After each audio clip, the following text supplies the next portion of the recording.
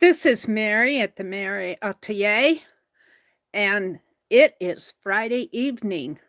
February the 23rd. Welcome to my desk. So, I have some things to share. I got the last box under here that I got from Hi, Kathy Whitney. Good to see you. That I got from the sale that Shelley and Malia had for Janet Nash. So we're going to open that. And we had to take my brother's car in today, and he had to drop it off. So I had to go too in my car so he would have a way to get home if he needed to. And it turned out that he didn't need to, so he went his way and I went my way, and I snuck off to the thrift store.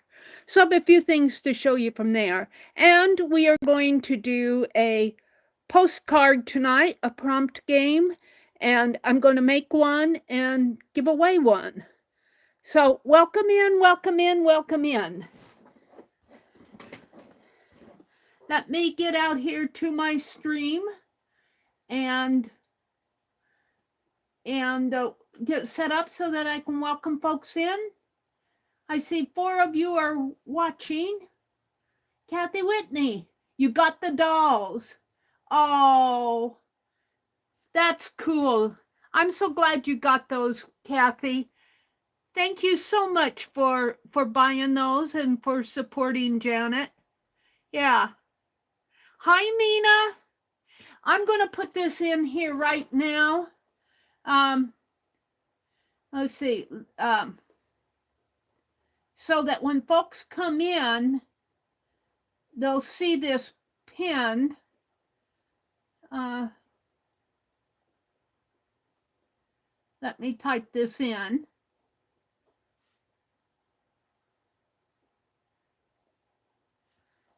Because I'm going to, no matter where I am at on the giveaway for the postcards, no matter where I am, on Friday nights, I'm doing a prompt game, and I'm doing them on postcards, and I'm keeping one and giving away one.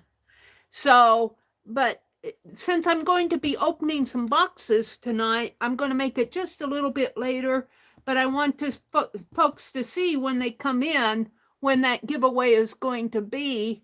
So I try to make it around 8:30, but tonight I'm going to make it a little bit later because I know that I'm going to get the talking here. So let me see. I got 14 of you in here, but I'm still not scrolling down. Let's fix my chat filter to all messages. There's Becky. Hi, Becky. You're making fabric from the bundle of fabric that had the tablecloth with all the squares I had cut off. Wow, that's cool, Becky. You are so creative, I'll tell you. I watched your morning stream. I couldn't watch it this morning because, well, frankly, we were on our way. But I did watch it. And yeah, your hexes, and then when you went to, oh, and I wanted to ask you, Becky, you showed that mandala, and you showed that, was it a glazing pen? Could you drop a link to where you got that on Amazon? Because I think that would be really cool to use for my doodles. Kathy says, I made a big pot of spaghetti sauce this morning, so all I have to do is cook up some noodles. How are your shrimp poor boys, Becky? Becky said, yes. Barb, which Barb came in? Hold it. They're saying hello to, I see Sharon. Hi, Sharon. How come I don't see Barb? Kathy says, hi, Barb. I don't see Barb. Barb Fillion, there she is, way up above. Hi, Barb. Welcome in. Hi, Anina. Hi, Sharon Marlowe and Janet Burgess. Hello. Kathy Whitney. Barb says, hi, Mary. And I just love this little dragon. Nina named my little dragon Derwin, so I call him Sir Derwin. Sir Derwin. This was made by Becky's sister, Robin, with a 3D printer. Isn't that cool? And of course, we love our, and I was thinking about making her either an Easter outfit or a slow stitch outfit, or maybe both, and just, you know, make it a kind of a gathered skirt that I can pull on over her velvet piece here. So we're thinking about that. And up on the top here, I have this if you watched my video the other day, you will have seen that I got 2 pillow covers. And after I streamed, I pulled them all apart. And these, I don't think it's a burlap. It's some sort of a textured upholstery type fabric. They were pillow covers.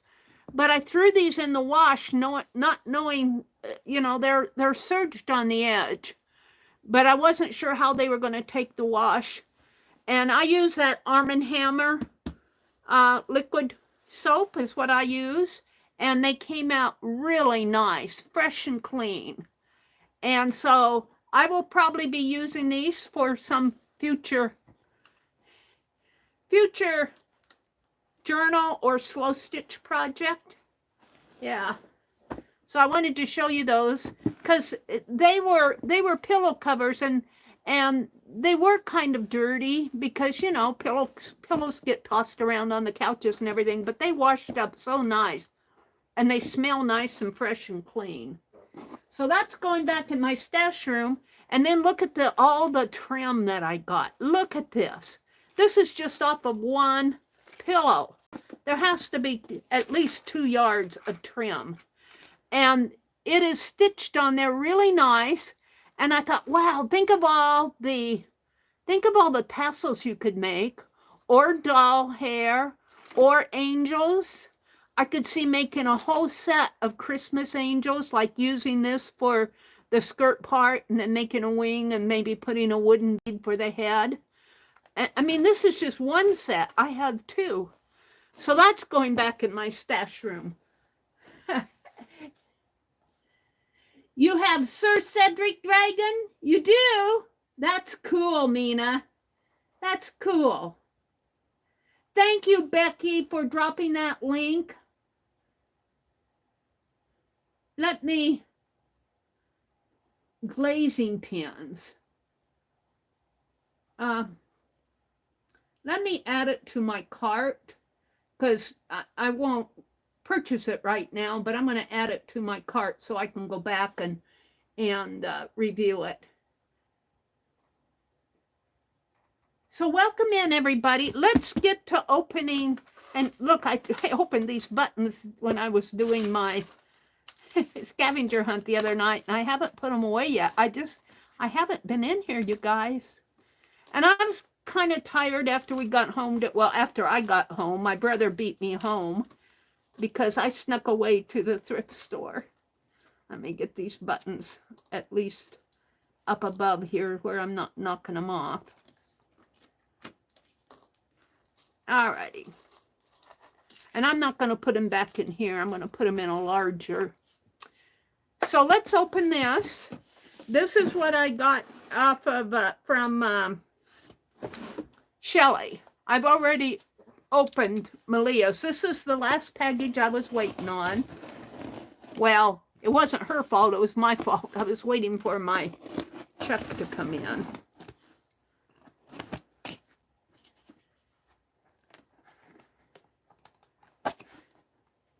So we, Shelley and Malia had a sale to help Janet out. Her husband passed away, and it just helps Janet with some additional costs and everything. So here we go. I'm not going to show you the invoice. I know what it looks like, and that's enough. So let's see what I have in here. I know I got Becky's, and it's right up here in front. I got the crocheted basket that Becky made. And this will go with the mug rug. I don't know what the mug rug is. The mug rug's over on my other desk. But this is cool. I might take this out and put crochet or tatting thread in here. Oh, Becky, this is so cool. I snagged the basket, the red one. And it's got a flower over here. Maybe like this. And basket crochet base is 24-inch around, height is 7 inches tall. Cool, cool school. I'm so happy to get this. Yay! I'm going to take it out by my recliner, though, because I'm going to put tatting stuff in it. And let's see, what else did I get? Oh, this was made by Vicki Brown. And it's a shawl, and it's called Dias, D-I-A-S, by Helena Bristow, B-R-I-S-T-O-W. The yarn is unknown. I'm not going to show you how much I paid for it because, well, you don't need to know that. It's a scarf, and it is so lightweight. What did she call it? She called it a shawl. I don't see this as being much of a, whoops, I'm sorry, I gave you guys I see this as more being a scarf or something you could wear around your neck, but it's really lightweight, and it's so pretty. It's so pretty. I'm loving it. So I got that. I'll fold that up. That will go out there by my other scarves and things. And let's see, I got a, what are they calling this? This is just a linen piece here. Let me pull it out of the bag. I'm loving these bags.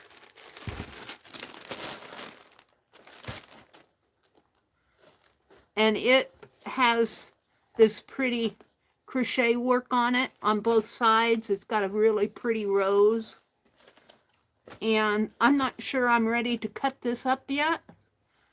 I think this is the back side of it. This is the front side. Let me stand up and see what you guys are seeing, because I'm not seeing what you're seeing.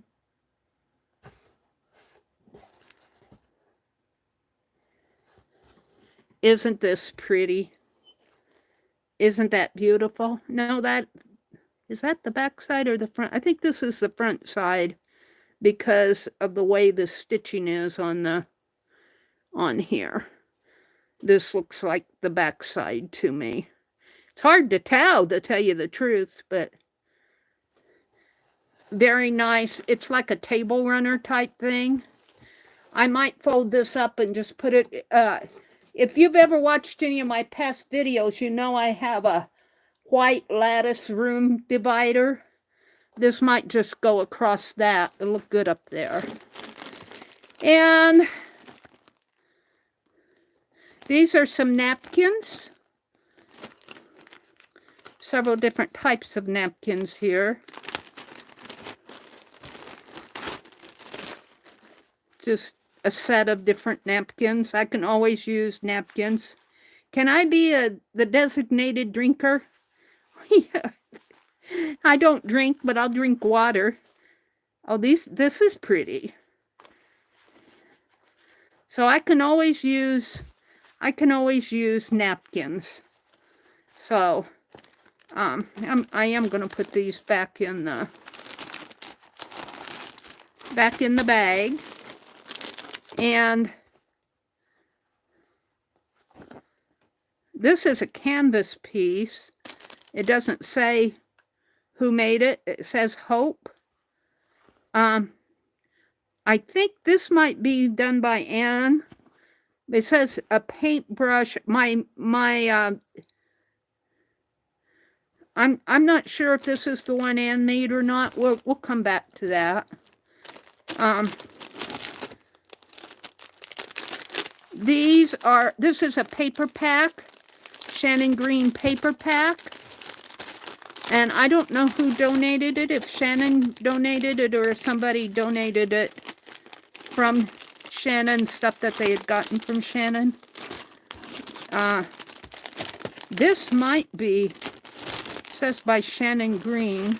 There's some stamps in there and paintbrush. These are paper, Shannon Green papers. A couple paintbrushes in there, or at least one. I think it's meant to be like a journal type thing. And there's a couple of stamps in there. Whoops, I keep hitting the camera with my head. Oh. I'm not sure what. Probably like leaf type things, organic.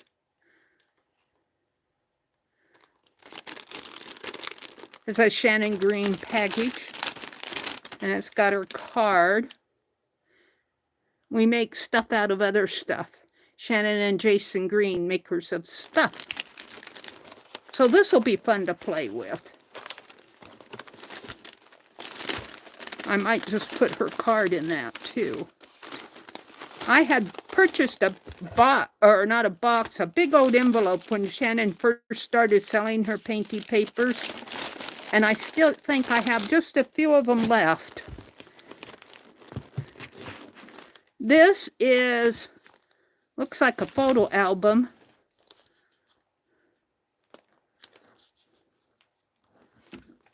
Whoops, I'm sorry, I keep hitting the Galapagos. I think these are photos. And of the Galapagos Islands. Can't pronounce that name.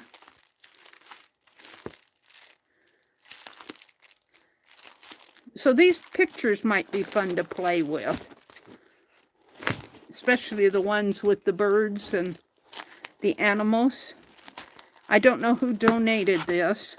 Oh, look it. This might become a journal cover here. San Cristobal, I can't pronounce all those names, but the Galapagos Islands, 83091. And the napkins we saw. Here's a pen, a little St. Patrick's Day pen. I remember buying that. St. Patty's hat. We'll keep that out because that's around the corner.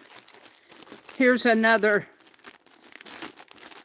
It's a dishcloth with the dish ran away with the spoon or the knife and the fork. It looks like the spoon ran away with. They're running away anyway. And I think this was done by Ann Lahr. This is a wall hanging. I think it was done by Ann Lahr. I don't see it signed on here, but I know I got, she called it a paintbrush wall hanging, and that might be because she hung it with a paintbrush. That might be what that paintbrush was in Shannon's. So I think this was done by Ann Lahr. And this is some little mini journals that were made, 1-page mini journals. All of this that we purchased goes to benefit Janet. Shelley and Malia both. Oh, I love these. These are cool. These are paperclip flags. I'm more into bobby pins, but I bought the paperclip flags. Both Shelley and Malia donated total 100% to Janet, and they put a lot of work into this sale. So thank you to them. And thank you to everyone who purchased and donated. And there we go. Now, these were some crocheted papers done by Joyce Boring. And excuse me, my head's going to get in the way, but I want to hold these up so you can see. Aren't these cool? And they're folded so they will make a journal, a section out of a journal. Isn't that cool? So thank you, Joyce, for that. And Anne, and whoever donated the mini books, and the Dish Ran Away with the Spoon. And I'm going to keep one of these bags out to put those buttons in. And napkins. And this might become my own. See, I have trouble. See, this will still, no, maybe not so much. I'm having trouble with the spines of my books wobbling in and going crooked on my journals. Now, I was watching Nick the Booksmith. Now, this goes in here. But still, I don't know. I'm still trying to figure out the solution to that. And Shannon Green, and this beautiful piece, and Vicki Brown's beautiful, I'm going to call it a scarf. She called it a shawl, but I think it's a scarf. So there we go. How cool was that?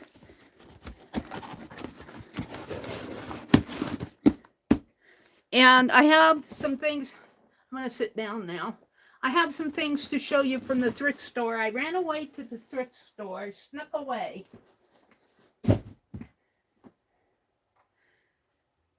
And let me zoom in just a teeny bit now.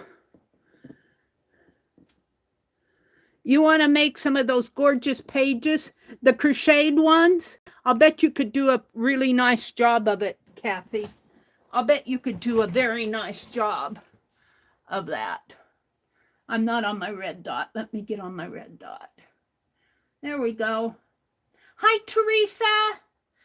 Hi, Tim. Designs by CAD Pro. It's good to see you, Mr. Tim. Good to see you popping in. You received your Aunt Beck hat yesterday. It is so cool. Yeah, Becky does a really good job with her crocheting, doesn't she? Becky said the thing on the side of the basket is a heart. Oh, it's a heart. Oh, well, that's going out in the living room. Thank you. I thought it was a flower, but, you know, I just glanced at it. It's a heart. Becky, you know me. I get things wrong all the time. It's been a while, hasn't it, Tim? It's good to see you. What have you been doing, and how are you? Teresa's here. Let's see. Did I miss anybody? Sharon, Janet Burgess, Mina, Anina. Mina and Anina. Becky dropped the link to Amazon. She was showing in her morning stream this morning. Was it a glazing pen, Becky? I'll have to go look at it again. But I thought that would be so cool to work on my doodles. I'm going to get one, and it probably won't be here by this coming Sunday, but you know, I always like to do black lines, and I thought, wow, just look at how it brought that mandala out. Barb Fillion, Kathy Whitney. I think I said hello to everybody. If I miss you when you come in, oh, you know what? I put that and I didn't pin it. Let me pin this message. Pin message. I'm going to do a postcard tonight. I'm going to do a watercolor one, and I'm going to do it with this Canson watercolor page, and these are 5.5 by 8.5. And I looked up to see what's the maximum size postcard that you can send. Well, 4x6 if you want to use a postcard stamp. If there's any larger than 4x6, you have to use a first class stamp. But I'm going to use these. We're going to do this after my thrift haul. And it's going to be, you know, the pick 10 prompt game where you guys just pick a page number. But don't pick it now because I want to do the thrift haul. And Becky, guess what? I found a really nice pair of walking shoes today at the thrift store.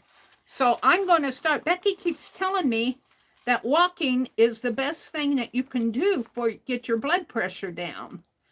And I'm going to start walking. Now, it's going to be a little cooler a couple days next week, but it's supposed to be nice several days next week. I mean, it's supposed to get up into the 70s here.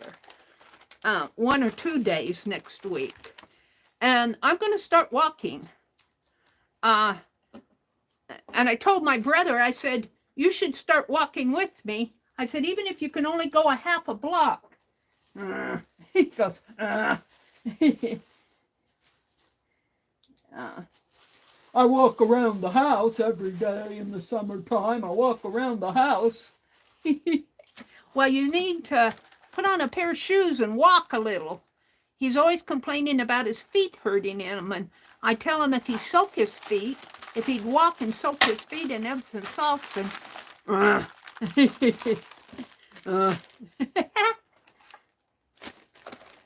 So, let's go to the thrift haul and show you my shoes. Let me go down to the bottom. Now that my toe has healed and my left knee is no longer causing me pain, I plan to get back to walking. That's cool, Becky. See, and these shoes look brand new. They don't look like they've been used at all. Maybe they might be a little worn up here at the toe area. But they look brand new. They're clean. That's what I like about this thrift store. They're clean. I don't really get anything. I wash everything that I get. I can't wash. Well, I could probably wash these shoes, but I'm not going to. And they're my size. So I'm going to start out, maybe walk 4 blocks and then increase it a little. Looks like a little something going on right there. I don't know what. Doesn't look like it quite fits the shoe area there. But for they cost me $3. For $3, you know, versus $90 for walking shoes. Yeah, see, it looks a little, well, no, that's made that way. This is made that way on the heel, but it looks, I don't know. We'll see how they hold up. I'll take the tags off later. But I got me a pair of walking shoes. And Becky was talking about tablecloth. Well, they had these tablecloths on sale. Here. And I got a blue one. It looked lavender in the store, but it's blue.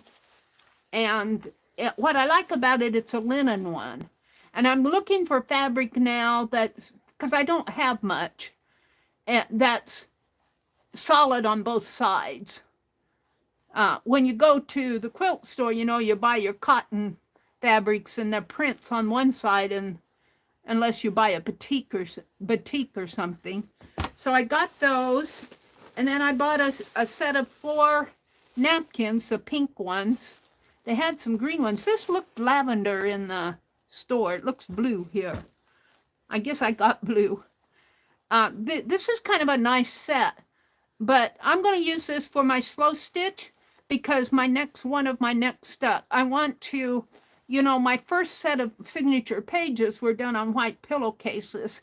And then the other day I tore yellow for the next 8 pages. And so I'm going to do blue and pink. I think I'm going to have 6.5 signatures. So I'm going to try to make every signature a different color. And then I'll use the other for whatever. And the only thing I think I got cheated on here was the floss. I told her I got 8 and she charged me for 16. I mean, not 16, she charged me for 13 because I just felt like she was doing something wrong.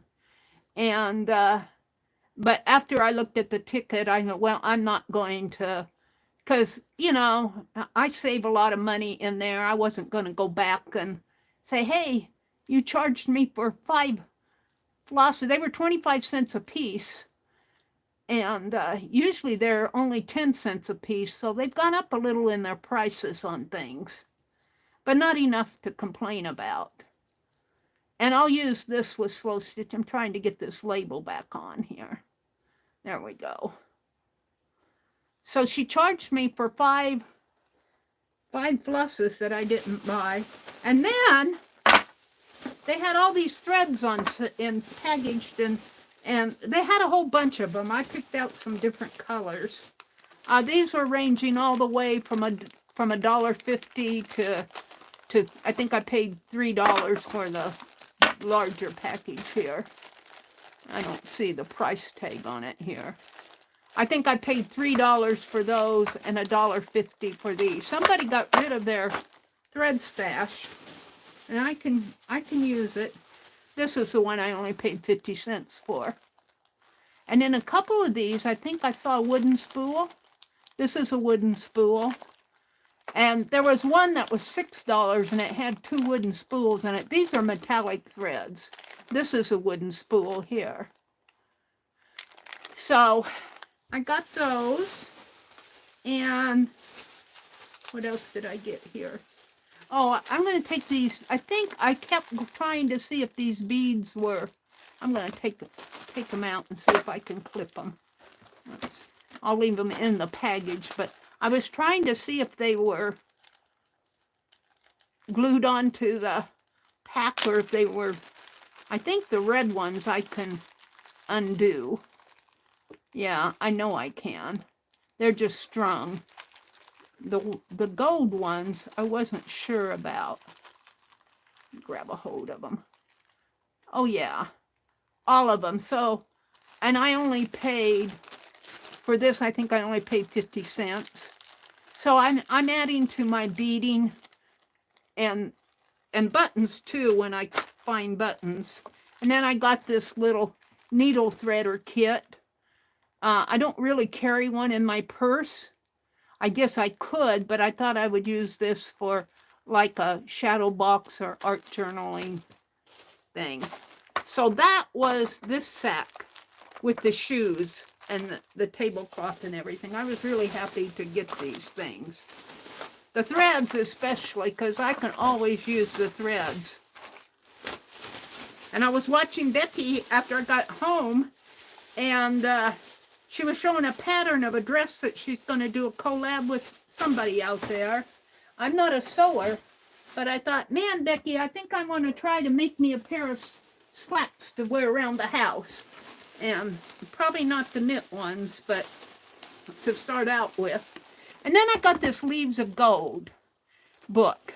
And when I graduated from high school, somebody gave me a Leaves of Gold book just like this. And I still have it up in Wisconsin. But what I like about this is there's a lot of journaling in here that I can use. I'm going to take it apart and use the quotes and the poems and you know, like there's one on patience. Is there a Santa Claus? Dear editors, I'm 8 years old, and some of my little friends say there is no Santa Claus. Papa says if you see it in the sun, it's so. Please tell me. Virginia O'Hanlon. And here's his answer. We know that one. And so there's a lot of quotes in here. This just brought back memories when I saw it. And the book on sale, there was $3 and I think I only paid $1.50 for it. I think it was half off. And then their clothing was half price. So these tops, I'm always liking to buy tops. These will go in the wash. And I'm wearing a top today. I bought 2 of these maroon type tops. I showed them the other day. I threw them in the wash and I'm wearing them. Well, I'm wearing one of them tonight. But these are good. I only paid $1.50 for my tops here because they were half off. So those will go in the wash. I like to get things cheap. And then I bought a couple little pieces of fabric here. This I debated about getting. I don't think it's cotton. It might be. It feels more like a polyester type thing. And then this, I really like this. It's nice and springy, but this just reminds me, it's a little floral print. It reminds me of a grandma. And what else did I get here? Oh, we were at Walmart. I had to pick up some things I didn't get the other day. And I told my brother, we were looking at the air fryers, and I said, I'm going to get one of those. Because I want to get one with the microwave. Where are you going to put it? I say I'm going to get something. Where are you going to put it? Oh, I'll find a space for it. But their books were on sale. So I got this air fryer cookbook just to peruse when I get my air fryer next month. And then what I really went in there for was another sack of ties. Now the $10 one was still there. I think they upped the prices on the ties, and I don't think people are buying them because they saw them for $5, and then they upped the prices. The last package I got of them were $6, and I had so much fun taking them apart. I thought I'd go back, and all of them were still there. And so I got one for $7.50. But what I like about these is they're red. They've got the red tones in them. And look, there's a cow.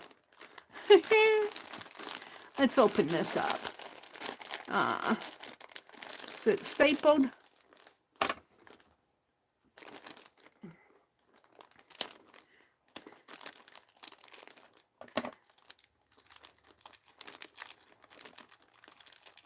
Well, let's see, hold on. I want to open it up. Let me get my staple remover. Now, I want to look at the ties. This is probably what I'll be doing tomorrow because that's not the staple remover. That is. I really like that other package of ties. And I found a book at Walmart, a magazine type thing. A religious one that has prayers, little prayer cards in it that you can send off. And I thought, oh, that'll work for those prayer pockets that I'm thinking of making. No promises. No promises, because when I promise, I don't get things done. It works better if I do it. And like these postcards, I've been doing pretty good with getting them sent out. So I have to do it, and then I fulfill my promise after I've done it. I'm learning the hard way not to promise stuff. All right, let's take these staples off and put this back in my... So this is the last thing I got with the ties. And then I made myself come home. I spent enough money. I spent enough. I made myself, I got some gas. That's still one. 2. My gosh, how many staples did they have to put in there? 20 million. I put my staple remover in here. Where did it go? I put it back.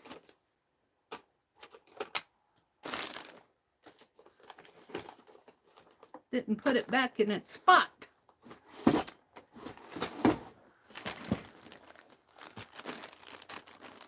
You didn't get them all, Mary.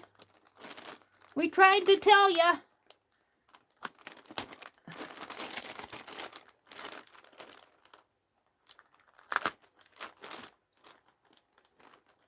All right, let's throw those away.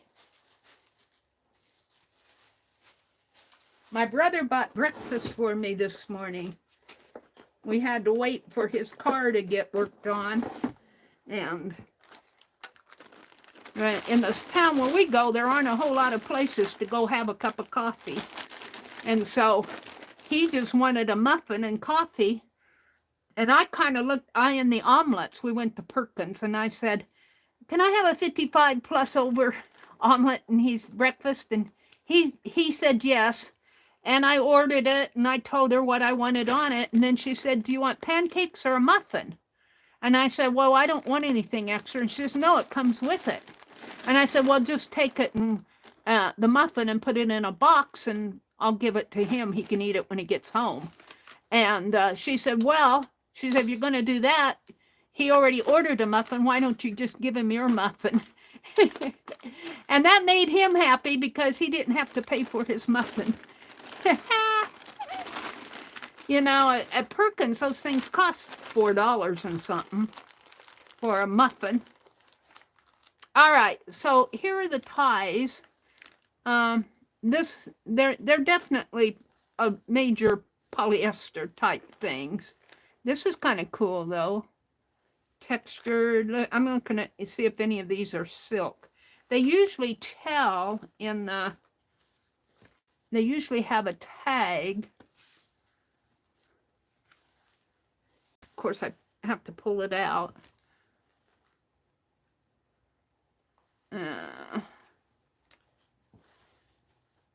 I don't see. This feels like polyester. It's not silk. You can kind of tell. Sometimes I get fooled. I'm not seeing any labels on these. This is a label, but it's not a fabric label. But I like the red ones.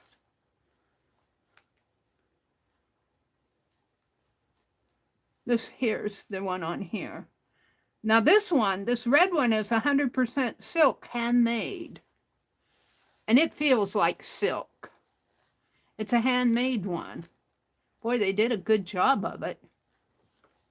And this one kind of feels like silk, but I'll probably get fooled.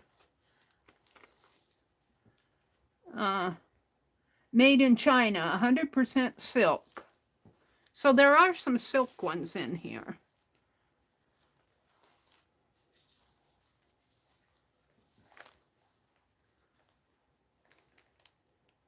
Handmade in China, 100% silk. Well, these seem to have more silk ones. Maybe that's why the prices are a little higher. There were, what, 3 silk ones there?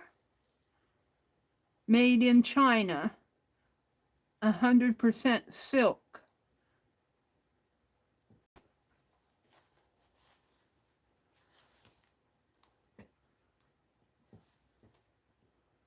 New York, Paris. This is a pretty tie. And I've been noticing now when I watch TV and everything that men's ties, I can't read the label on this. It looks like it's been washed out. It's been washed out.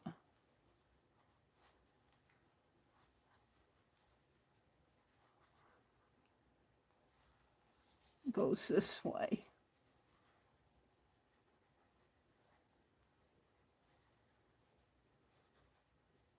I can't read it. I have to get it.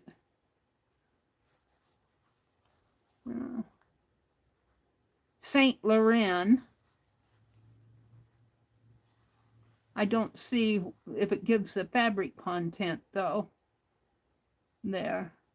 Looks like the tag's been, no, I think that's part of the design. I think that's just their print. Does it say on this side? No. See, they have a lining that has their name, Saint Laurent, on it. It feels like it might be silk, though. This was the one I was looking at. Look, it's a cow on a. It looks like he's a truck ornament, you know, on a truck here. Trucker ornament with the cow, and I don't know what he's got on his head there. There's his back end over here. his tail end over here. 100% silk. Imported silk. Huh. So maybe that's why these were a little bit more, because all of them are saying that they're silk, except for the ones that I can't find the label on. 100% polyester. This one's polyester.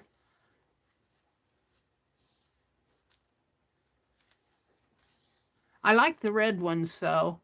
Oh, look at this one's fountain pens. Oh, look. Look, Ralph Lauren. They're fountain pens. Oh, isn't that cool? That is a cool tie. What is it made out of? Made by hand. Doesn't say the fabric content. Oh, made by hand. Made by hand. Imported fabric, 100% silk. Oh, I'm liking this tie. That is cool. And here's one that's kind of figures, floral. What is the fabric content on it? I have to check all this out. It doesn't say. It says, made in the USA from imported fabric. It doesn't say what kind of fabric, which means if it were silk, they'd probably tell us. So it's probably polyester. This one's kind of cool. This is kind of cool. It's got kind of embellishments on it there. I like this one, and flourishes.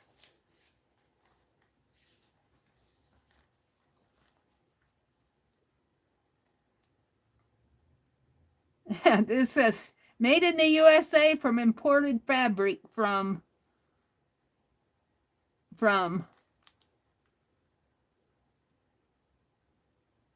fabric content on the reverse. Polyester. 100% polyester. It's still cool. And then there's a couple more here. So these are going to be fun to take apart. I like this one too. I do like this one. Let's go back and check the fabric content. I might have missed it here. That's silk. So there are a lot of silk ones in there. All right. So let me bag these back up. I'm just going to, because I'll be taking them apart probably tomorrow. I'm going to do some slow stitching tomorrow, do some tatting. All right. So it's 8:14. I'm going to do the watercolor pick 10. I'm going to use the watercolors that Becky sent me. And I'm going to do 2 postcards. And they're going to be larger ones. So I'm going to have to put first class postage on it. But that's okay. I'm all right with that. I got some stamps. So what I'm going to do them out of this time is the Victoria magazine. This is their spring issue from this year.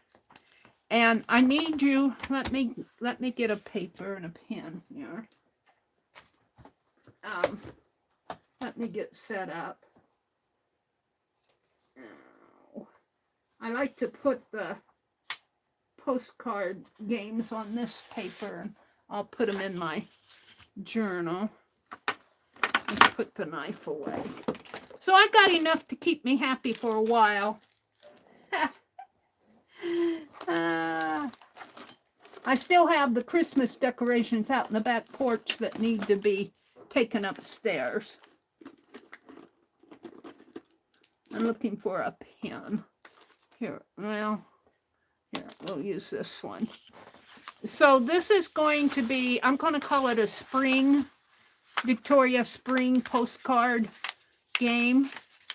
And I'm going to have the giveaway at 9 p.m.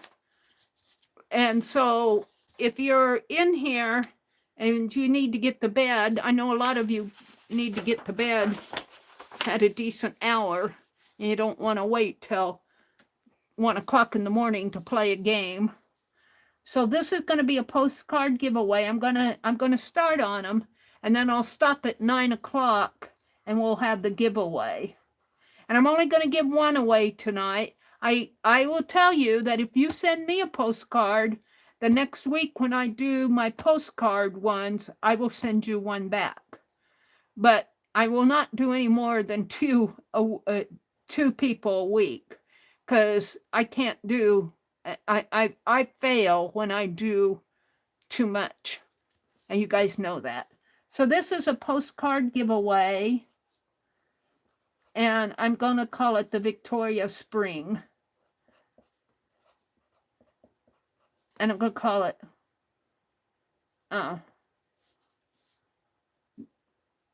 Victoria Spring watercolor, because I'm going to use watercolors tonight to do this.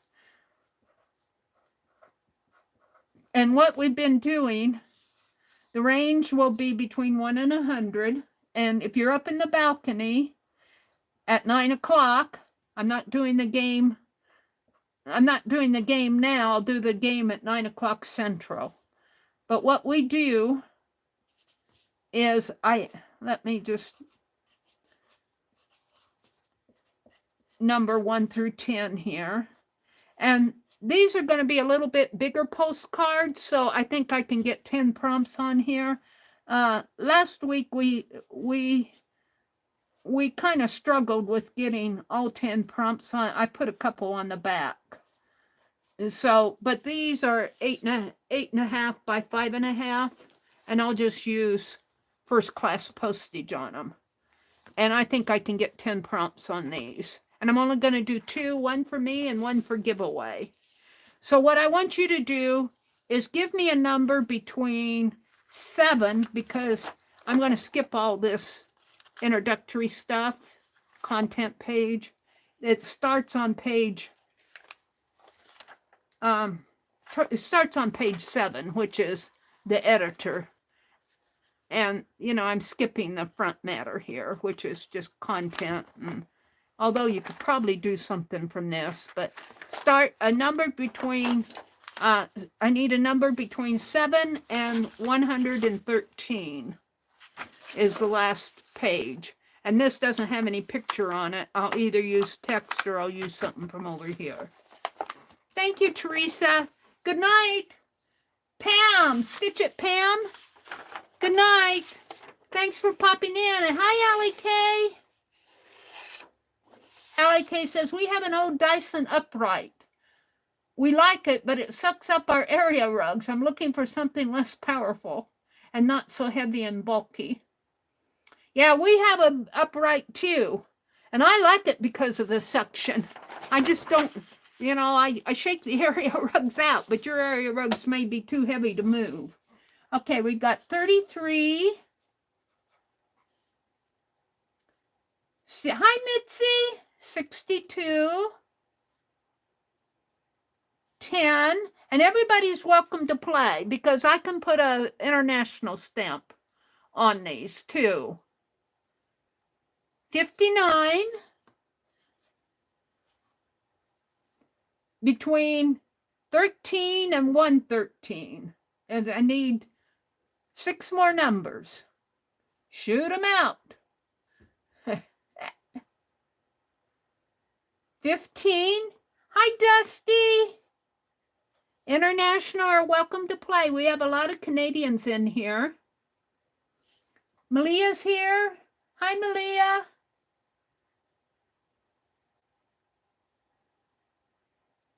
Joyce is here. Hi, Joyce. I love your crocheted paper, Joyce. Janet says 14.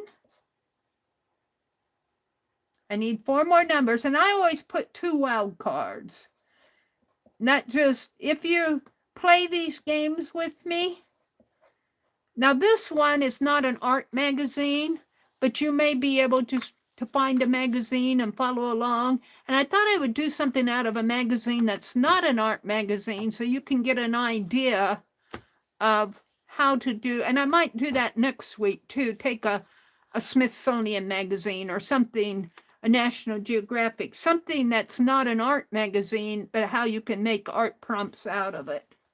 80, 22, and 80. 2 more numbers.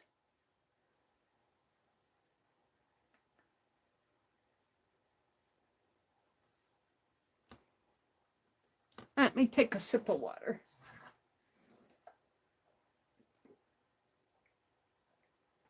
$17 and $87. Thank you, guys. Thank you so much. All right. So let me get out. I'm going to use the koi watercolors that Becky gifted me. And they're here. I might have to prevent a craft lance here. Let's get this out. Let's get this one out. And yeah, my scavenger hunt is saying, I'll take up the space that it left. Let me hold on to these. My scavenger hunt stuff. My scribble books. Alrighty.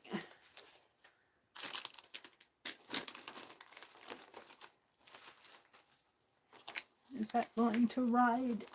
I had some. There we go. That looks pretty good. Whoops, we got more scavenger hunt here.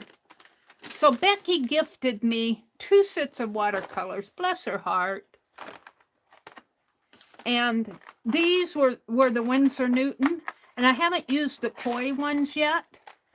And I think I'm going to try to leave them in the tubes in the little packet. But this is, Becky also gifted me this Van Gogh tin a couple years ago. And I might just leave, these are Winsor Newton. I might leave this in here. I might just leave that in there. I should take these little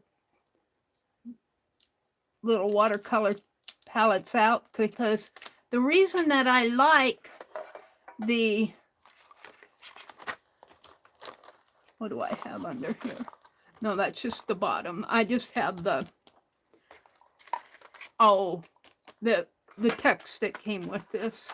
I haven't swatched these yet, but I'm not going to swatch them tonight. I'm going to use them tonight. And let's see if I can open this decent here, so where I can get things out and put it back again. Looks like it's a clamshell. That, here we go, right here. Yeah. Oh, this is cool. I could use this over here too, but I would need something under it.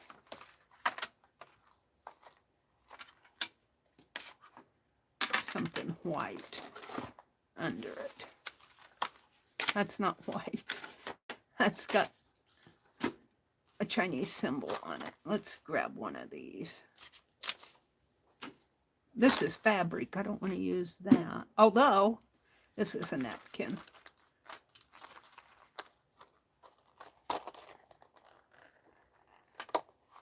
No, I'm just going to take them out as I use them, and I will mix them on here. Even though this is Winsor Newton on here, it won't hurt to get it a little on each. So I'm going to do 2 of these at the same time, and this is Canson watercolor paper. I got it at Walmart. There are 20 sheets. I paid about $4.84, $4.34, something like that for this. And I thought this would be nice, a nicer size postcard to send, because I could probably get all 10 prompts on it. And I'm going to start out with that round watercolor brush here. And my little very used, I didn't go to Dollar Tree today. I skipped him. I thought about going there, and I thought, if I go there, I'll just spend money. So I went to the thrift store to spend my money because I get a better value at the, well, not necessarily. Dollar Tree, you can get some decent things at the Dollar Tree, but usually I buy things I don't need. And I was so happy to get those. I was so happy to get those walking shoes. If it's nice tomorrow, I'm going to at least walk around the block just to start out my walking. All right, I already have some towels out here. And I'm not going to use this bottom set, so I'm going to set it out of the way someplace. Out of the way. Right there. Okay. Welcome in, everybody that's come in. There's Shelly. Hi, Shelly. I opened my package earlier in the stream. Thank you for everything. I love everything. I love everything, Shelly, and thank you so much for doing. I know it was a lot of work for you. It was a lot of work for you. Yeah. And yeah, well worth it. All right. So my first prompt is on page 33. Page 33. That's page 47. So I'm expecting, because this is a spring issue and there are a lot of flowers, so I'm expecting these postcards to be kind of floral watercolor. There might be some other things I'll put in there. There's page 23, 29, 30, 31, 32, 33. Oh, look, there's a fountain. There's roses and a fountain, but that fountain gets me right here. There's a fountain here, you guys. That's what it's going to start out. And I was thinking I would draw with my brush, but that fountain deserves to be drawn with. So I'm going to say, draw a fountain, draw a water, draw a, I want to say a water fountain, but I don't want it to be a drinking fountain. Draw a fountain that's not a drinking fountain. Draw a fountain. And it doesn't have to be big and beautiful like this. It could be like a little bird bath type fountain. Draw a fountain, and then I'm going to put not a drinking fountain. One that you would see at the park. So we're going to start out by doing, and I swear, I don't want to use my pen to draw with. I want to draw, let's get my card, and I'm going to set this, I have to have it out. I'm going to set this over to the side here. You may not be able to see much of it, but I want to. Now let's look at the colors that I have here. I think they gave me a white.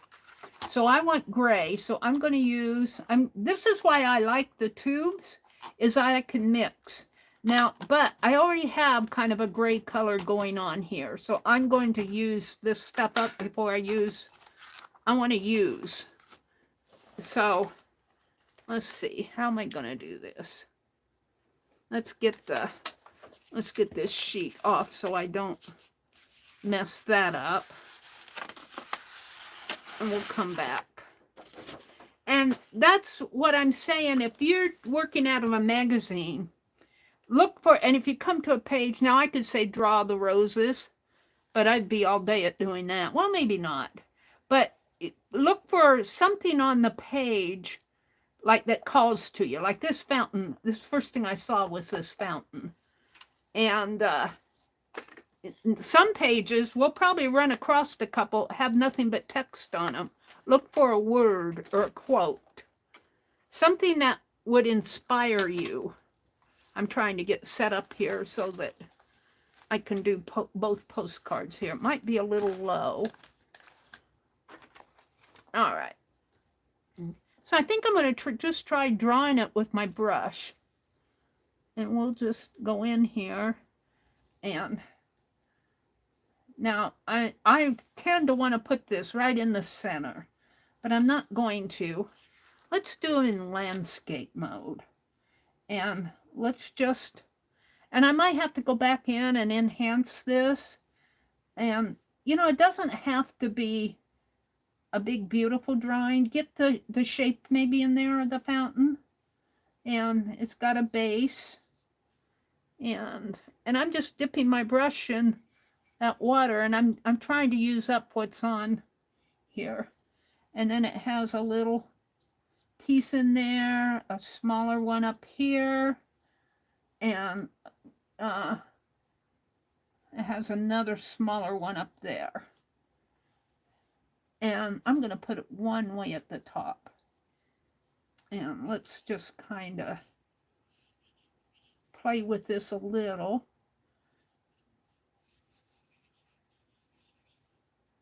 And, oh. All right, I'll come back in and work on that as I go, but all right, let's do this one. I got something on my desk there. And this does have a smooth side and a rough side, or a more of a textured side. I'm going to use the textured side. And this is not the most expensive watercolor paper, you guys. I can tell. It reminds me of a lot of that watercolor paper I get at Hobby Lobby. Although Canson is not a bad brand to buy, but I can tell just by working on it that it reminds me of that Master's Touch watercolor paper I used to buy at Hobby Lobby. But for Postcard, it'll work. I'm going to make this one a little bigger and that one a little bigger. And so I'm just kind of putting in the shapes of the fountain here. And I'll come back and probably work on it if I have time. So we got the fountain in. Let's make this, maybe put in a little bit darker. I got some darker blues going on here. Let's put some darker blues maybe in here. And this will probably be very impressionistic, but it's going to be a spring. It's going to be a spring postcard, because I'm working out of the spring issue of the Victorian magazine. Koi watercolor paints. Thank you, Allie K, for dropping that link. Thank you, Allie K. Yeah, this is a set that I think there are 12 colors. I'm going to wash out my brush. I did get clean water tonight. And I should use a scrape off before I wash out my brush. Let me get my, I think I have one here. Scrape off. A wipe off sheet. And what I did with them. That's not it. Well, I guess I don't have one. I'll just use a towel tonight. I don't want to go digging. All right, so that's the first prompt. And I'll probably enhance that as I go, but we got the fountain on there. The next, and this could be, I'm going to alter this a little. I put draw a fountain, but I'm going to alter it and say draw an image, if it is an image on the page. Draw an image on your page, on the page. Draw an image on the page. And mine happened to be a fountain. Yours doesn't have to be a fountain. What if you're working out of a magazine that's not doesn't have a fountain in it. All right, let's go to the next one, page 62. Page 62. Look at the flowers. I knew this would be a lot of floral. But you know what? Look at that picture up there. These are clockwise from right. Glean inspiration from artwork hung on the walls. foraging for similarly colored cuttings amid the bounty to be found outdoors. Gathering roses, hydrangeas. Hydrangeas. Now, Becky sent me a hydrangea. It'll be the 6th year for it this spring. Last year, it just bloomed, and I probably still have the dried blooms out there. I need to go and clip them off so that, you know, maybe I'll do that tomorrow. Clip off those dried hydrangea blooms so that new growth will come in. A gathering of roses and hydrangeas coordinates with the blooms depicted in a gilt frame, and they're talking about gathering flowers here and coordinating it with their picture. And then they're showing there. But I'm going to do a hydrangea. Now, their hydrangea is in white. I don't want a white hydrangea. I might make mine pink. Their roses are pink. But a white hydrangea on here will not show up very well. And look, I just happen to have a fleshy pink on here. I'm not getting to the koi. I'm using up what's on my tray. Let's use what's on here. This was from, well, it's got a little gray in there. Let's go over to here. I was doing a fleshy color. I might have to squeeze some white off into there. Let's see. And I'm going to draw with my, brush to start out with. Of course, I might use my fingers a little here too. So hydrangeas kind of, now it's really hard to see here, but they kind of have little, maybe I can do it with my brush, little florals. I might have to mix some more pink here. So just kind of like that. And of course a hydrangea will be bigger than this is just going to be kind of a put together postcard. The hydrangea will be much bigger than the fountain. That's okay. And yeah, I don't need a whole lot here. Let's make some coming. Let me turn my card upside down. And I'm just kind of using my brush there to get the little florals. Now, I'm not a watercolor artist, but I do like to play with them, and I kind of want to do more. Let's get some darker going on in here. And I'm just using the tip of this brush. I don't want to do it too much. Hydrangeas are kind of round. I think I'll stop before I... Should I do another one? Let's do another one, just right, maybe a smaller one down in here. And I'm just going to use up what I can off of here and before I go putting clean on there. Kind of like that. Maybe get it a little rounder. I'm using all the pink over on this side. Kind of a dusty pink. I'm going to stop there. I like that. All right, I'm going to stop on that one. And let's see what I can get. This turns more of a... Where's my towel? Where'd I throw it? I threw them up above here. I'm going to kind of clean this gray off of this. See if I can.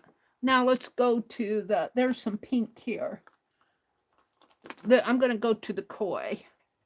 This is vermilion, but it looks like a pink. I should get, oh, there's a lighter one here.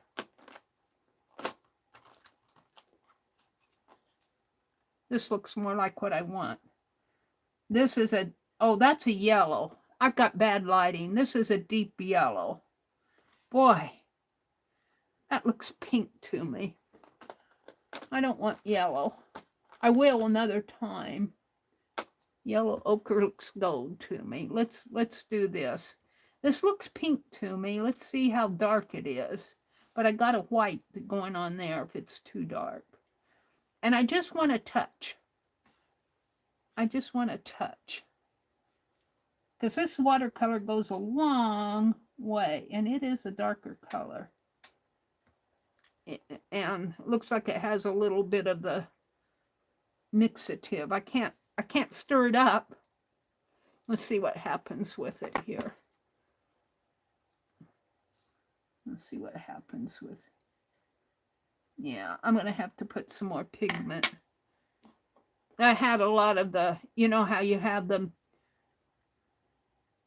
like the gum arabic or whatever they use in it, up at the top of the paint bottles.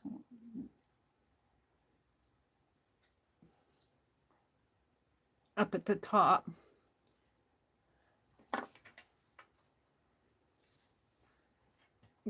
All right, let's see what I get here. That's a little bit more what I want. All right, I'm just going to make these with the tip of my brush.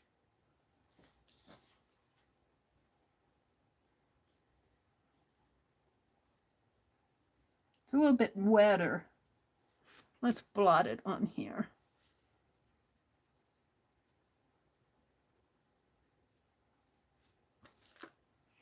These are supposed to be hydrangeas.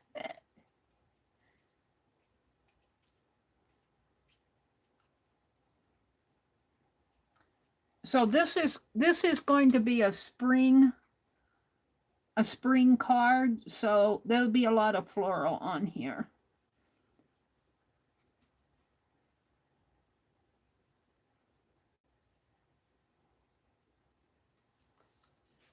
All right, let's do a smaller one in here, like I did on this other one. I might come back to this other one and put some of that darker color on it. Now this, what I'm using here is the darker pink. I mixed it with white, so I'm calling it pink, is Koi. The white was the Winsor Newton. I didn't squeeze it. All I squeezed out of this was the pink. They called it vermilion. And it is a darker vermilion color, but I mixed it with white. We're going to call those hydrangeas. I'm not done, I guess. All right. And I was doing this little one down here. And I'm not saying that this is looking like a hydrangea. I'm not trying to, I'm just putting kind of a round flower in it. Hydrangeas have a lot of little blooms, little leafy blooms.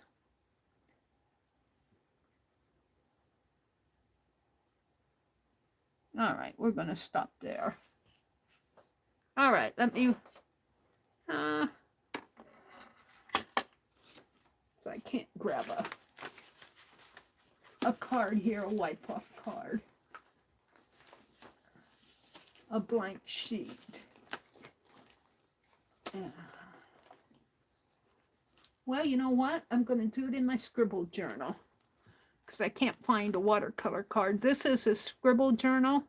I haven't started scribbling in it yet, but I need a wipe off sheet. So I'm just going to go right in here. And why waste your pigment before you wash your brush? All right, we'll put that over there. Now I'm going to wash out my brush. My water bucket is over to my side because I could put it up there, but the shadow gets in the way. All right. I'm liking that. I'm going to put my color back in here. So let's go to the next prompt. In 15 minutes, I'm going to have the giveaway. So far, we've got a floral. I'm going to put floral hydrangea. Floral or hydrangea. But this is what I'm seeing. You may be seeing something different on your page. or hydrangea. And it'll depend a lot. D-R-A-N. How do you spell hydrangea? H.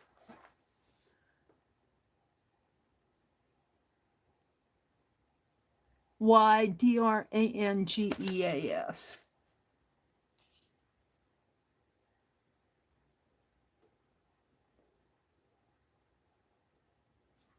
I missed it here. Hold on, Mary's looking at the spelling of hydrangea. H-Y-D-R-A-N-G-E-A. Yes, hydrangeas. A lot of your images will depend on the subject of your magazine. Like, you aren't going to find probably a lot of hydrangeas in a Smithsonian. If I used a Smithsonian, you'd see more historic type things or whatever they were covering. All right, the next page is 10. So, but this is going to be very springy magazine postcard. The next page is 10. That's page 11. See, that's all text. Let's see what's on page 10. Oh, page 10. We have Crazy for Cups, so we got a teacup there and some teacup drawings in there. Over here, we've got the, they always do for a love of England and a love of France magazines, and here they're doing English cottages up here, and down here they're doing springtime reading. Have you joined our Victoria Classic Book Club? And I think I'm attracted to the teacup, but not a top-down view. I like these little drawing ones in here. And look at all those little teacups in there. You can't see it probably, but this is a whole page of little teacups. So I think I'm just going to put a teacup on, and I'll probably kind of look at one of these and then kind of go off on my own to get a, and I'm trying to draw with my paintbrush. I think I'll get a smaller one here. Let's go back to this little one here. And I'm going to put that teacup, I think I'll put it right under my hydrangeas, so it'll look like the hydrangeas are in the teacup. And I'm going to grab off of these drawings here. They're not painting, they're drawings. And I'm just going to kind of look at those when I draw. So let's start, and I'm going to just write teacup on here. Teacup.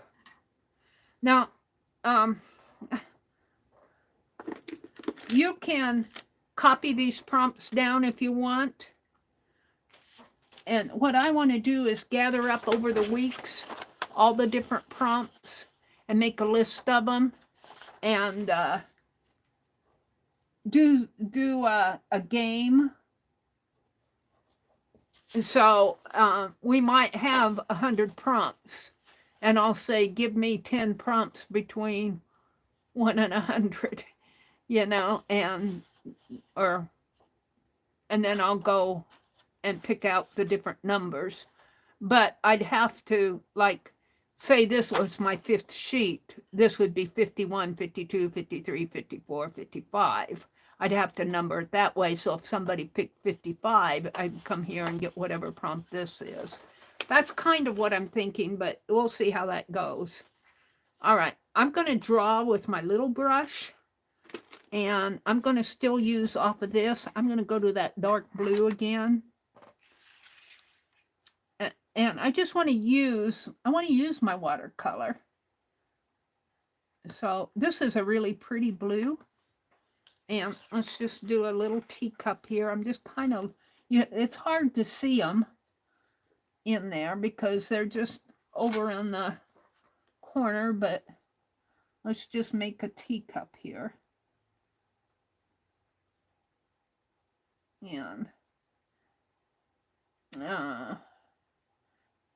And of course, it will probably have a floral on it.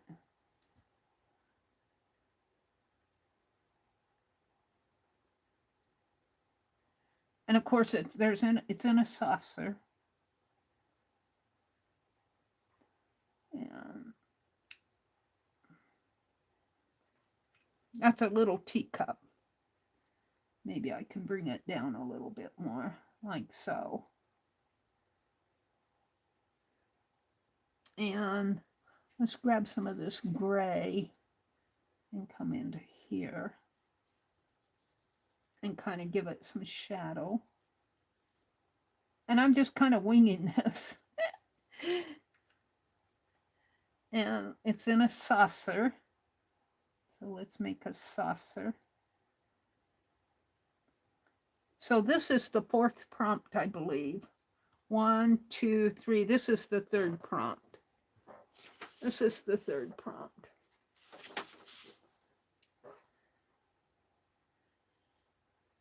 And I'm not too worried about getting it ultra detailed. I am going to put a little bit of a rosy, a little bit of a floral on here.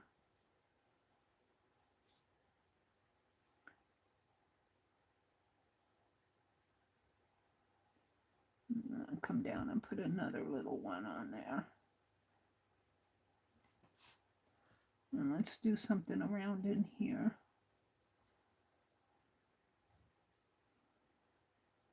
And let's go to that gray again, kind of. And I'm going to say that this flower is hanging out. I'm debating whether to put the handle. I guess the handle would go over here. So we'll just kind of, the flowers kind of hang out.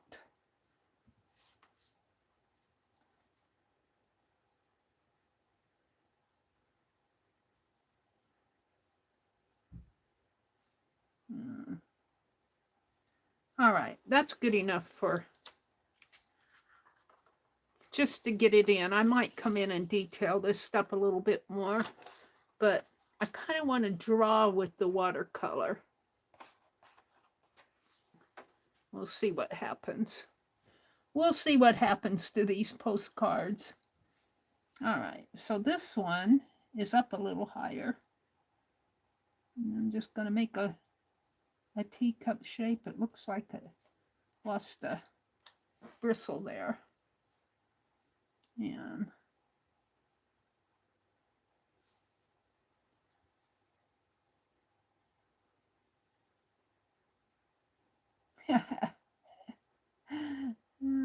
laughing at my wiggle in there. Let's put a handle on it.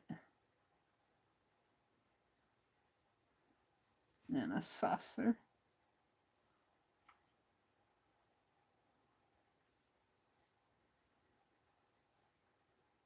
Doesn't have to be perfect. I'm not going for perfection. And let's grab some of this grayish color and come around the side here. And maybe the bottom of the saucer. And on the inside here a little. And I keep putting my towels.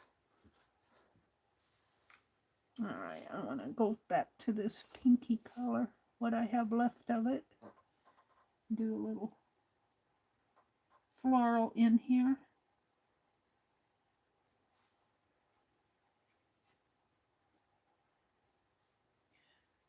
And this is just for fun. I'm not trying to teach a lesson or anything like that. I'm just playing. All right, so there's my teacups. 2 of them. And I'll have to get in there with some leaves. But I'm kind of waiting on that. All right, so let's go to the 4th prompt. It's 8:55. If you're out in the balcony, want to come in and have a chance to win a postcard when they get done, come on in. I'm going to do the giveaway at 9 o'clock. Page 59. Let's go see what's on page 59. Page 59. I'm kind of hoping I'll get some words, or I can probably take a word. This is page 58. That's page 58. Ooh, that's cool. Look at that. What's on this side? Ooh. What do we have? Roses, a garden, and a door. Ooh, I kind of like the door. There's a step, cement steps, and entry into the door. I kind of like the door. I might put a door over here just for the fun of it. There's also a trellis back in here, but you can't see it very well. There's a basket of flowers, but I've already got floral on here. I don't want to get too many florals. I think I'm going to go with the door. And we'll just see what it ends up. I'm just going to draw a door on there. Where's my pen? Door. I'm teacup, door, and kind of leave to your imagination how to do this if you're following the prompts. So just say you weren't looking at a magazine and the prompts were fountain, floral or hydrangea, teacup, and door. How would you do it? I'm kind of looking at what's on the page. I'm getting inspired by what's on the page. And I want to go with this dark again. I might have to get some more. No, I got black over here. I want to mix it up in here. Because I kind of have to kind of make it gray-like. And I'm going to start with the little sections of the door here that go like that. And they have a doorknob up here. And then this is kind of like that. And then there's another section, and I'm not getting the detail that I want, but my doorknob's gonna be out of place here. Move it down a little. And then there's a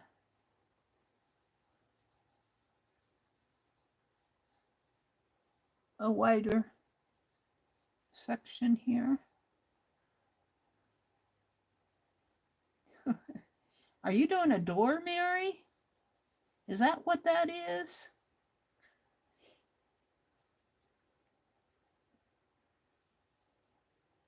And then it's got of course, yeah, coming down this way.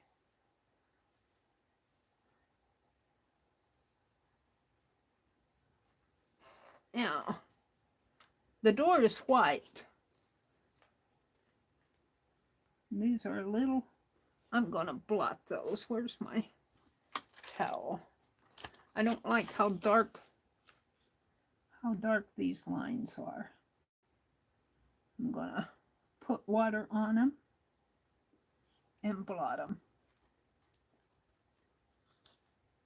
Yeah.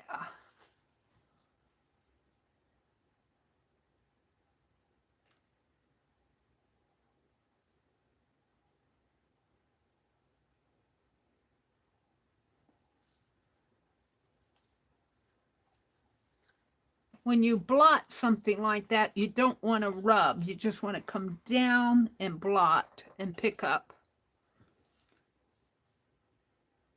Now let's put another line going down this way, maybe.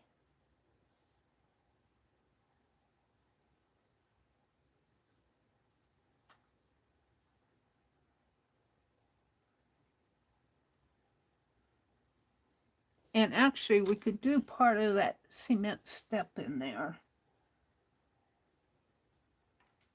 Yeah. Kind of just put some.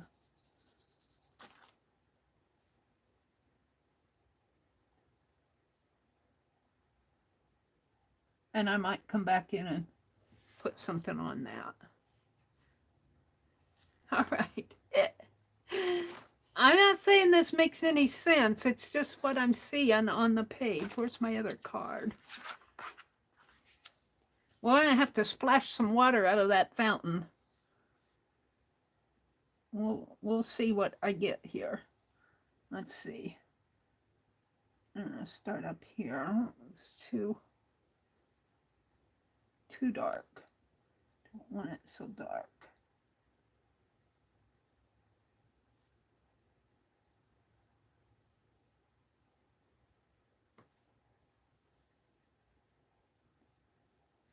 And then there's that door handle there.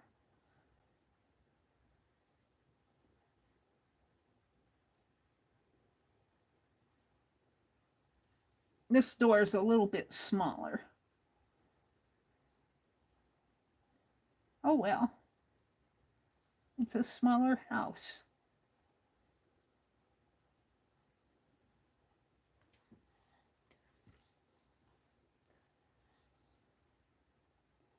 So we went outdoors with to cut some flowers to match our floral print in the house that we have. And we have a fountain out in the yard. So they must live in a... I look at this Victoria magazine and I go, this is how the other half lives. It's kind of... I enjoy the magazine, but, you know, I get inspired by it, but certainly don't live like this. All right, we're just going to put some shadowing in there. All right, got a door.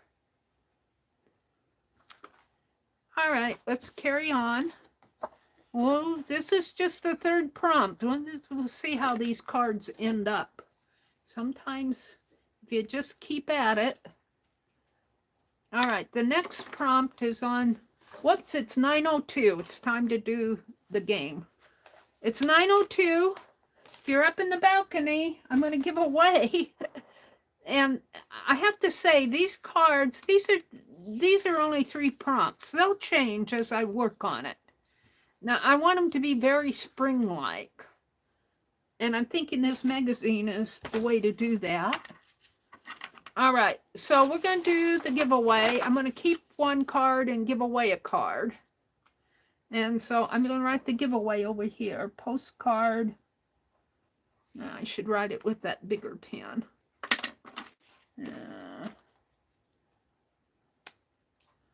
Postcard giveaway. And this is 223. 223.24. Postcard 223.24 giveaway.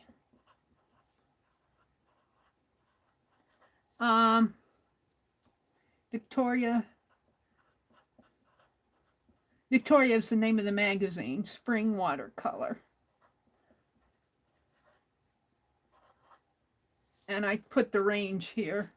The range really doesn't, well, the range for the page numbers, page number range, page number, what did I say, 7 to 113. And then you guys gave me these numbers. Watercolor. And the range will be international or welcome to play between 1 and 100.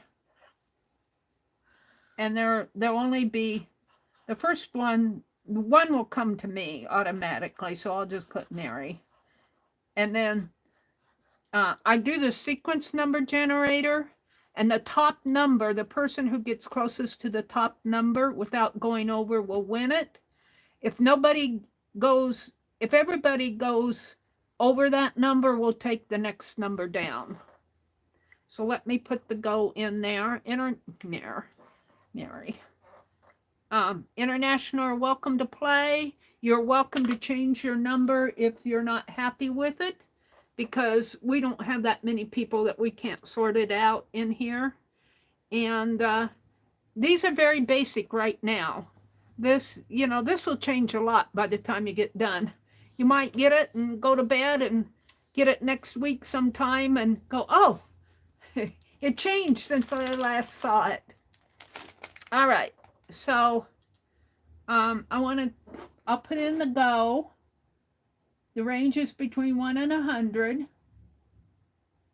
Send.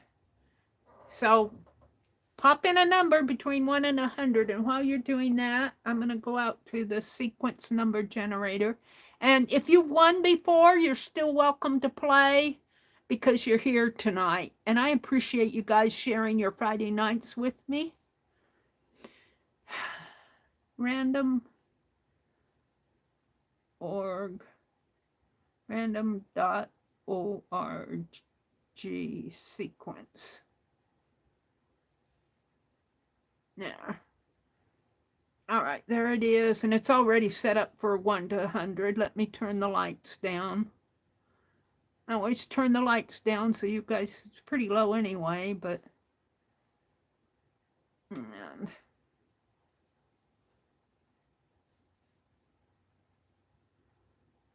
let's come back into chat. Between 1 and 100. I'm going to give you a few more minutes. Hi, Katia. Hi, Karen K. Hi, Derby. It's good to see you. Are you working on your tatting there? Mitzi's here. Beth Schuler. Hi, Beth. It's good to see you. Sharon Lombard. Hi, Sharon. Teresa and Becky. All right, I'm going to count down. I think if you don't have your number in, get it in. Dara says, I've been lazy. I have too. I'm working on a design for the design class. I worked on it a lot last Tuesday, but then I got busy. What did I do on Wednesday? I don't remember.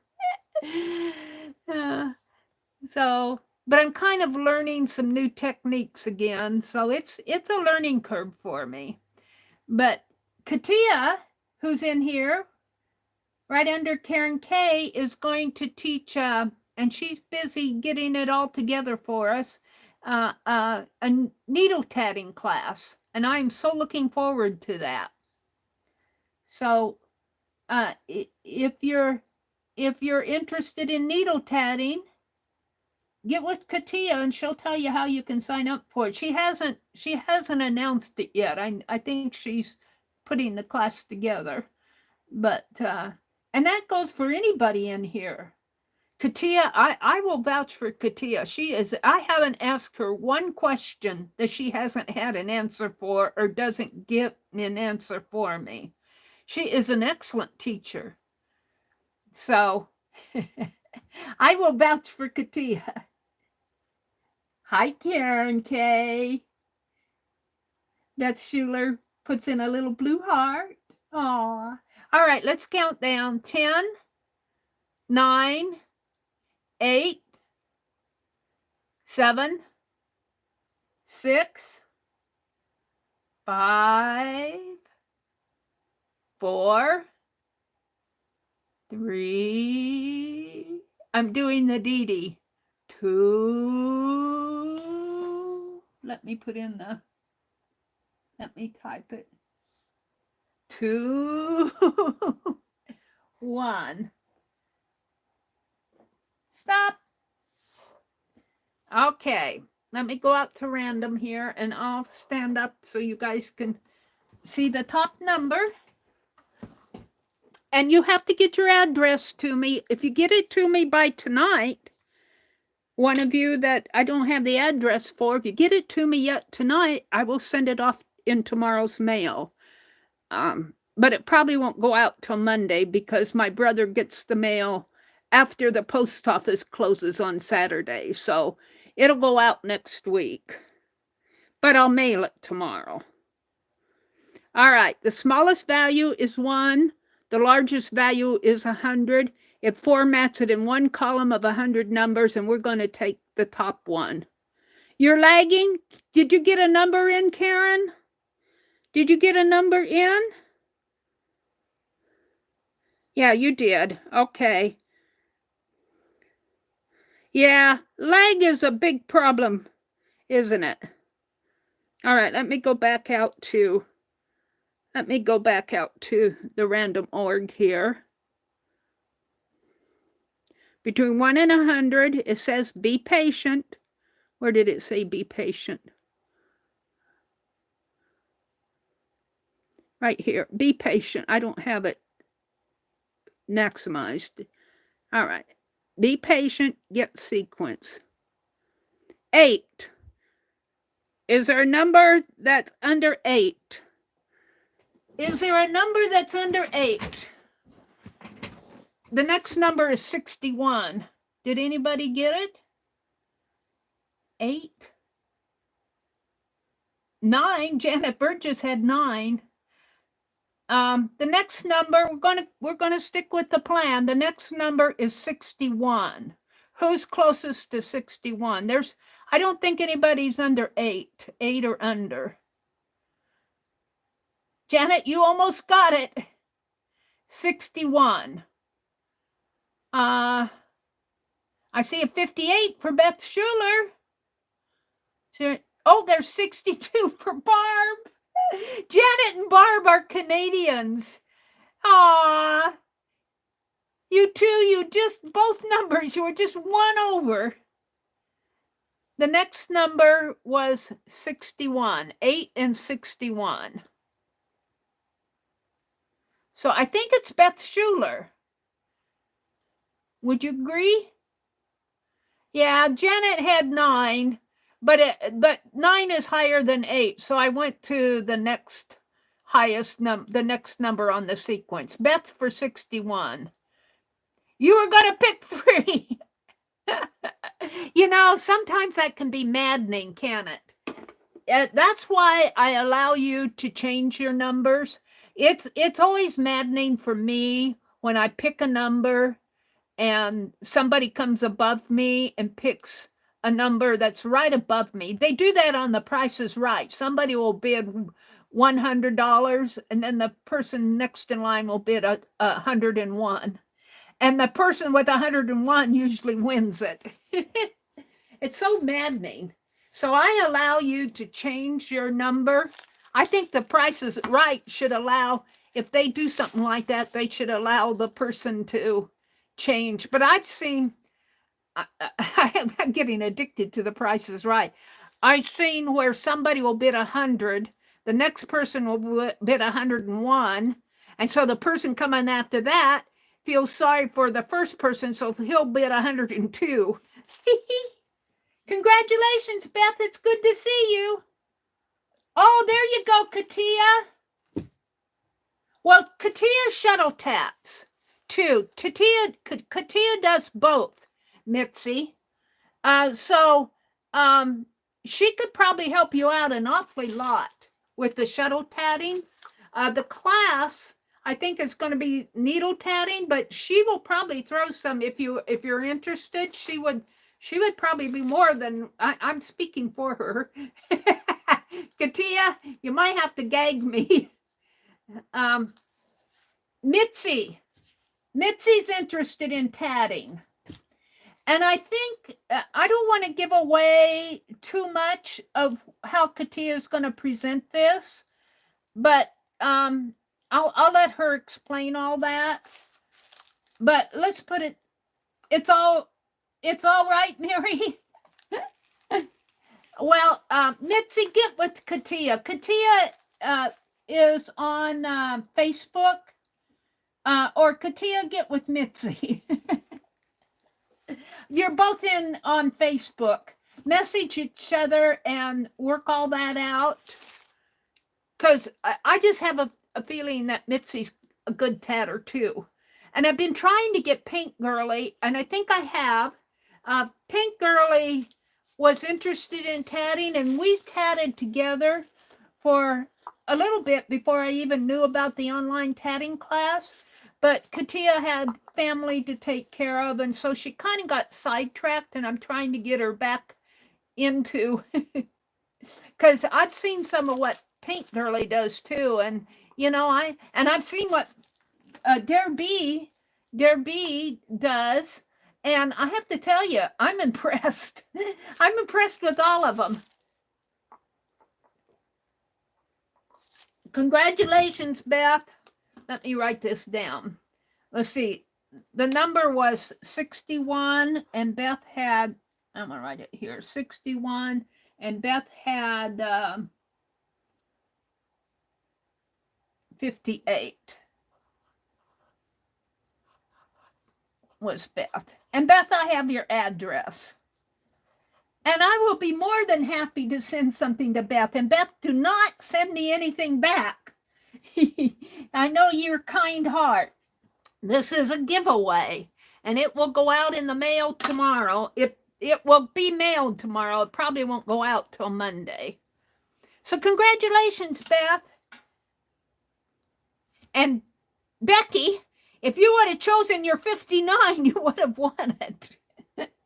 Becky always chooses the 59 number, and she didn't choose it tonight. What did she choose? Did she even play? She chose 17 tonight. And if you would have chose your 59, you would have won it tonight. Mary, Mary, read my message to you on Messenger. Oh, let me go check this out here, because it might be important.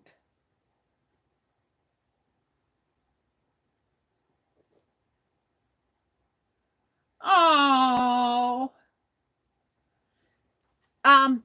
it will be 5 years in March, you guys, that Bethy had not Bethy, or we could call her Bethy. That Beth, I got Becky and Beth all in one word. Beth has been streaming for 5 years in March. Do you know what day in March? When is your anniversary? What day in March is your anniversary? Aw, and she says, she's been streaming ever since then. Ah, thank you, Beth. That is such a cool message. Congratulations on 5 years. Let me tell you. And Beth I have to congratulate Beth on her consistency. I was pretty consistent up until last year. And last year, I don't know what happened to me in 2023. I kind of wasn't as consistent, and I'm trying to be more consistent. But it kind of depends on what's going on in your life. I mean, you know, my brother needs to go to the doctor sometimes, and you know, today we had to take his car in, and sometimes it's me. You know, last April the 4th, I fell off the back step. I fell backwards, and I hurt my shoulder. And it wasn't a rotary cuff, but boy, I tell you, I sure pulled a muscle. And it hurt for a long time. And, you know, it kind of depends on what's going on in your life. But Beth has been really, really consistent. She streams on Tuesday, Thursday, and Saturday nights, starting at 6 p.m. Eastern.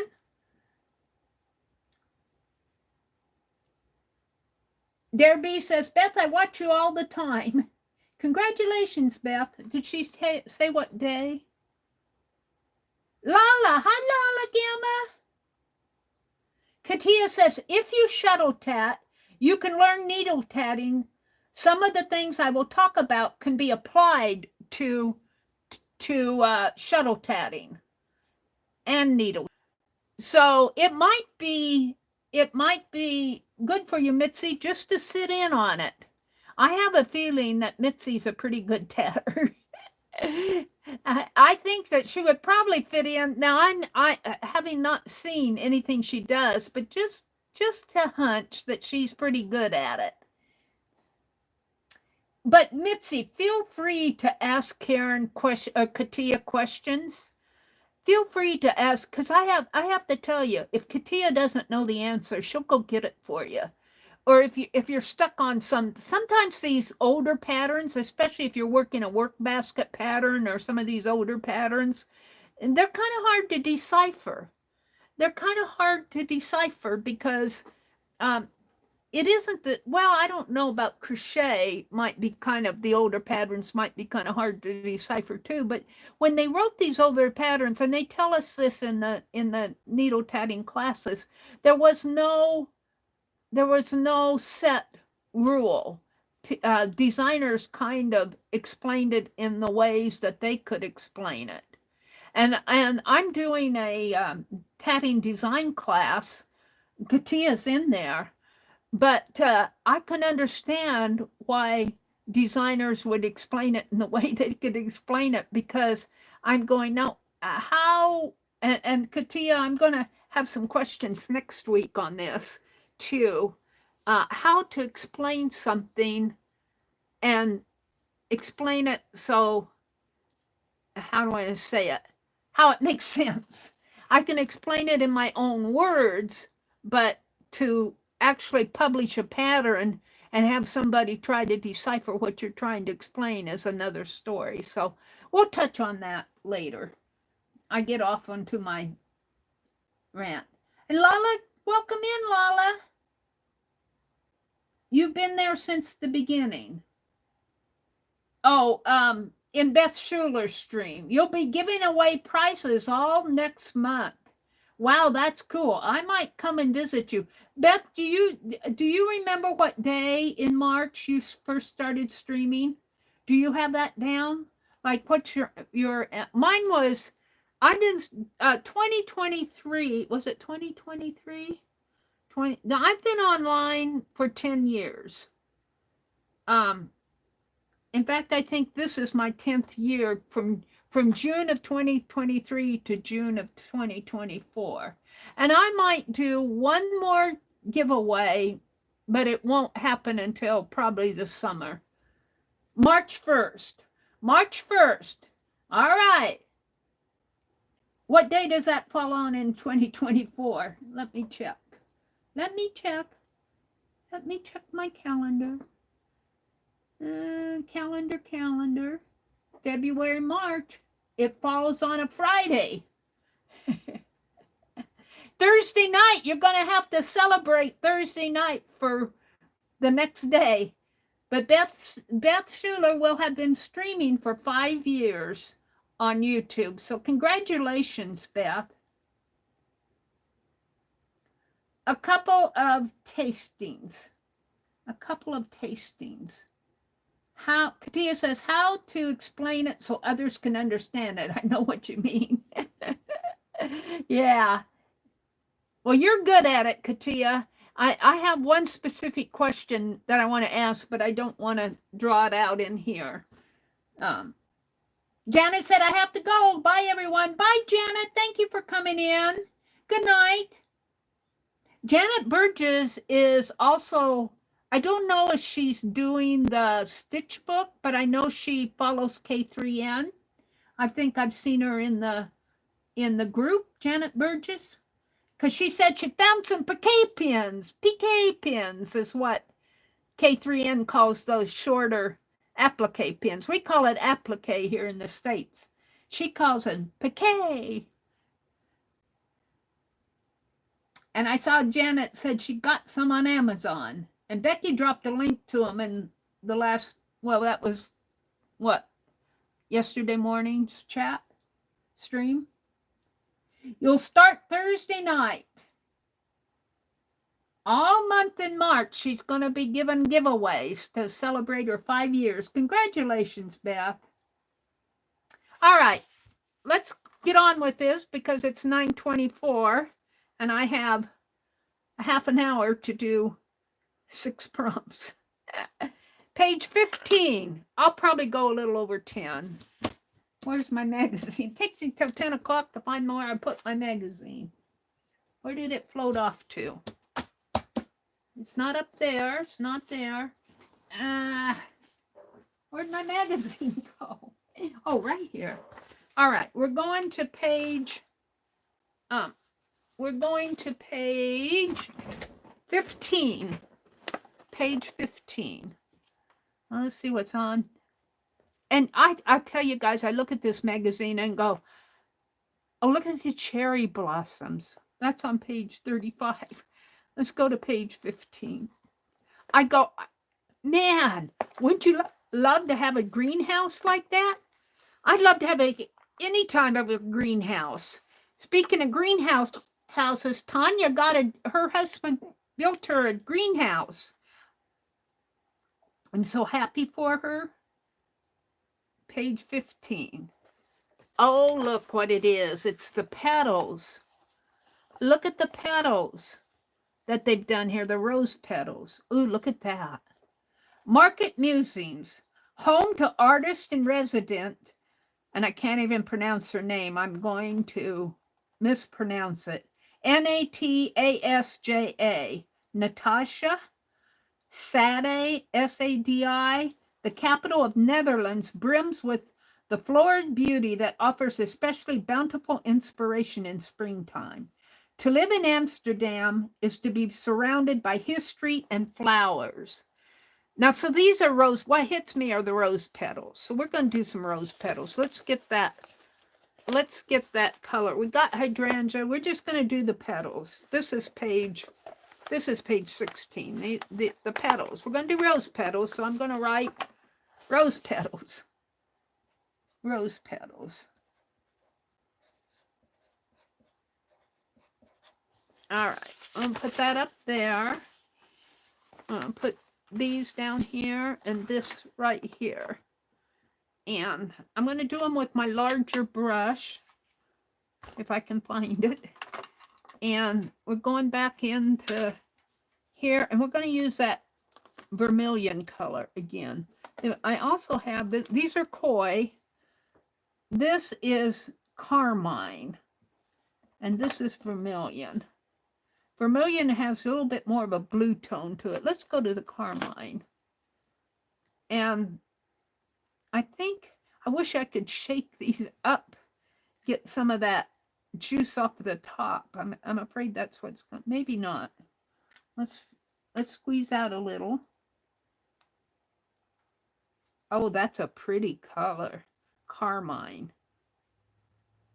And I'm going to squeeze out a little white, although I have white on here.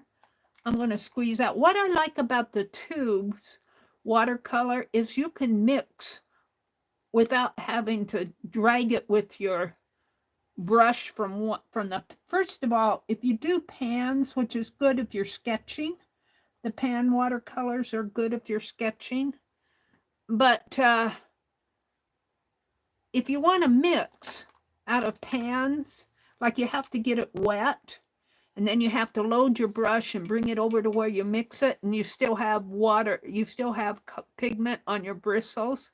And if you don't want to get the next color all messed up, you've got to wash out your brush and you lose pigment. So I'm really enjoying the tubes because you can just squeeze out what you want and mix from there, which I'm going to take a little, and I'm going to mix over here. Take a little of this white, and it's just so, well, I think I'll make this all, because I got quite a bit here. And I want sort of I want to do rose petals. So what I'm thinking is to kind of do the, what is that lady who does one stroke painting? What is her name? Can't think of it right now. Kind of a one stroke rose petal here if I can. Oh, and my brush is too wet. Where's my towel? My brush is way too wet. That's what I don't like about a wet brush. Let me.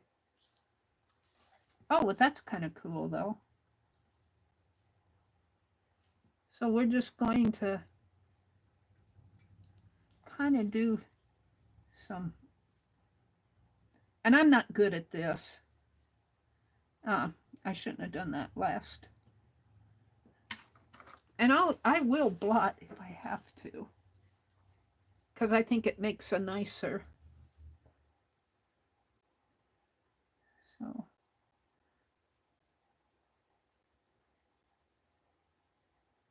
Now, I like that, but I want more of a definition on the bottom.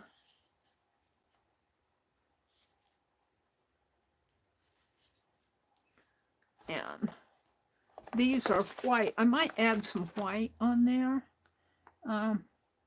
I mixed all my white. Yeah, this is the trouble with the magazine. It wants to go the way it wants to go. It doesn't want to obey me. We'll put the rabbit on it. All right, let me squeeze out some more white because I see a lot of white.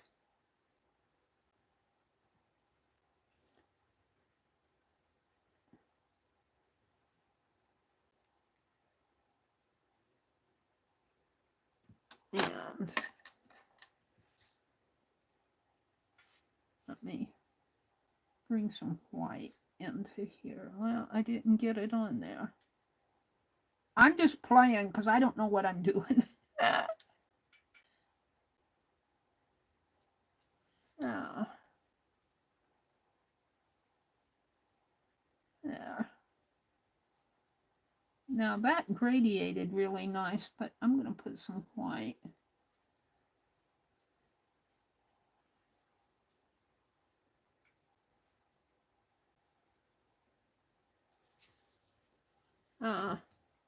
Let's just play with this. Yeah.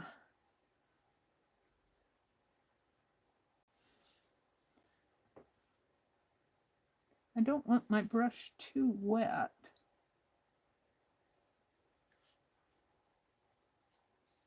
Let's put one down in here. Oh, I like that one. Sort of.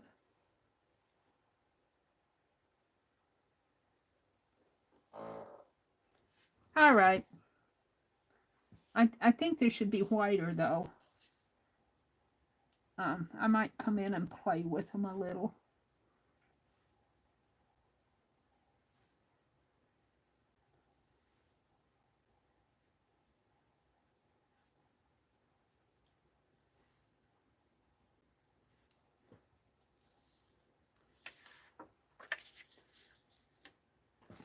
They make sense on the magazine.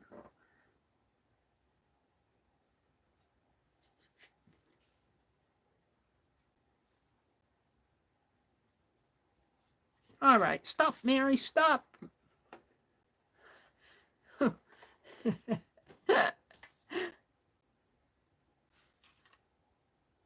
I got too much water.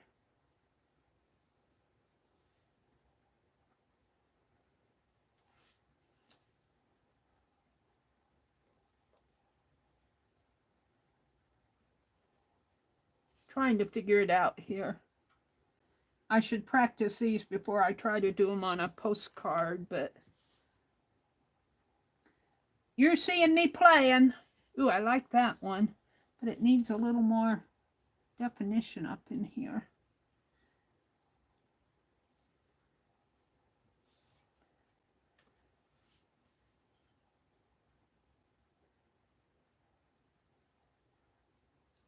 Kind of like them.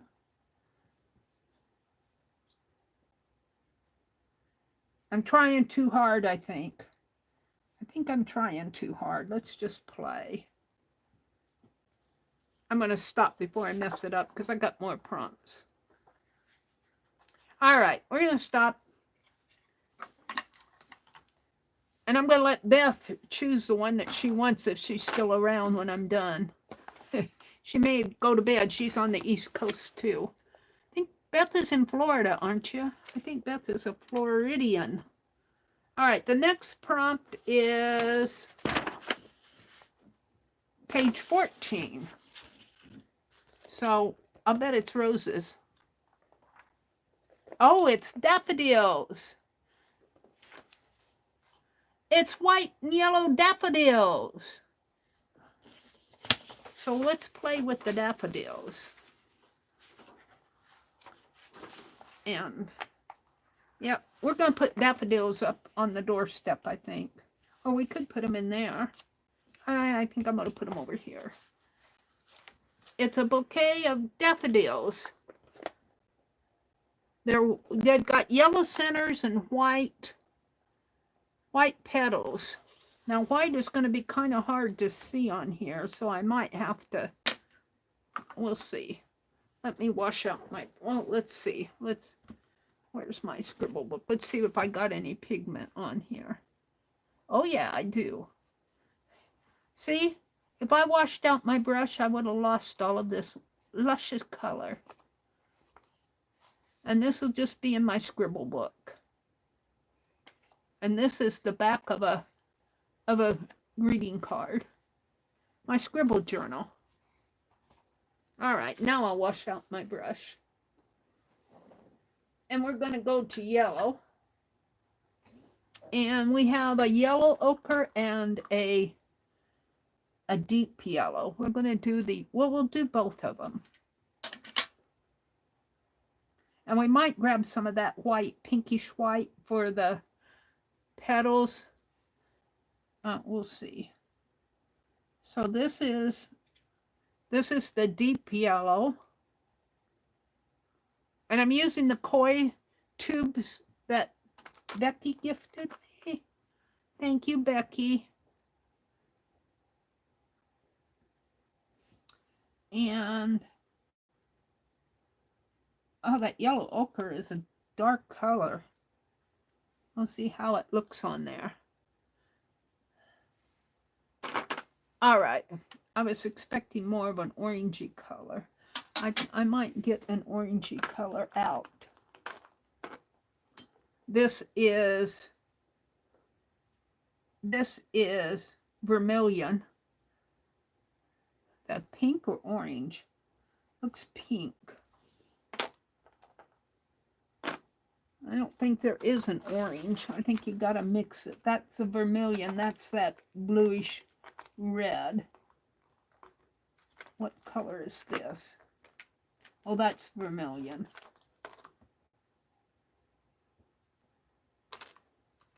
I don't think I have an orange. We'll use that red down there to mix with our yellow if I want it. All right, and I think I'll use my little brush again.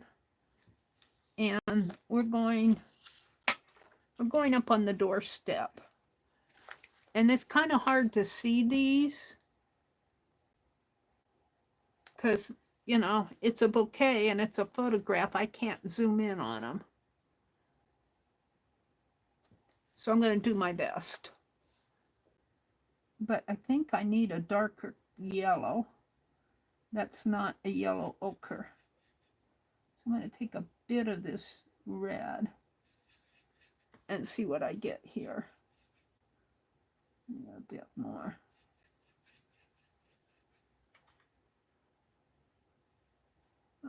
It's not what I want. All right, we're going to try this. And we're just going to kind of put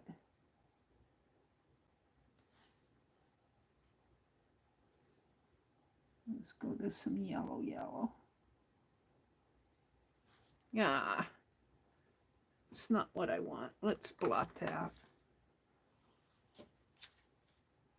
Oh, I'm going to have to wet it.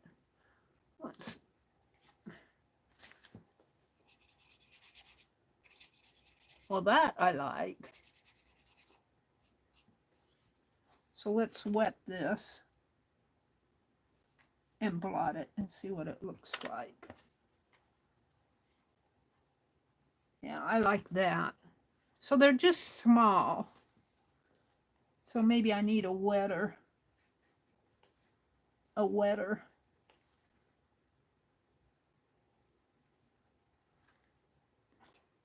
Blot.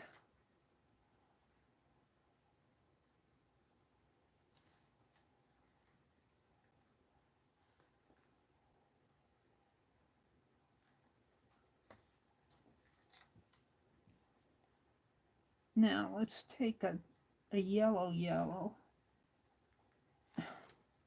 I'm gonna have to wash out my brush.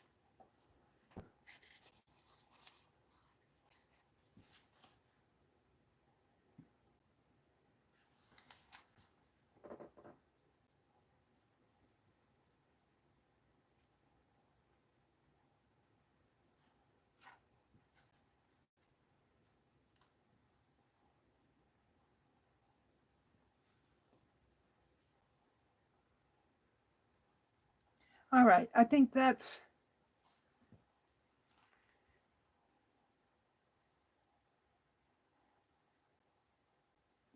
all it's kind of a bouquet, but I'm going to come in with my, as much as I said I wasn't going to draw, I can't see the outer petals on these unless I draw them.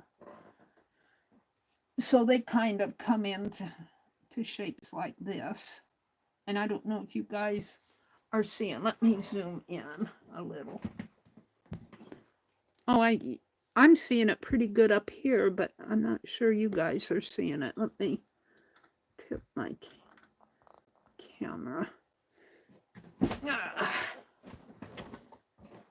And I just kind of want to put in some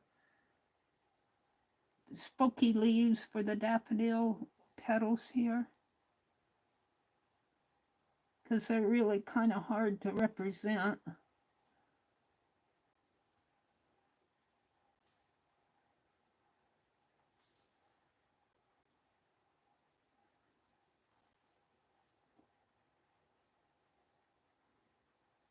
And of course, this is in a bouquet. So this is going to be sitting on the doorstep.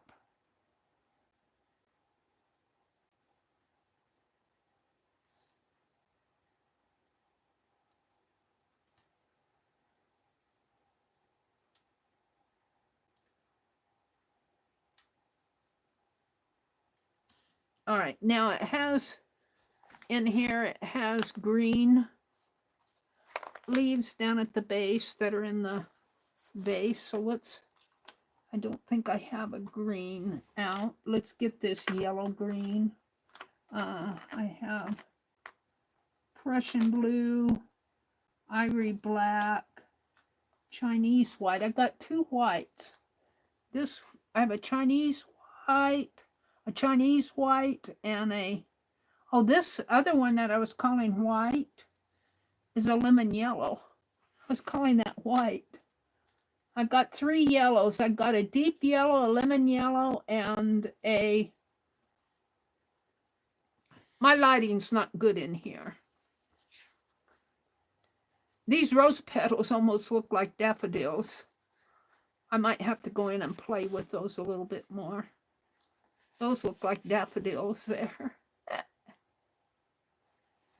These are really not too bad in here. I don't want to mess them up. Let's go to the Viridian. The Viridian is kind of a deep green, I think. Let's see, is that a blue or green? I think phthalo is green. I think Viridian is a blue. Yeah, it's a blue color. So let's go to this lighter green here, yellow green. And I might mix it with that blue to get a deeper green. I'm playing. I'm not pretending to be an expert here. I'm just playing. All right, now I'm going to put my pen back here. And this green is too light for me, so I'm going to mix it a little with that Viridian blue, kind of get a deeper green. And there's some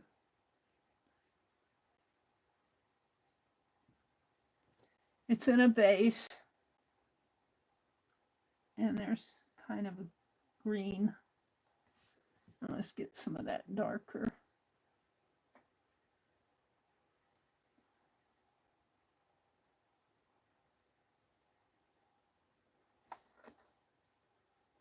And of course, I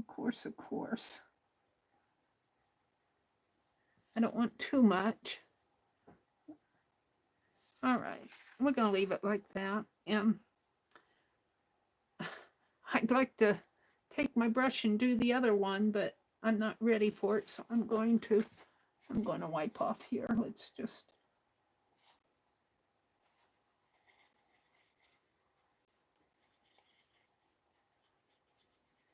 maybe make some leaves in here.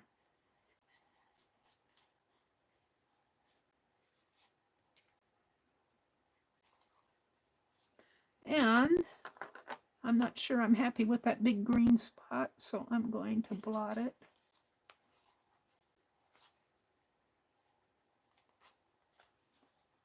In my book here. Boy, that green is pigmented. It always is. All right, we're going to leave it. It's just a play page anyway. Wash out my brush. My poor towel here. I'm going to have to get me another towel.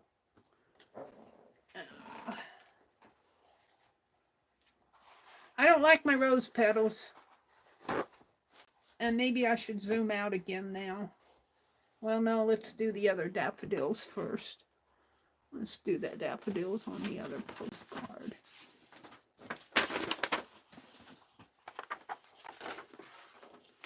Mary's playing. All right. So I'm going to take a little of this yellowish color, and I'm just going to put in some. And I guess I blotted them, didn't I?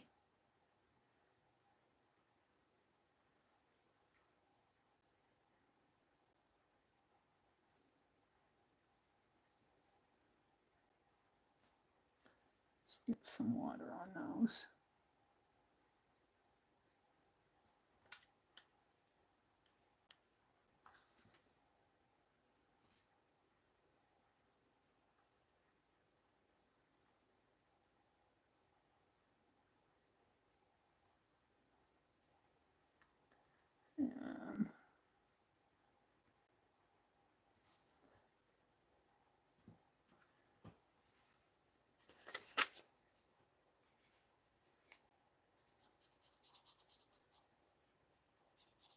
See, it just amazes me how much pigment's still on my brush.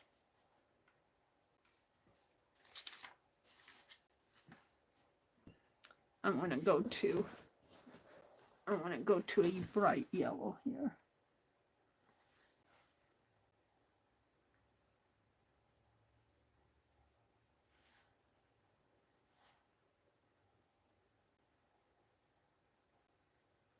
All right. Another one up in there. Doesn't look like much, but once I get those, just a hint of the petals in there, they start looking something like daffodils.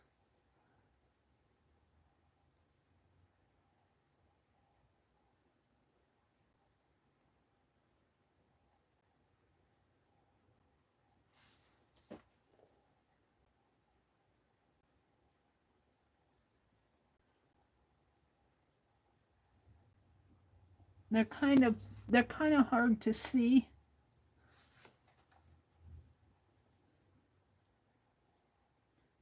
So this kind of impression of daffodils here. I'll put some lines up here. And let's go to the green. And grab this and this. And put some green.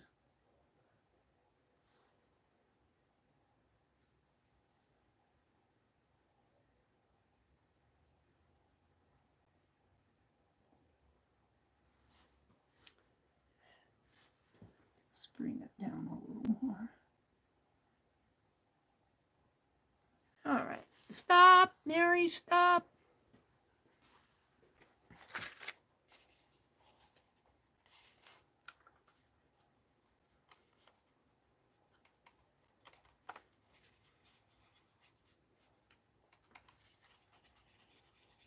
All right. I don't know what I'm doing on that. Just blotting the green off. All right. Now I want to do the vase. There is a vase on here. And I'm going to go back to that gray color. I don't have much left, but there is some left on my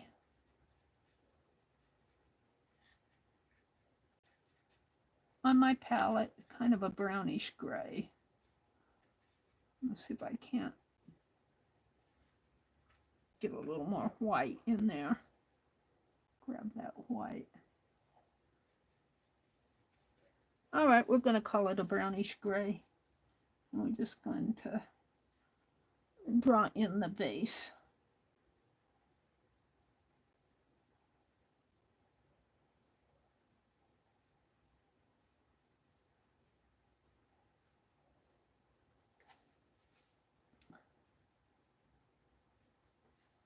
And let's go to that blue. Kind of make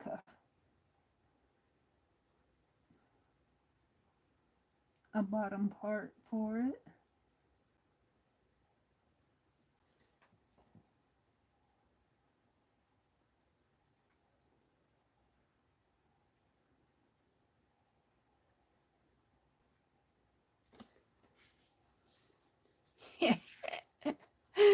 Oh, I'm laughing at me.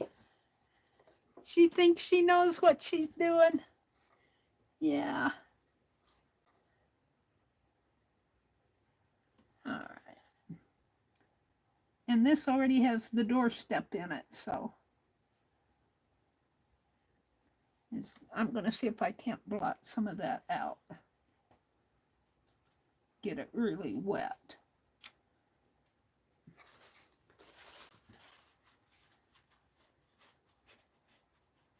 Pick up some of that pigment so that I can put my vase on the doorstep.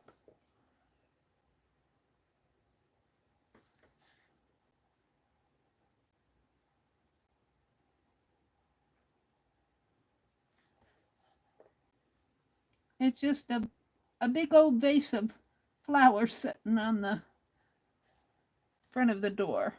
Somebody dropped it off. Let's grab some of that blue again. Come up this way maybe.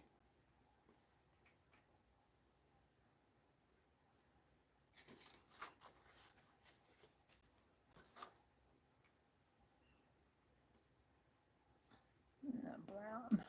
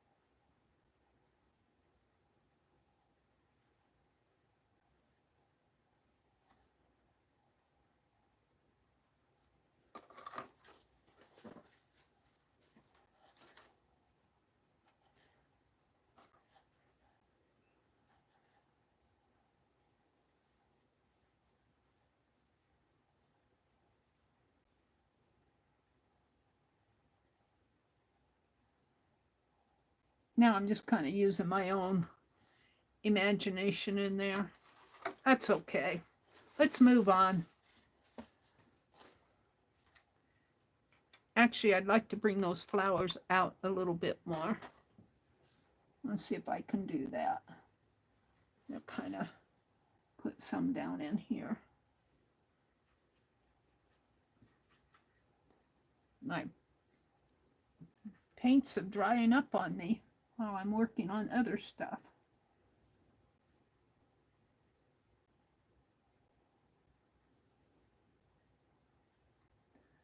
And let's put some over here.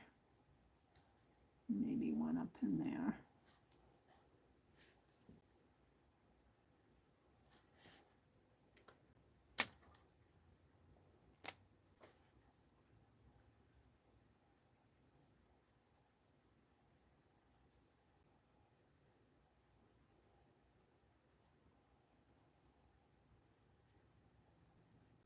I didn't say they were going to be perfect.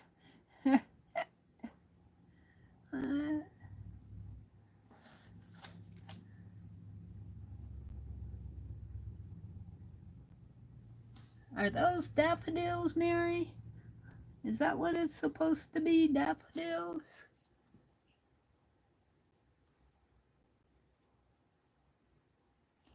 Now I'm going to come in with my pen and just kind of shape this vase a little.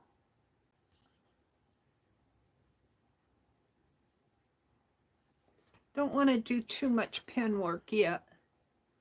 Let's see how this one, I'm happier with this one, but those, they need to fan out just a little bit more. I've got them all clustered in a bunch. Mary says, let's add some more flowers in here.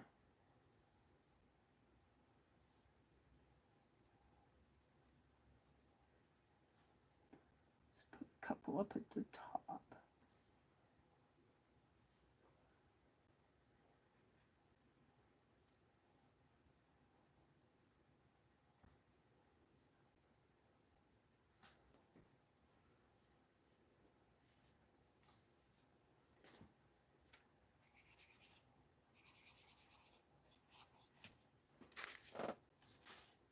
All right. Mary's just playing. I hope I'm not boring you guys. I'm having fun. I'll come out in a minute and look at chat. I've been in my own world here. I'm way behind. I'm not on my dot. Not on the red dot.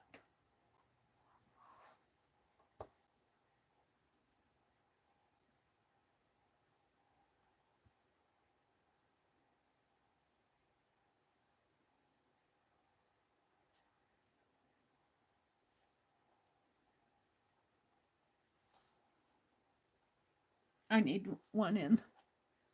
Those two up there are too high. Need another one in there.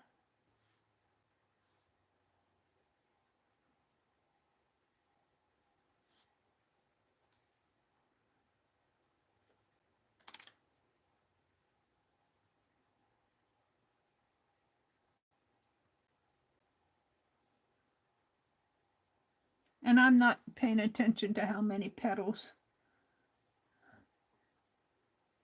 there are. I'm just putting in hints. All right, I'm going to stop there.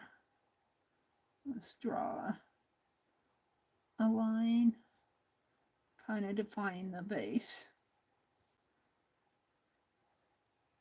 All right, that's good enough. I'm happy. Let's move on. It's 10 o'clock and I'm on prompt. I got a lot more to do to this card, let me tell you. I'll be up late. That was page 14. I'm going to redo those those rose petals. I'm not happy with them. 14, that was daffodils. A vase of daffodils. A vase of daffodils. Yeah. Hold on. What did I do with it? A vase of daffodils. All right. Prompt 7 is on page 22. I want to get some words on here. Do I need to zoom out now? Hold on. Let me zoom out a little. I wanted to zoom in while I was doing those daffodils. Let me zoom out. How is that better? Yeah, I'm going to do something with that fountain. The leaning fountain of Meri.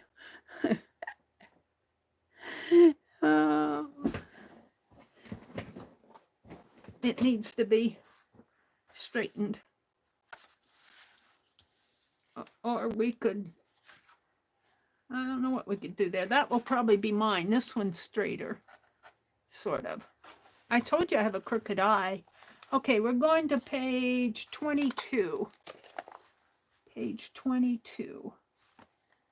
31, 25, 23, 22. Oh, the first thing I see is the lattice work. That's the first thing I see. All this other kind of, there's a, it looks like some sort of a flower up here. But I'm attracted to the lattice work. So that's what's going on next, is lattice work. That's what's going on. So what am I going to do that in? The browns? Tans?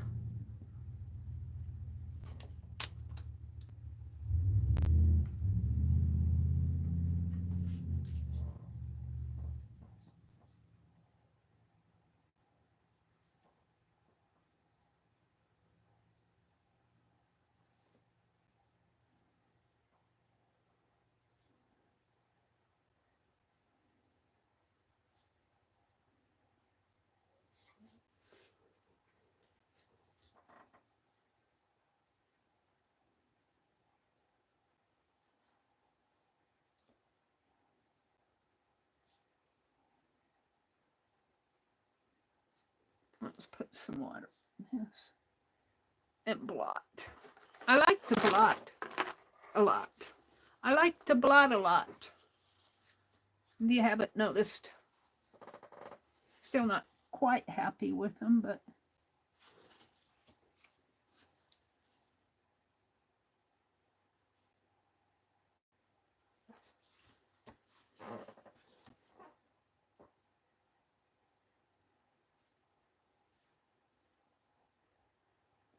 and I might come in with some pure white on these too.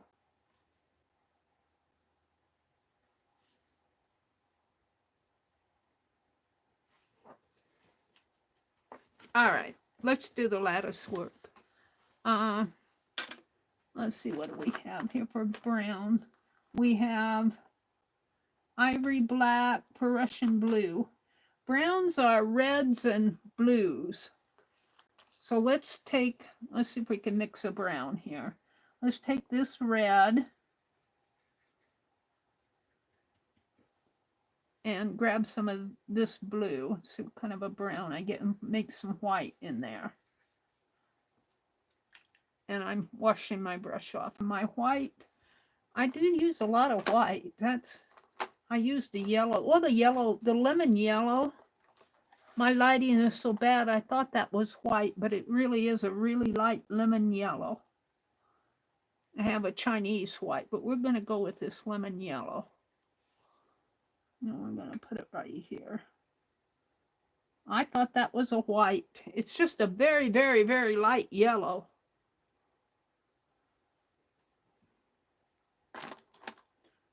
Meri's colorblind. All right, I want this to be a lighter tan color. Yeah. It's almost a gray, which is okay. Let's add a little red in there. There we go. So I like the lattice work. Now I'm not going to try to do a tray like their tray here. It's a serving tray. But I'm just going to do, you know, I love trellises. I love lattice. And we're just going to do some lattice in the background here. And we're just going to do diagonals.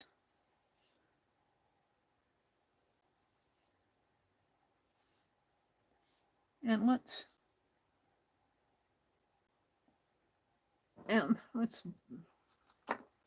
blot.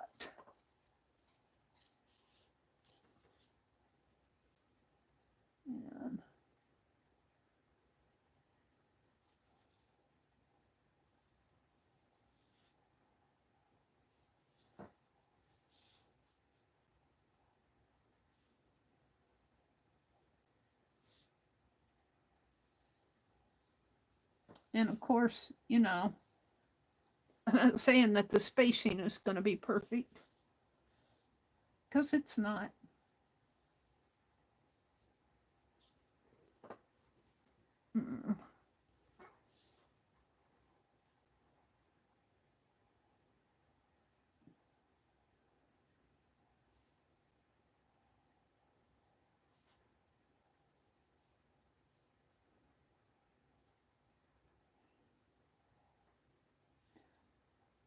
Now, I don't know how much of this I want to do. I'm on prompt 7. And if you look at this tray,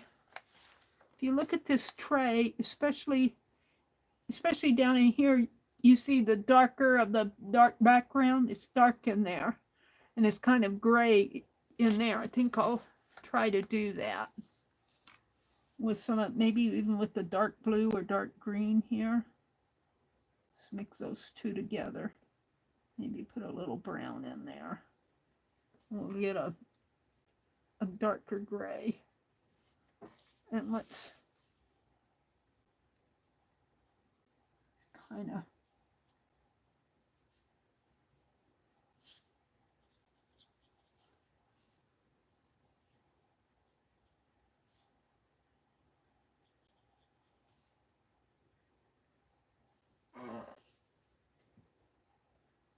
and it's very watery.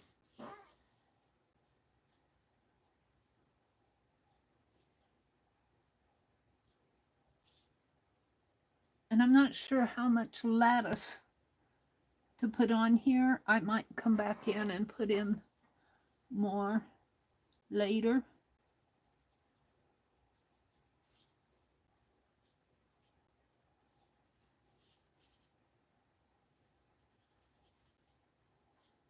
But right now I'm just going to do it right there. I should do it over on the other side, but let's mix some of this again. Some of that blue in there.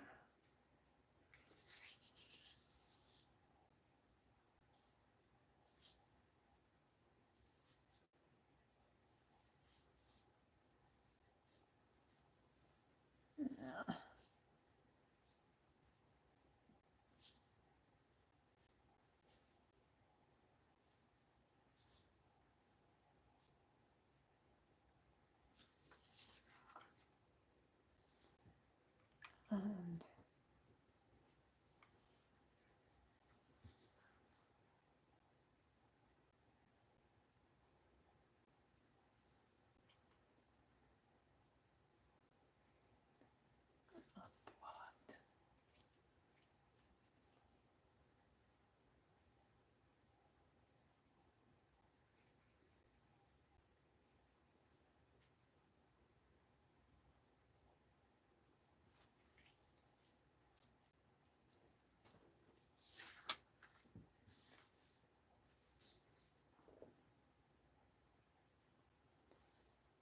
Mary's playing.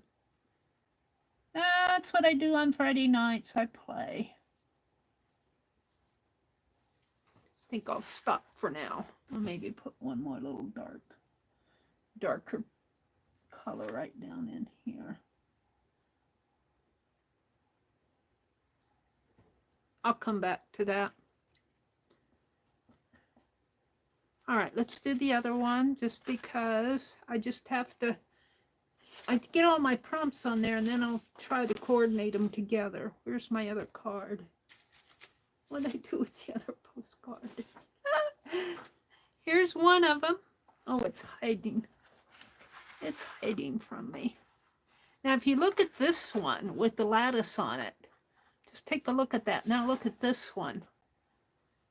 Which one looks more finished? Yeah, I think that lattice adds a lot to it. So I might bring that over in here somehow. Probably do something else in there. And we might do kind of like a round table here, like she's having a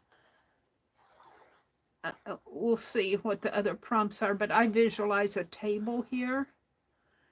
And, you know, this flower, this is not sitting on the table. This is kind of like a big urn. type thing out on the ground in my head. But I'm liking this so far. I'm liking this one. Let's see if we can accomplish something like that on this one. Oh, that's blue. Let's add some red in there. Oh, I want a darker brown. Okay. So,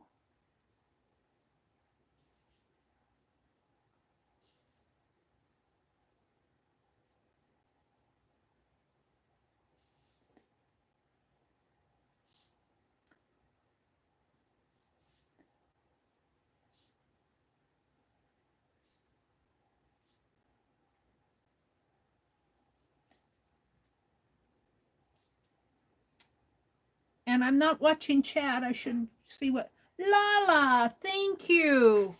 Oh my goodness, Lala. Thank you so much. Thank you guys for thanking. Thank you, Sharon, for thanking Lala. Becky had to leave. Good night, Becky. Have a great weekend. Dusty had to leave. Good night, Dusty. They're probably gone by now. Dusty's off to bed. Becky's okay, wonderful. Becky says, okay, wonderful, friends. I'm going to head off to bed now.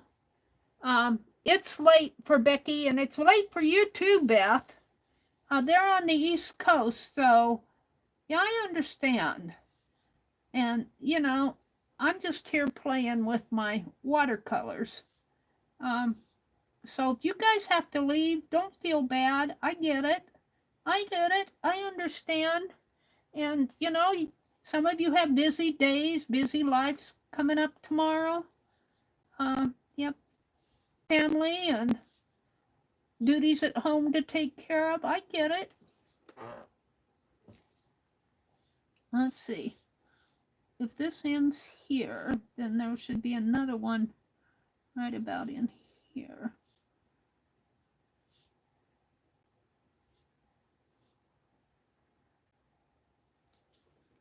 Maybe down in here, sort of. All right. Let's get some more of that. Let's come in here and do the dark. Maybe some of that green in there too.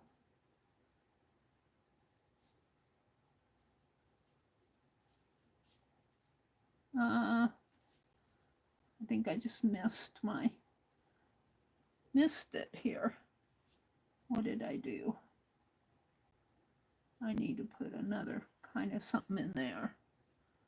Kind of break it up there.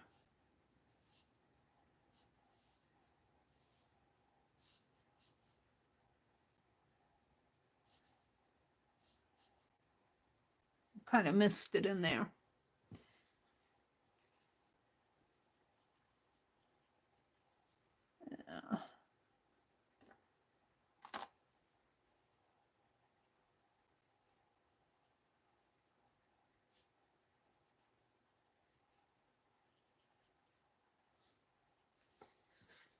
All right, let's put a little red in here just to kind of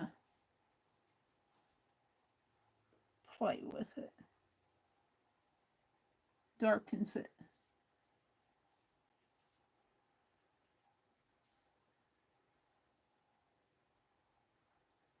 All righty, we're gonna leave that for now. I'm still not happy with my rose petals. They need some more work. We're going to go to another prompt so I can progress here.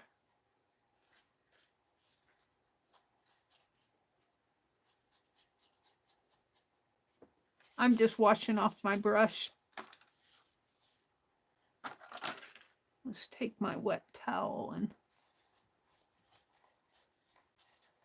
no. It's just a messy page.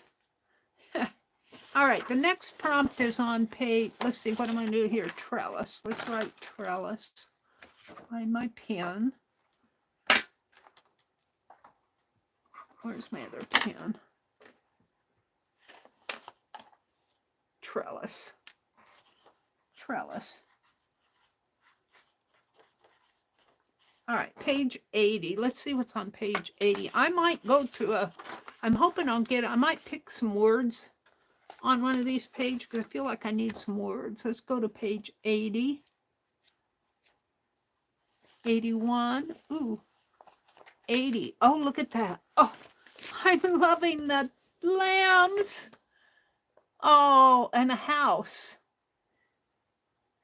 We might come back and steal those lambs, the sheep. We might come back and steal them, but there's the house. We're going to have to do a house in there. We'll put a real small house back in there. Yep, that's what we'll do. So let's get this off. And it's a kind of a tan colored house. Let's put this over here for now. And we want to work on the house. And it's going to be small because it's going to be way in the background. And where's my little brush I was using? Did I knock it off on the floor? I'm always knocking stuff around.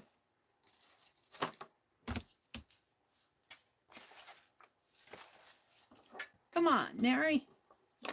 I'm going to have to practice putting things back in a certain order. I lost my little brush.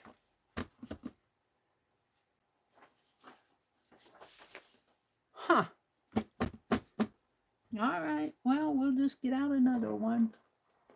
We'll use this flat brush. Here's another small brush. A tinier one. Let's use the flat brush and kind of put in a house, a small house in the background. Just a really small one.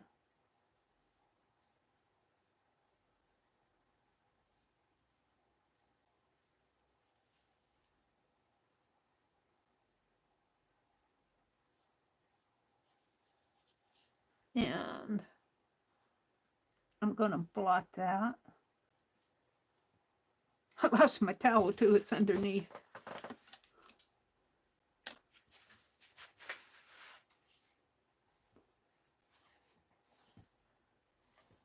Yeah. So now I need to put in some windows, and I won't get all those windows in there, but we'll get some of them in there.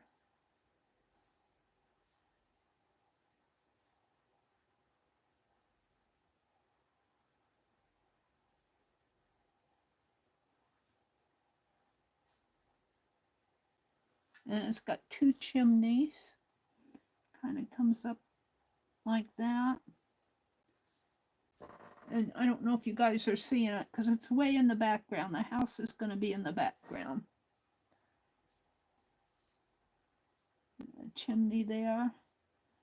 And there's a chimney over this way. And this roof comes like that.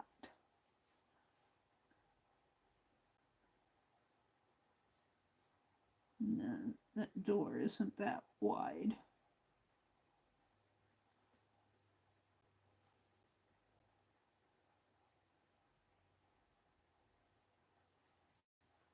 All right.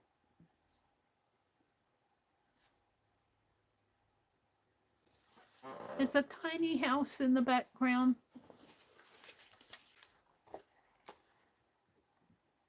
I'm happy with it. I'm going to leave it because I'm going to put those sheep in there. I just have to put those sheep in there. We're going to do that next after I get this house done. Not going to be too wet. All right. And then I put in the shape of the house and then I blot it.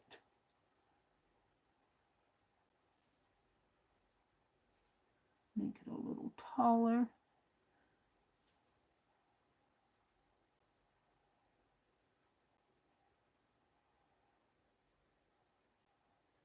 Almost looks like a barn, but once I get it.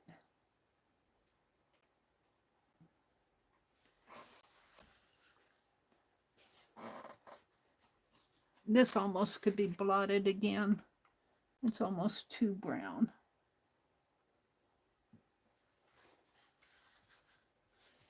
Oh, I like that better. Might add some yellow tones, some of this tannish color in there.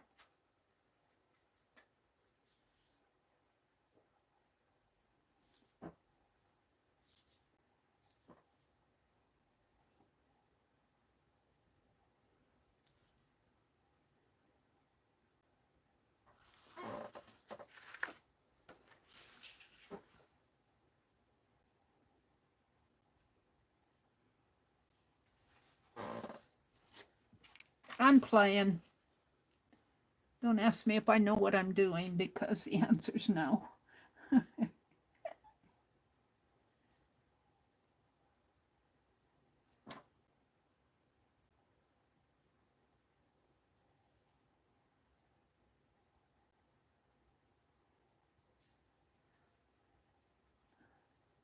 I'm trying to avoid using my ink pen as much as possible, but there are going to be some places where I have to use it.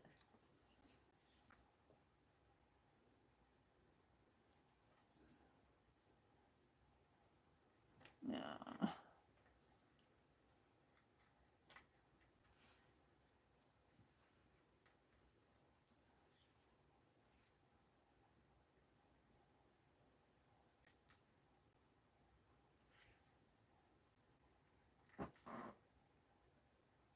Oh, almost too wet.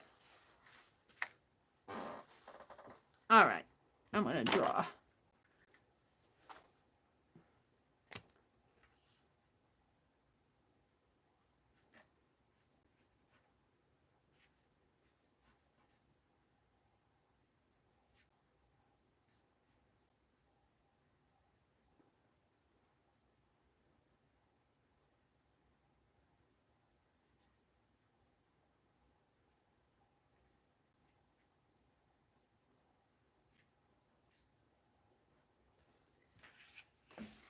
It's way off in the background. It needs some vegetation around it. And we'll get there.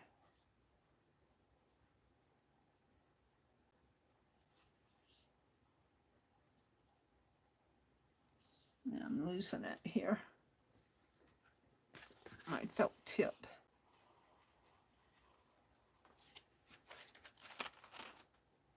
Over wet watercolor.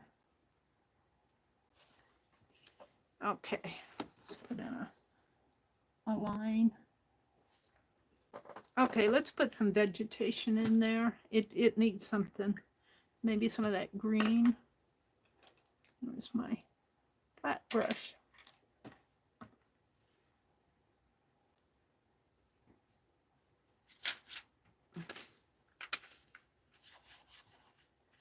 Guess that's pretty clean.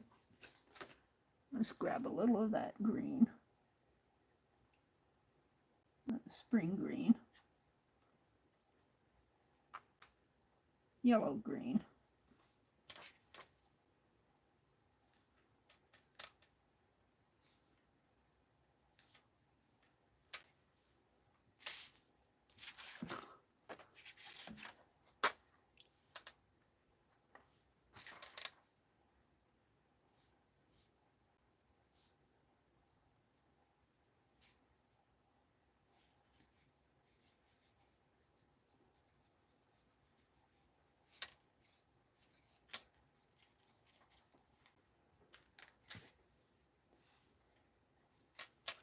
Bring it over here.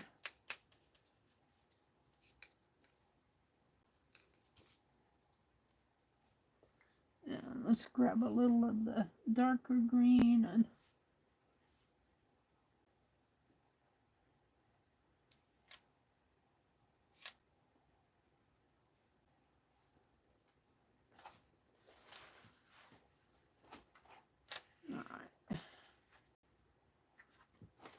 there's no trees around that house. There's some dark bushes. some of the darker kind of bushes in there.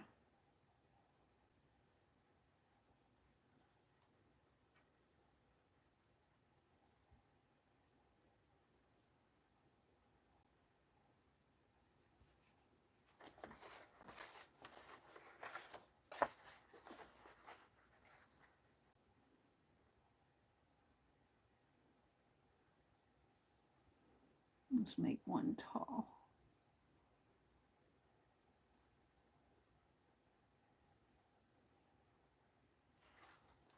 All right, we're gonna leave that alone. That's a house way in the background. And yeah. This thing keeps falling down on me. Make sure that green stains my brushes, but it's pretty clean. I want to go back to the spring green.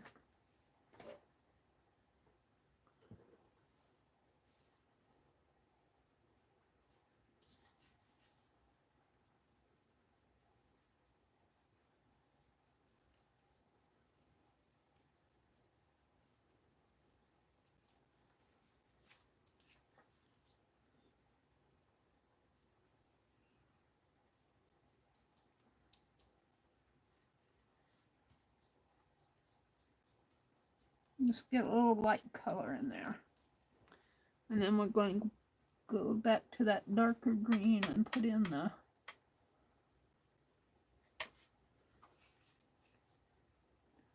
bushes.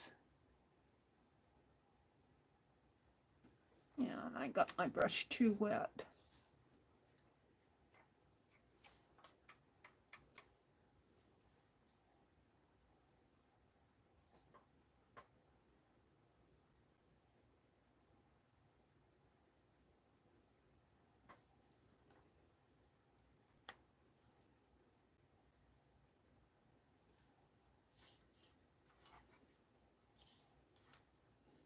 Actually, those hedges come out in front here.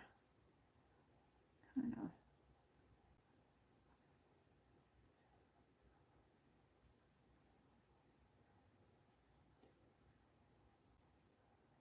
And that house really has another house over to the side.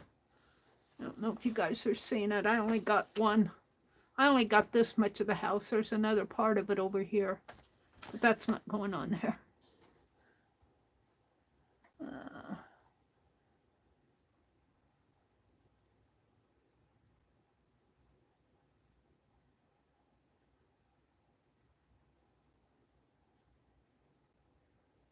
All right, let's see what I did over here. I didn't put the...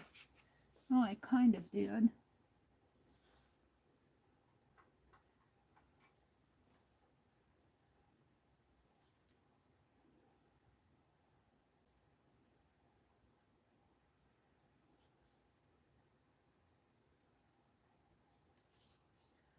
Bring it out over this way too. Whoops, I went right over that fountain. All right. I've got to put those lambs in there. My mind is on the lambs.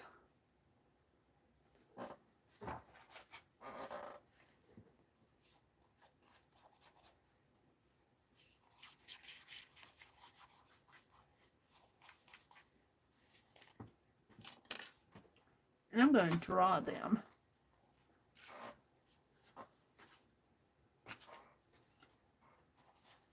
This is my wild card.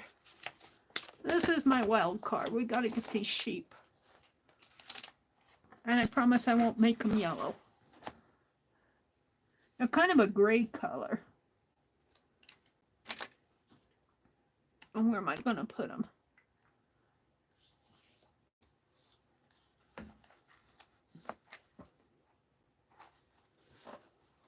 I'm going to put them right in here. So we've got a larger sheep and two babies. One baby is behind. I think I'll just do the mama and the one baby. So let's start with the mama here. And I'm going to see if I got another pin. Let's go with my Tombow, maybe.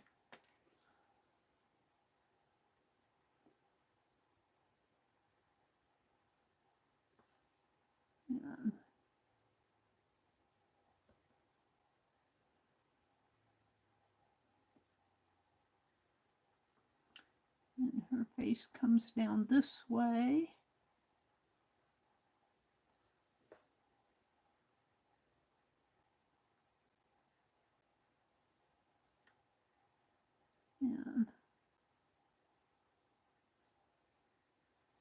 And then she's got a furry. She's got a pretty long body. And then the little one is standing beside her. Oh, another Sharpie out.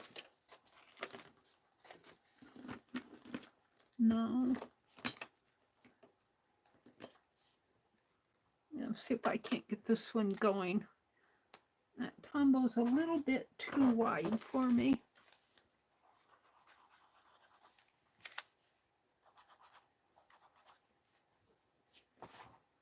I told you it was a scribble journal.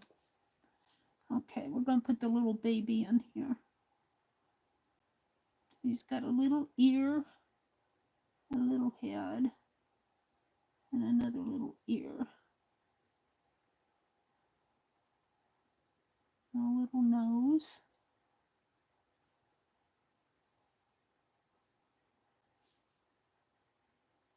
Oh, he's going to be kind of hidden behind the flower, but that's okay.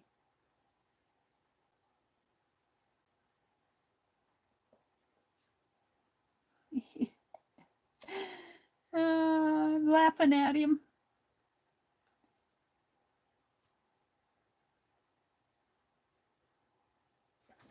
He's kind of hiding. The mama's over here. And she's really got a fluffy.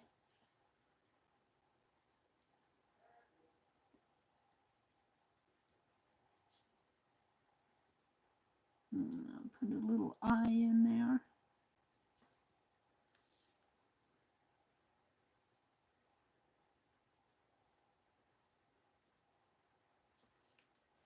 Looks like a dog. I might save this one for myself. Hopefully I'll do better on the other one.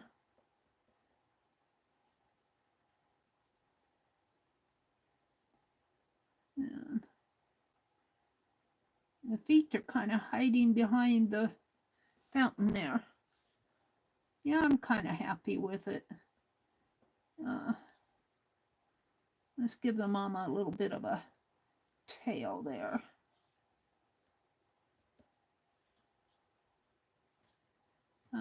I messed up his nose. I don't want to mess it up too much because I'll really mess it up. Oh, it looks like two little sheep there. Let's see if I can do better on the other one. I had practice on this one. I think this one will come to me because hopefully I can do these sheep better. All right, the mama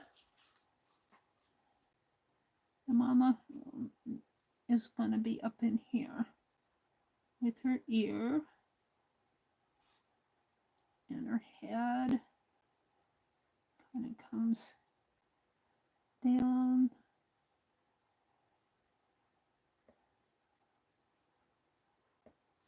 Her ear is a little bit bigger there.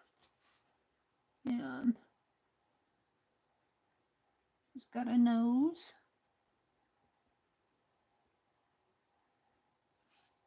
You don't see the eye very well.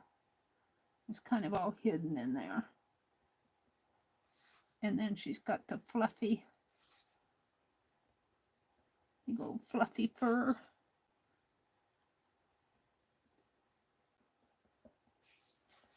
And coming down her leg in there, and I'm going to put the baby, the little baby in here. Let's see if I can do a better job with the baby. Meri's talking to herself. She says, I want to do a better job with this one.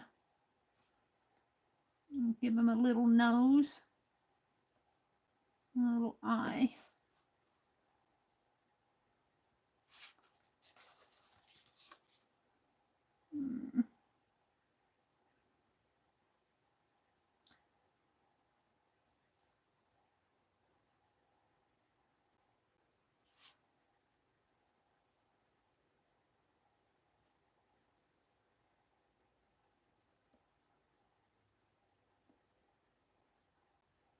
I'm going to put his other leg over here.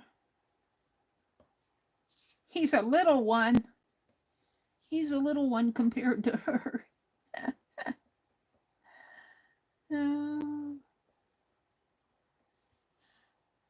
Let's make her head a little bigger.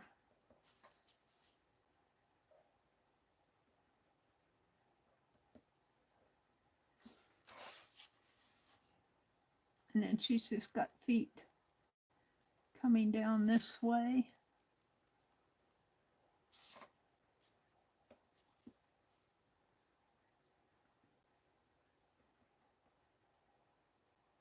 I think I did better on this one. I'm pretty happy with that. Sort of happy with it. It's not perfect, but I'm just playing.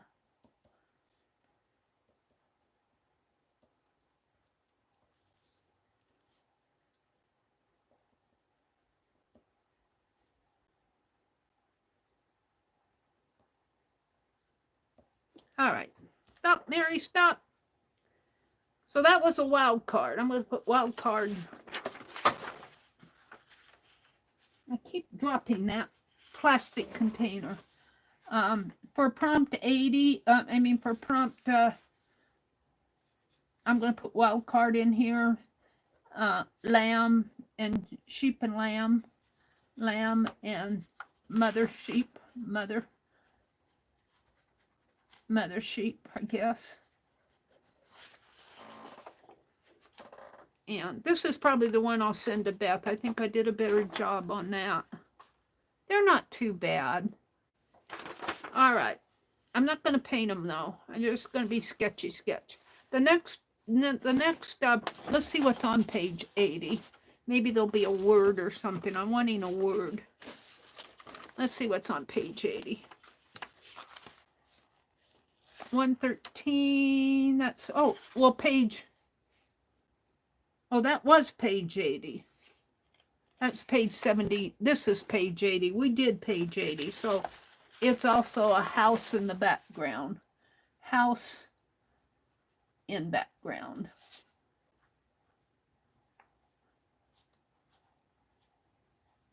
That was page 80 right here. And I went over and grabbed those sheep from page 79. So the next prompt is on page, I think that's 17.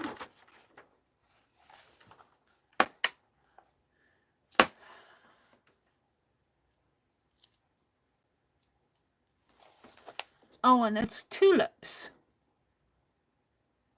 I think I'm going to let the lambs be my wild card here for page 17. And the house in the background is page 80. Because I don't think we need tulips on here. I could put a few tulips in, I guess, but maybe we'll come back. Maybe they're not tulips, they're roses. Oh, there's a teapot there. All right, let's go on to the next prompt, which is 87. And I'm looking for words. I might go grab some words. Let's go to page 87. Find a page number. Where's my page numbers? Hold on. Page numbers. Hold on. 87. Where are the pages? That's 97. That's 91. 90, 89. This is page 87. Oh, these are interesting. These, I read this article. All these little round shapes here that are in white, they are called,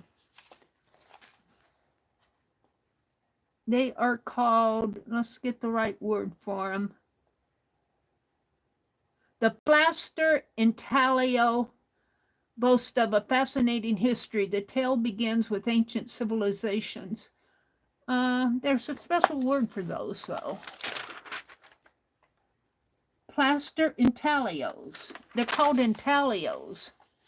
And all they are they're made of plaster, and they've got like little charms on, like little embossings on them. Like you can see in, I don't know if you guys can see it. Well, there's a cameo type thing. But let me read this little paragraph here. They're really interesting because they're called tokens of the Grand Tour, a timeless treasure loved for its ability to add simple storied charm to any interior regardless of the color scheme. The plaster intaglio boasts of a fascinating history. The tale begins with ancient civilizations, continued with the Roman rings, and culminated in an era in educational expedition of European culture.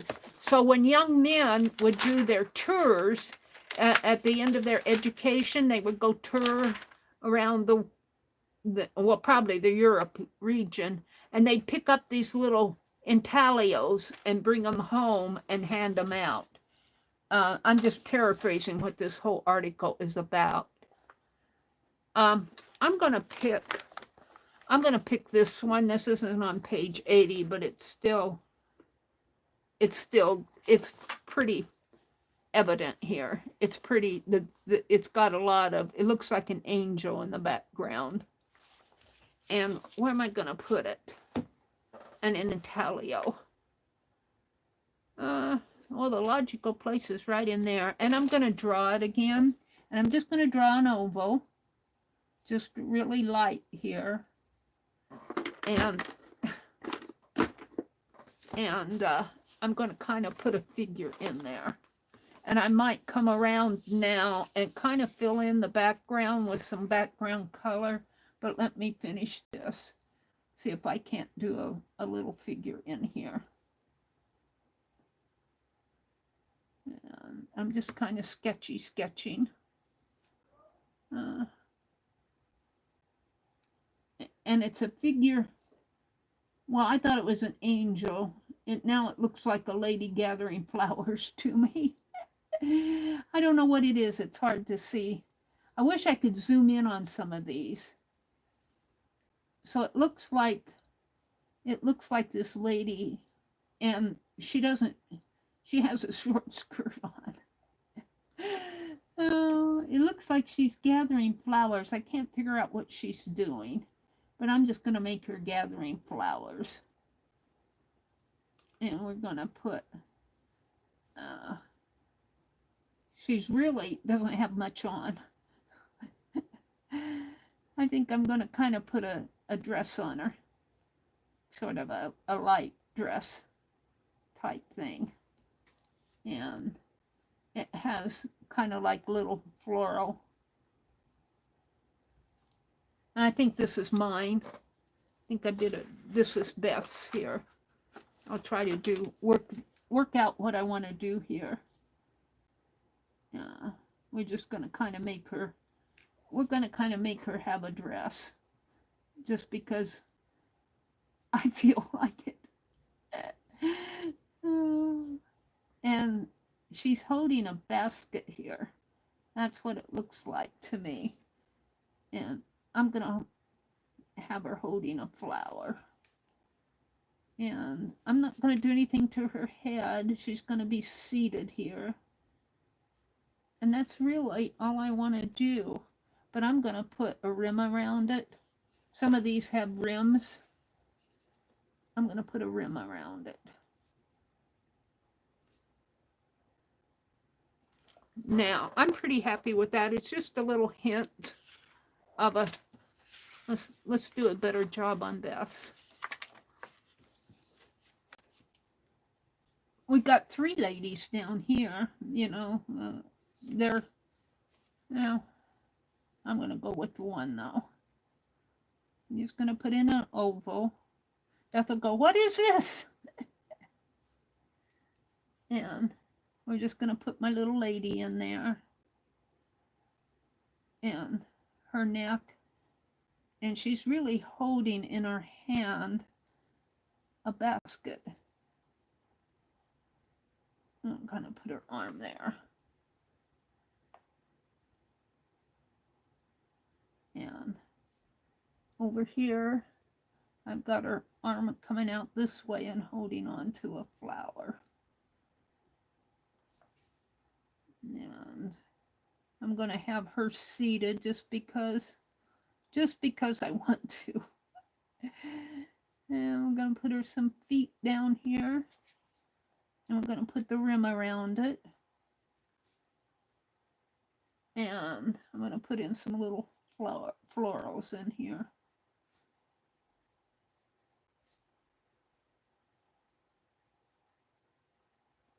All right, that's all I'm going to do. It's just a little something there. I'm going to put in some more floral in here.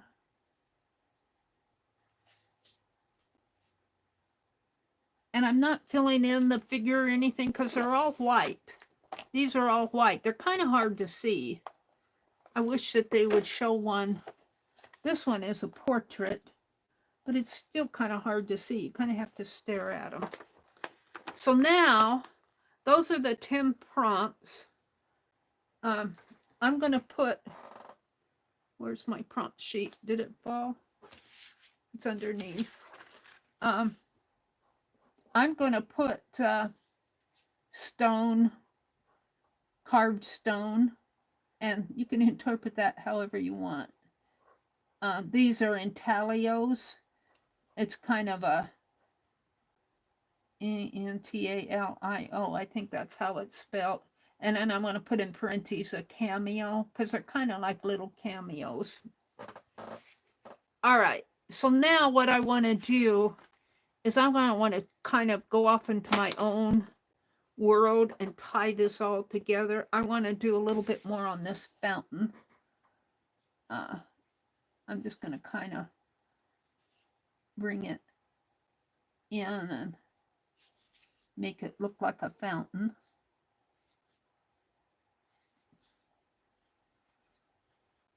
And we're going to, I think I'll put some splatter on this. Maybe not around the fountain per se, but I'm not trying to make water look like water splattering, but I want some splatter on my postcard, so that's going to happen. Whoops.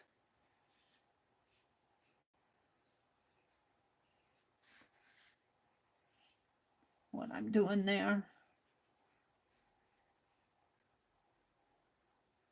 I think this is mine. Yeah, this is mine, so whatever I do, I'll live with it. And these rose petals kind of bother me, but they are what they are.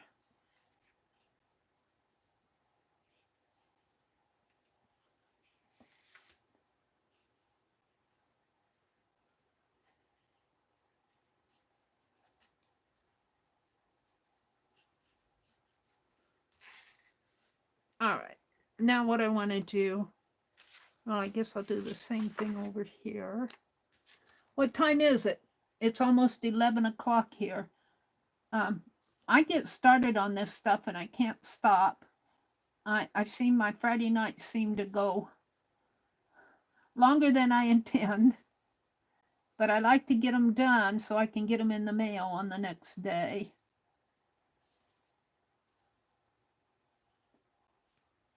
And make that come down inside of the fountain.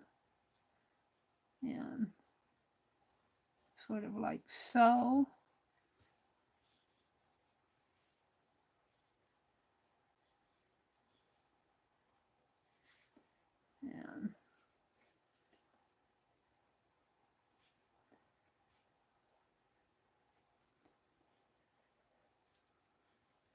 And the rose petals. Maybe what I need are some lines. Maybe that's what I need in here, some lines. Some light lines.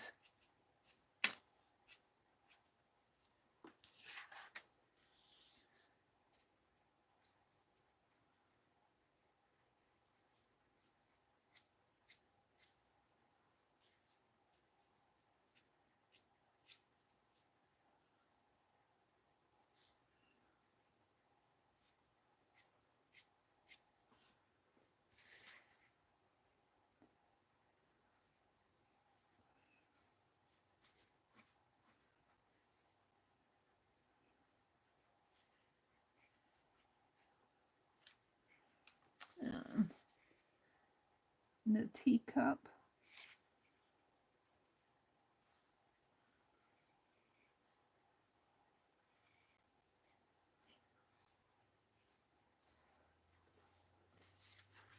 I'm pretty happy with it.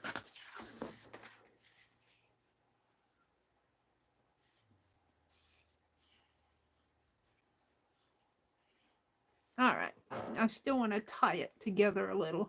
And what I'm thinking is this pretty blue, cobalt blue.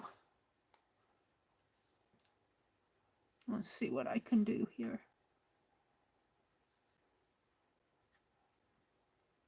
And I'm going to use my big brush.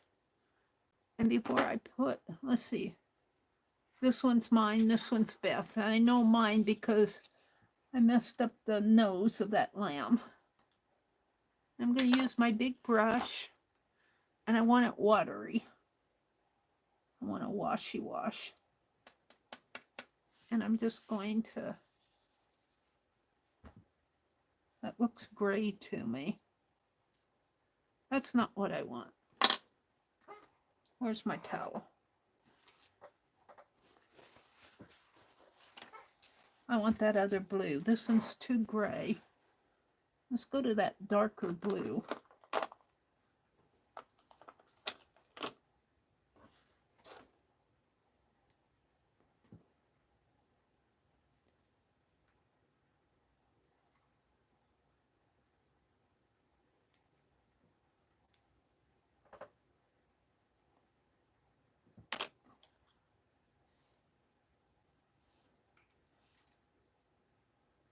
That's a prettier blue.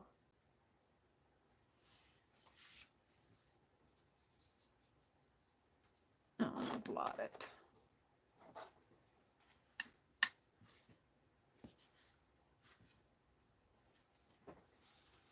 And let's do that up in here.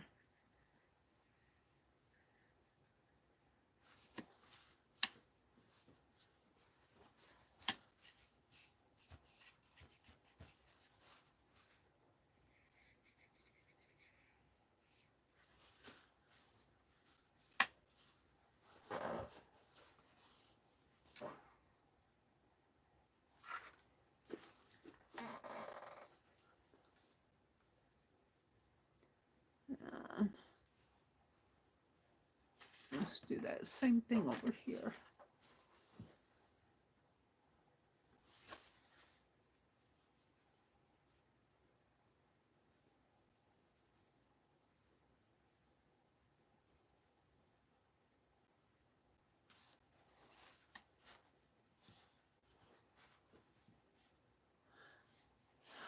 And I think I wanted some down in here too. Just kind of giving a, pulling the postcard together a little. And I'm going to go in green on that other side.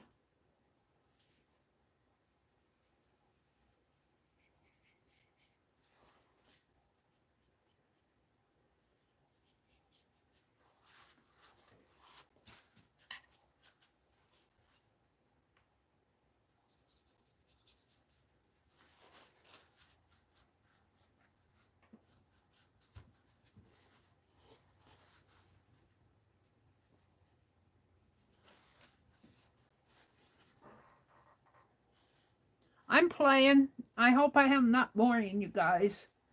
I'm surprised there's still 20 of you in here.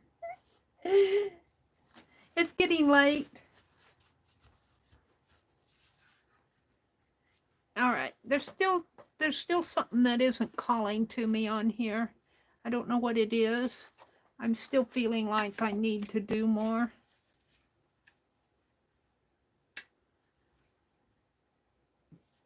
So at this point, I start playing.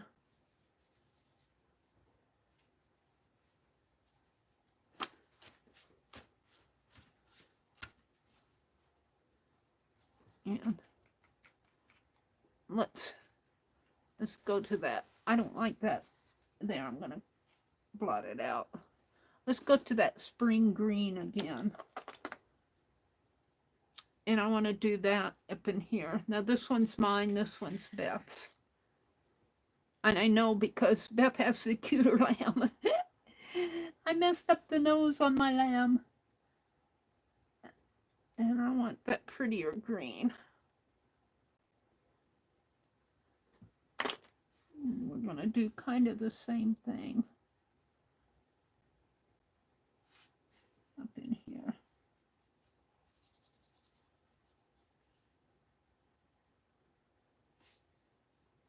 Only I don't know if I'll blot this. I kind of like that the way it is.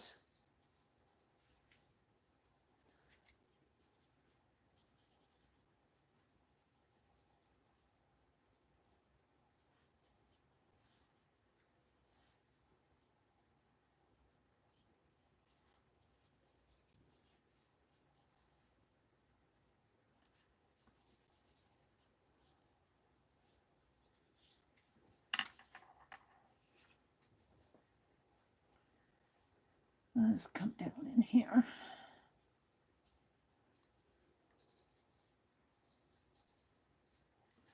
See if I can't pull this together with the green. I think it does. That white door maybe needs some work.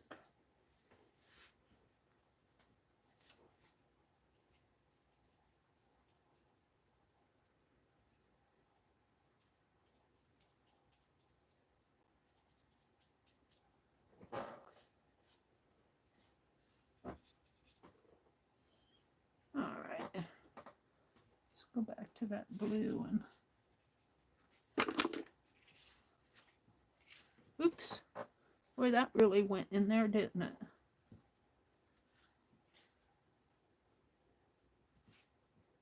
Now, let me wash out my brush.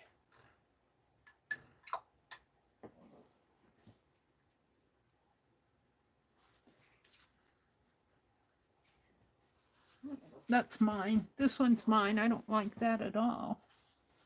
I can't put some green on that. There we go.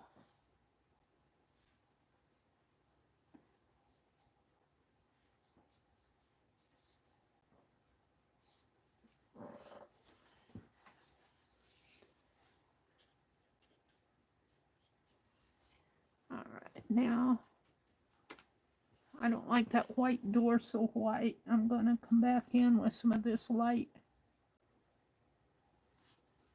tannish color and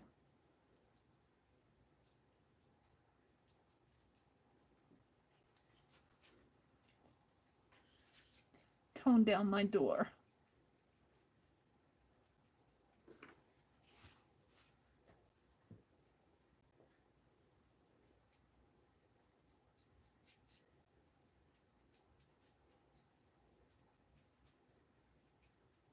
I kind of like that better. I'll leave white in there. I'm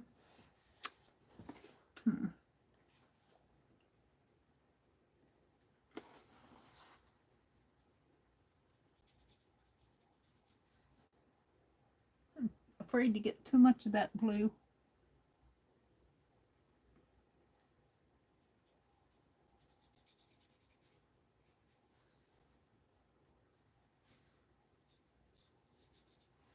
Yeah.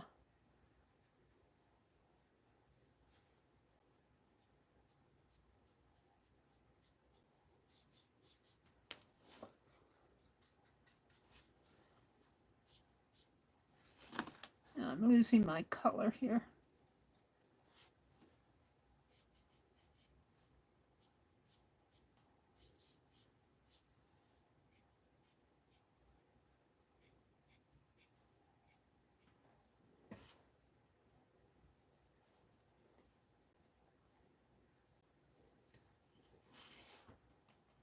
My water's getting dirty.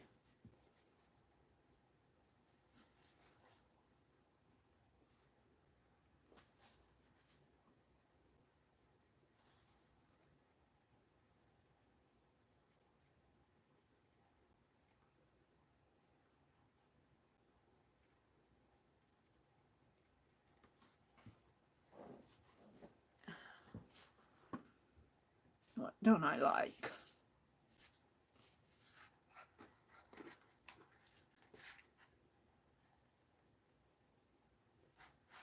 What don't I like about it? There's something that just isn't calling to me.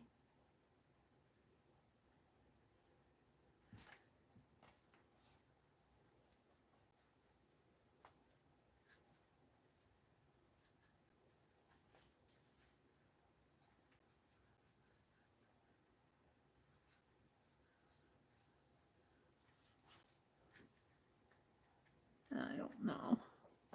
I don't know what I don't like. Something not calling, something not ringing with me here. But let's go back and let's put that green in. That spring green, that's wet. I may not do the same thing to Beth's. I don't want to mess hers up. This one's Beth's. I want to put green.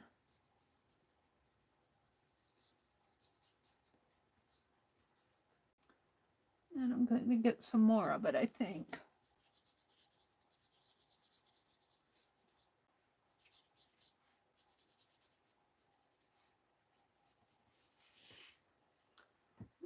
Green.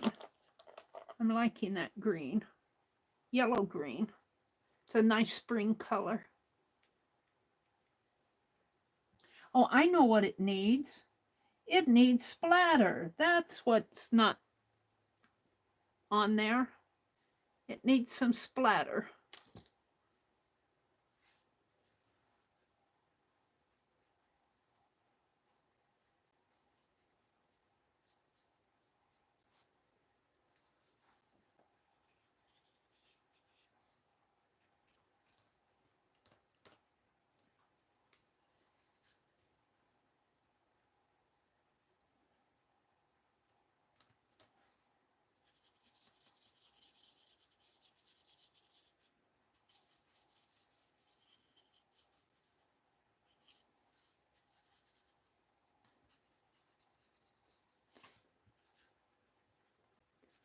I think that's what it needs, some splatter. And let's go with this blue again. Now wash out my brush. We're going to put splatter on it and border it and call it done.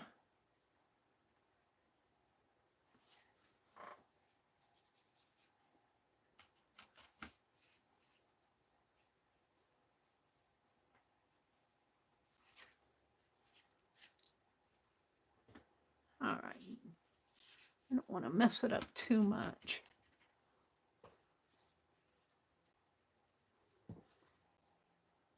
Some of that tan on this door.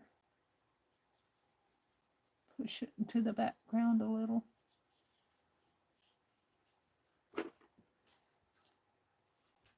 There. Okay. Oh, my water's filthy dirty. Let's dump it. And I'm gonna, I think I'll splatter it and then border it. And I want to thank Lala for she gave me a super chat. Thank you so much, Lala.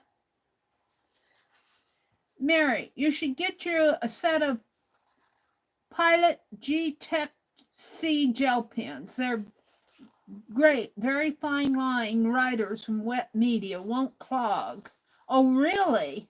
Thank you, Rhonda. Let me write that down. You write it down.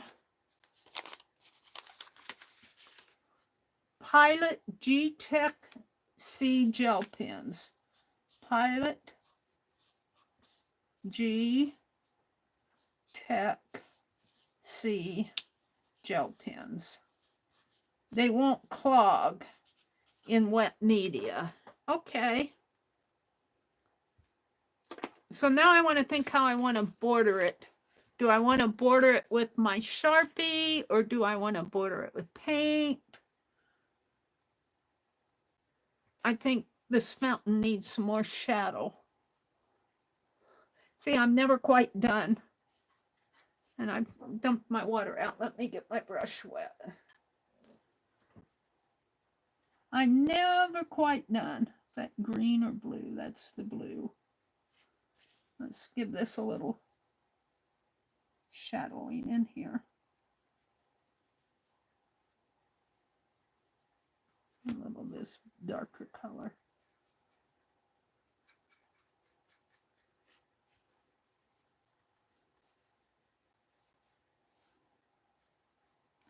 One thing, I get these on here, and one thing, your watercolors will always dry lighter. So when I'm happy with something and then it dries, then I need to go back in and put in another layer of stuff. All right, we'll see how that works. All right, let me wash out my brush. What am I going to splatter it with? We'll splatter mine first, so if I mess it up, I'll try not to do it on Beth's.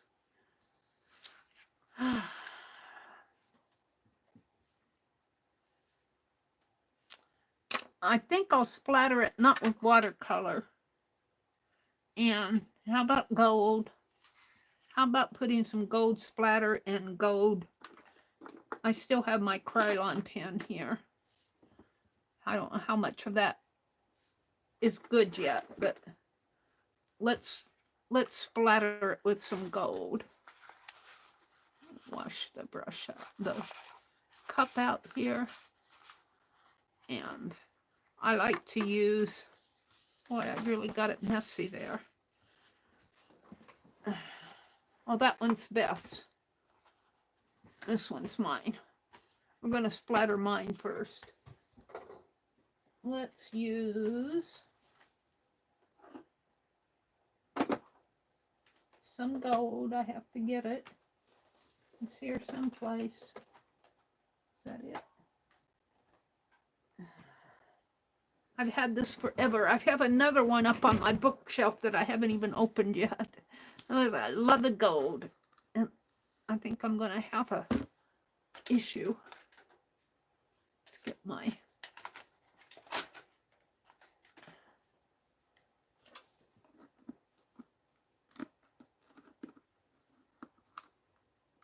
breaking the seal.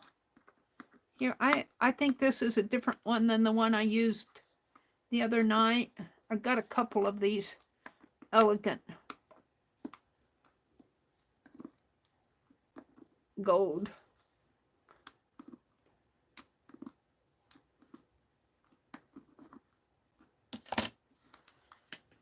See, that's what you have to do. You just kind of break the seal.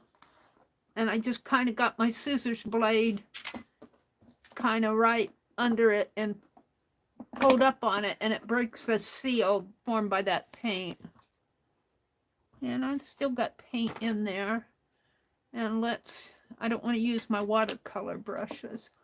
Let's scoop some out. My palette knife here. Don't need a whole lot.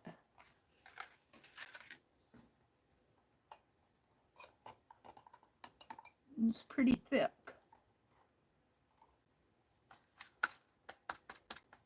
That's a whole lot. Let's put some of that back.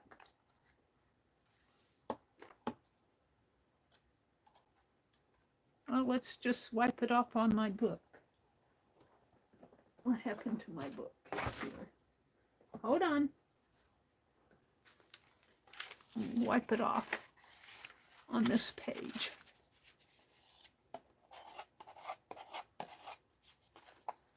Gold fixes everything, huh?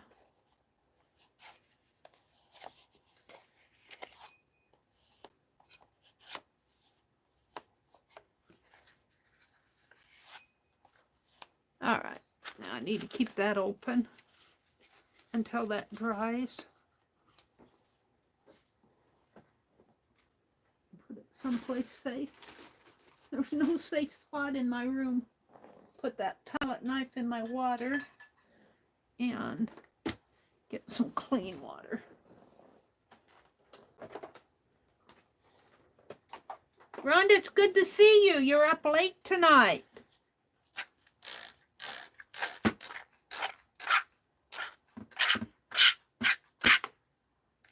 It might be a little much, but we'll see. And I'm going to take my watercolor and set it aside for a minute. Someplace. The tubes will be okay. One.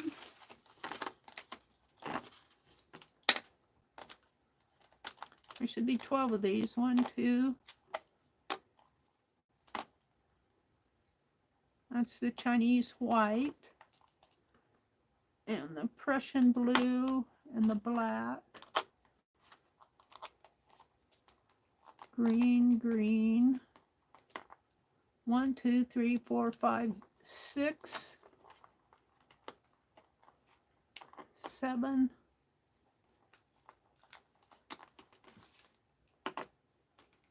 8, 9, 10, 11. I'm missing one. What I did with it is over here. Oh, it's that green.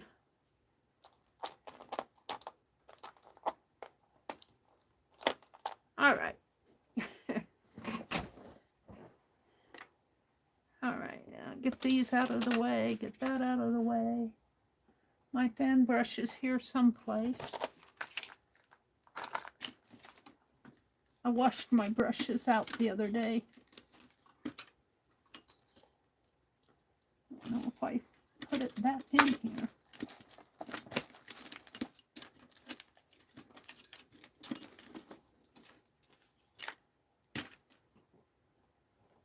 Here it is.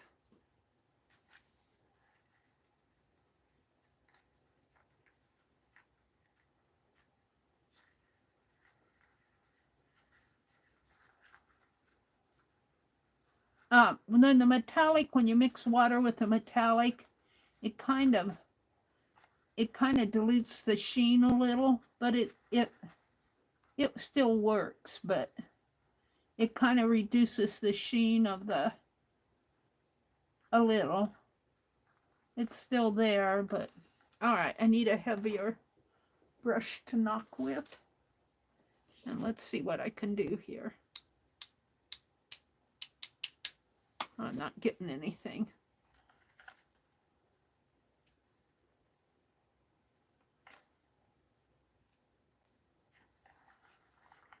I need a deeper color, I think.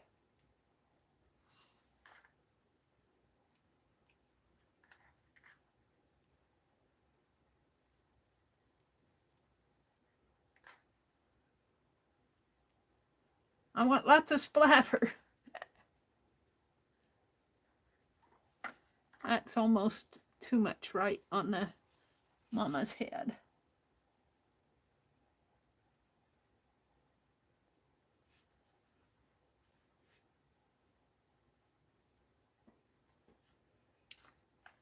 Let's get some in here. All right, Mary, you can stop anytime now. But I'm having fun.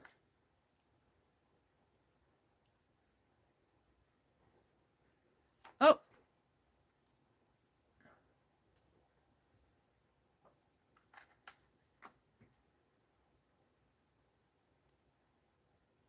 All right, I think that's good. I think if I border it now. I'm not too happy with my flowers. I think I want some more red in there, some deeper red. That it dries so light. My colors dry light. Watercolors do. All right. So let's do Beth's.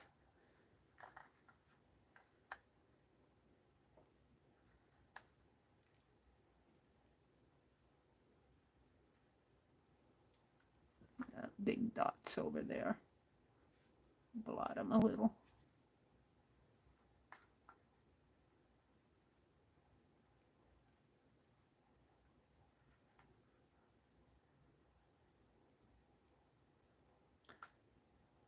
I'm trying to be good.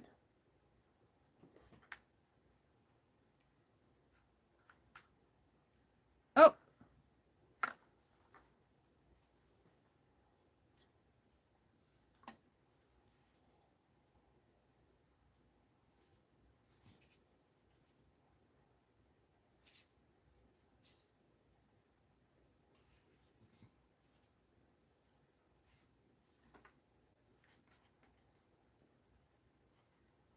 It's hard to control where you want your splatter to go in a certain spot.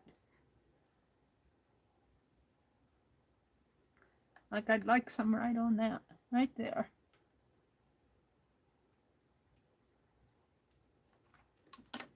Only not that big of a dot of it. All right, I think I'll quit on that. And I have just a little left in here. Let's smear it. Where did I put my book? Let's smear it on this.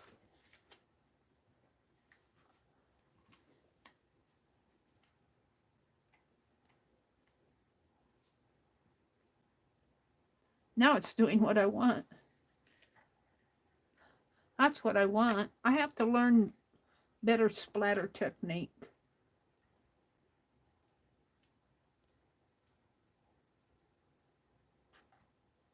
Maybe if I splatter it here and then splatter it there, it does more what I want. All right, Mary, you can quit any time now.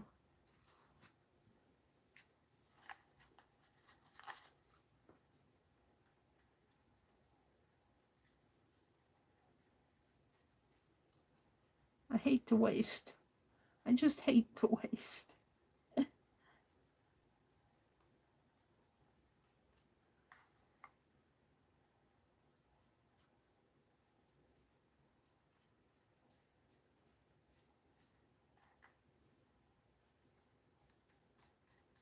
All right, I better stop.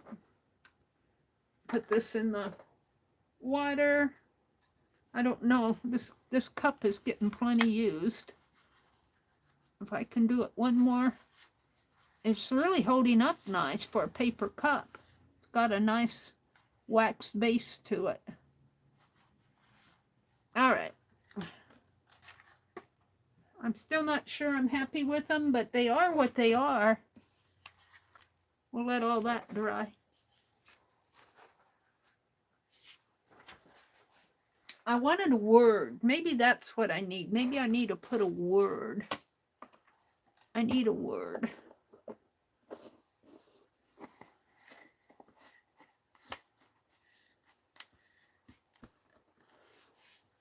I need a word. Hold on.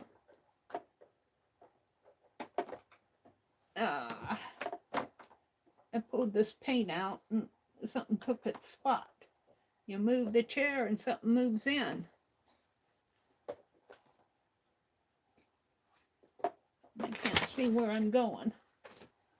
Hold on, I gotta turn.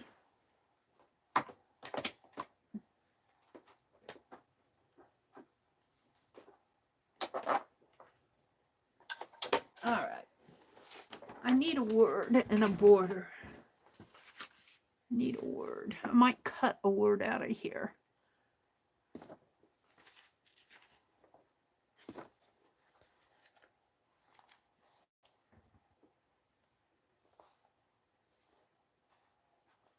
Symphony Blooms. This is the spring issue of the Victoria magazine. I like to get it, but Man, I'll tell you, I don't live like this. I'm liking this page. Floral abundance. No, I need something that says spring. In the trembling gray of spring dawn, when the birds were whispering in mysterious cadence among the trees, have you not felt that they were talking to their mates about the flowers? Ooh, I like that. We're going to use that word. Actually, I'd like to put it over on the back. I'm going to tear that out. Will it fit? Let's work with that one, and I need another one. And so the spring buds burst, and I gaze and smell the blossoms fall, and so my days. Well, let's find another quote. They do put quotes in here. I do like that. Heart of the South Island. Find a good quote.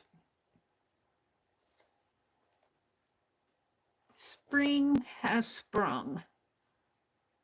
Beginning with the whisper of green among the sleeping landscape, spring erupts in a panoply of colorful blossoms as woodland critters awaken to the warming rays of sunshine.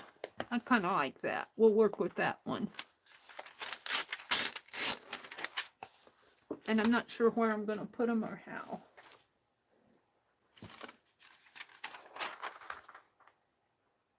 Spring has sprung. Well, let's work with, I think I kind of like this for Beth's, because it's talking about the woodlands and the, but I'm not sure where. Spring has sprung.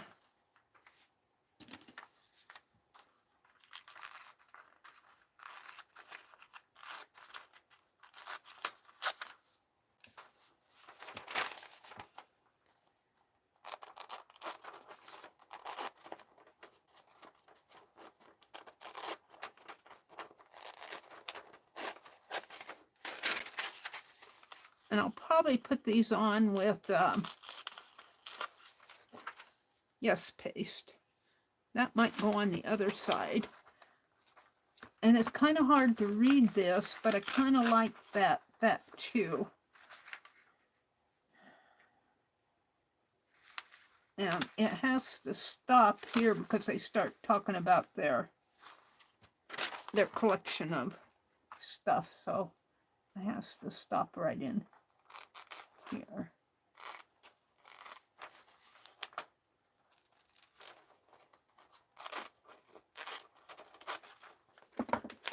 So it's kind of hard to see, but I like the words. I like what it says. Beginning with a whisper of green amid the sleeping landscape, spring erupts in a panoply of colorful blossoms as woodland critters awaken to warm rays of sunshine. Now, where am I going to put that? Right over my rose petals. Kind of like it right in there.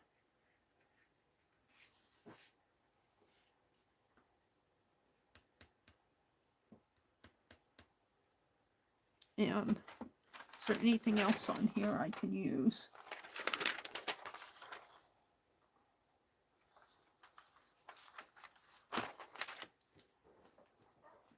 Let me go back to my magazine. I don't know. Where do I want to put it? I could put it over here. It fits better. You'd have to turn it to read it. But I kind of like it there. Turn it this way.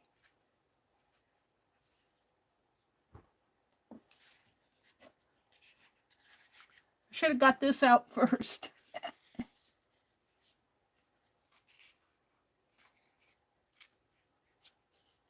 It makes sense to put it here, but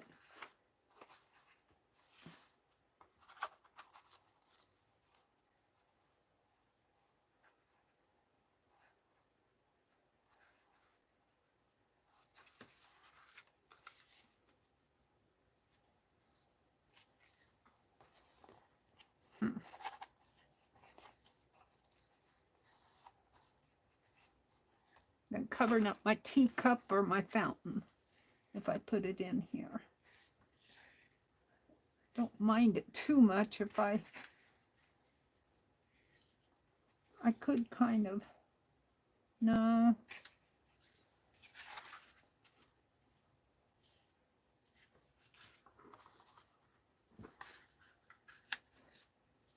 I'm going to put it there. Get my yes paste out. Hold on, Mary's playing. She has to find her yes paste. Mary's playing. You guys can go to bed if you need to. I can sleep late tomorrow. Let's see. I put my palette knife in the water. I did. It has gold on it. And I need another towel. Let's see what's going on in chat. Rhonda says, nice to see you, man. Hi, Roseanne. Hi, Roseanne. It's good to see you. Roseanne says, I got that magazine at my Joann's for 90% off due to the store closing. Wow. I paid full price for mine at Walmart. I was happy to find it at Walmart. Your store is closing, Rose. Do you know if many more are? Our store up in Grand Island, our Joann's, closed, but they closed down the whole mall. Some sort of a development company bought the mall out, and they're reconverting it into some sort of a living area. I'm not sure exactly what's going on there, but yeah. All right, I'm going to use the back of this as a, well, that's the Springer Sprung. We want this one. And then I'm going to outline this, because it's the writing, you can read it, but it really falls into the gray area. Then I'm going to use it because I like what it says. My palette knife. Oh dear. And let's put some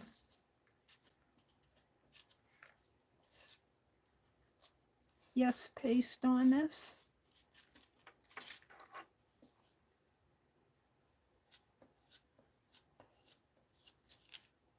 And I'm just going to put it, I think it makes more sense to put it here because I don't want to cover up my other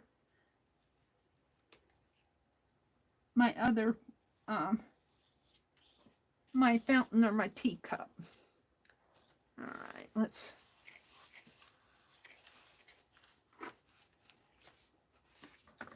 make sure I have it all glued down here.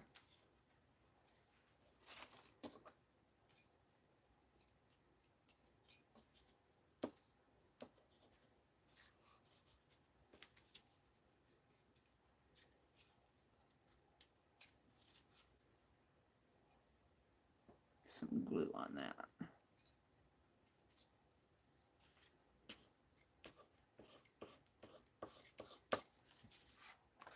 All right, where's my Tombow marker? I had it in my hand earlier.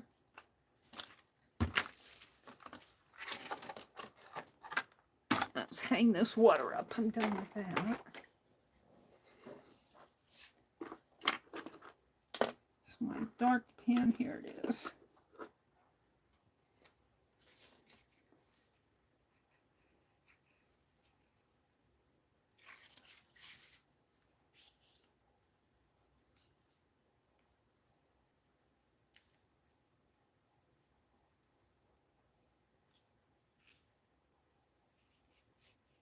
She'll have to hold this up in the light to read it because the print I don't know why they print stuff like this on, got it through that glue, on gray background, because you can't read it. I should complain. If I had a subscription, I'd complain.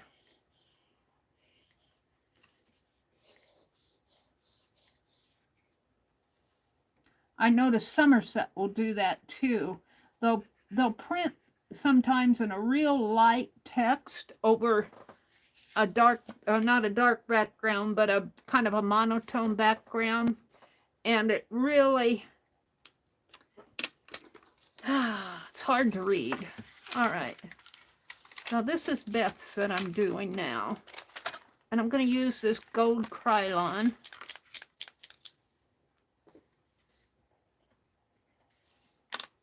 Hopefully. And we're going to outline.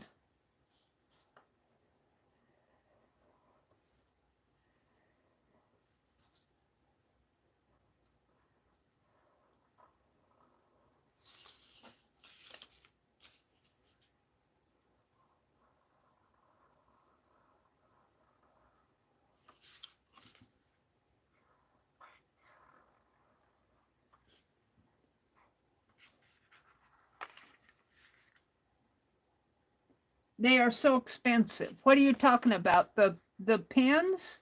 The Krylon pens? The Krylon pens are kind of expensive. If you're talking about those. I went to the hardware store to get some more, and they didn't have the Krylon ones. They had the Testors, Testors.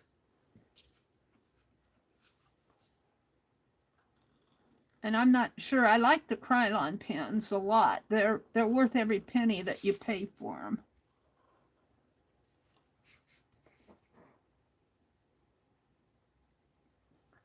I don't know what she's saying. It's expensive. If she's talking about something else or this pen. And I am going to come this way.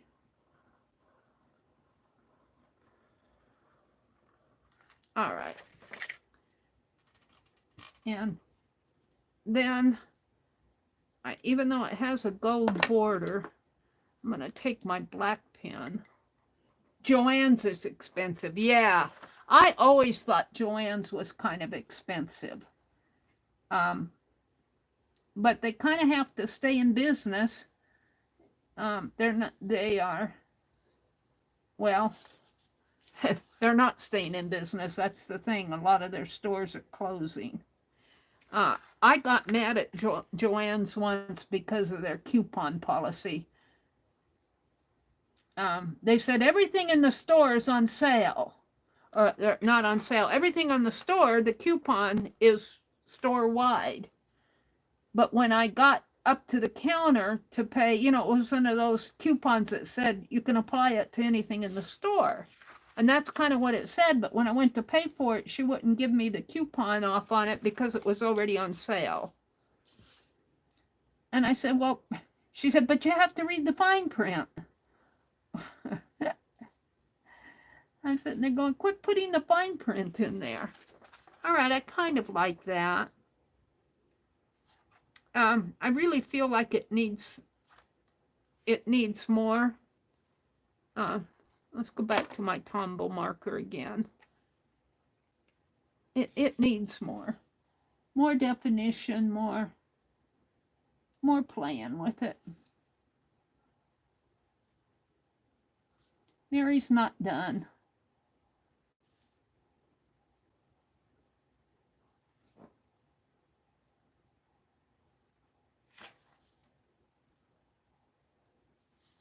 Now, if I had lots and lots of time, I'm already way over my quitting time. I would put in, this fountain was really pretty because it had stone figures around it and everything. And I would really draw a nicer one, but you only have so much time to do these things.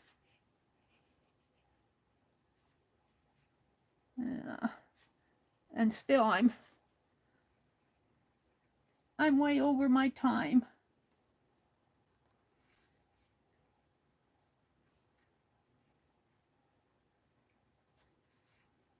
And let's put a line like that. And let's work with the sheep a little more. Now this is best. I don't want to mess it up, but I do want it to, look decent.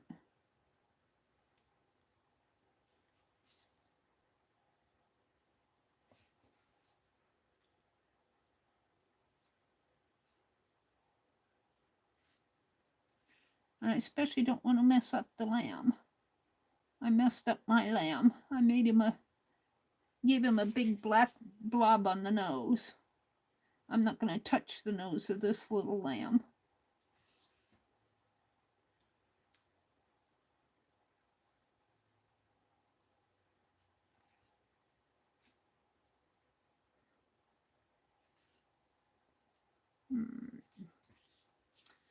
Let's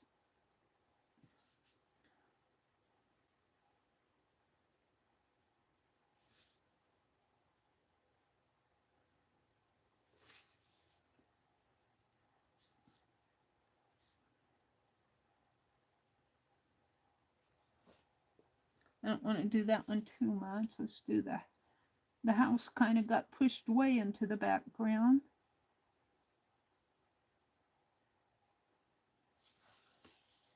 That's okay.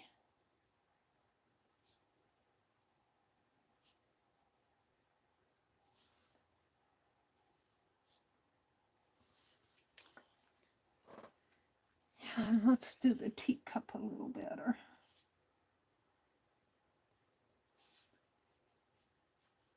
And hydrangea flowers really have like three petals. If I was doing a true hydrangea here.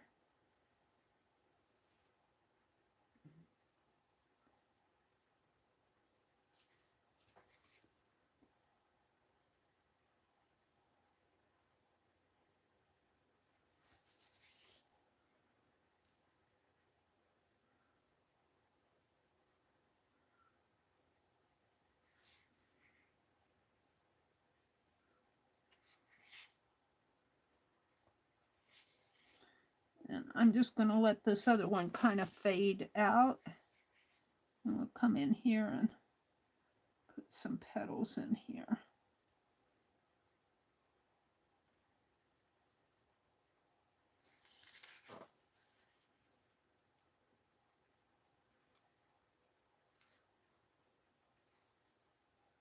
And my little daffodils. Yeah. What are those, Mary? What did you say they were again? It's a bouquet of daffodils.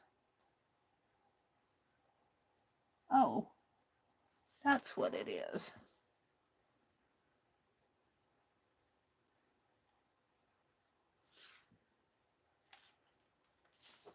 And the door I'm going to kind of leave hidden. It's a secret door. And a trellis.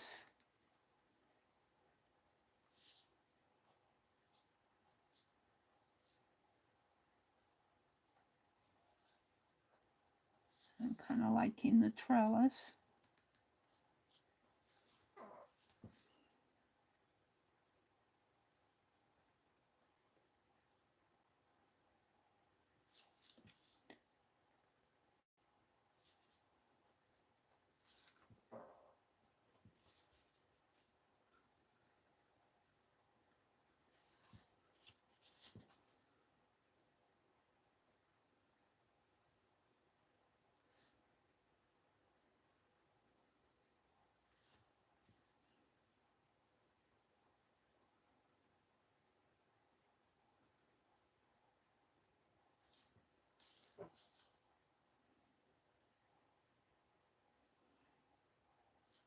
Beth Schuler is the person who won this. And March 1st is the 5th year anniversary date of her YouTube channel.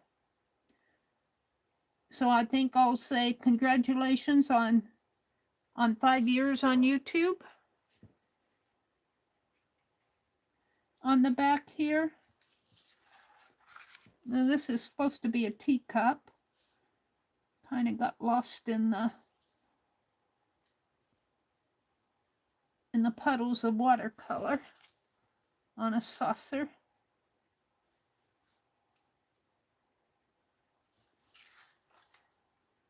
Yeah, I'm pretty happy with it. And she's going to have to strain to see this, but it says, if I trusted this pen more, I'd go over the writing. Beginning with a whisper of green amid a deepening landscape, spring erupts in a panoply of colorful blossoms as woodland critters awaken to a warming rays of sunshine. I don't have warming rays of sunshine, and my critters are lambs.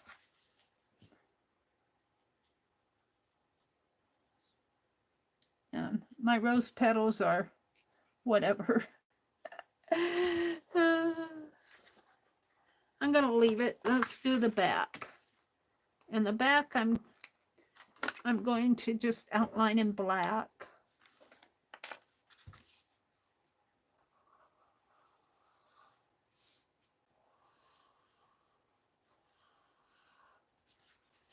Only better than that. I need to get out my wider markers.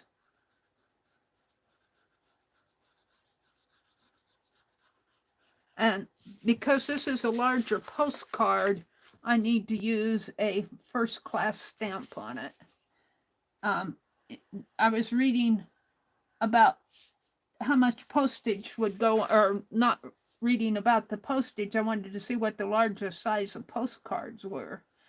And they said on the U.S. Postal site that any postcard larger than 4x6, you have to send with first-class mail, like a letter. After it's a letter. So I'll be putting a forever stamp on it. That'll send it.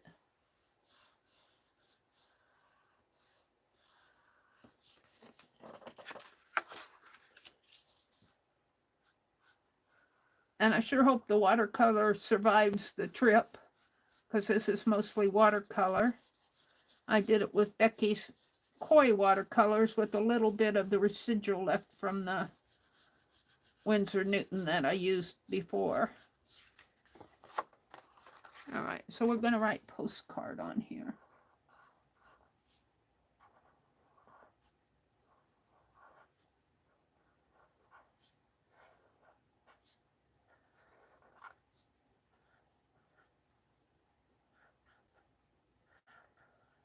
And then I usually take my ruler. And this is a pretty large one. And I make a line. Let's see, I can make my line over here because I want to put, where was it? Spring has sprung.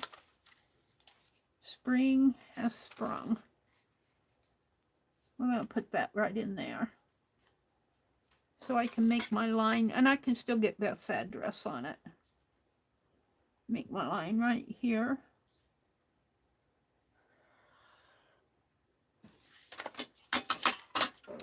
And let's do an arrow. And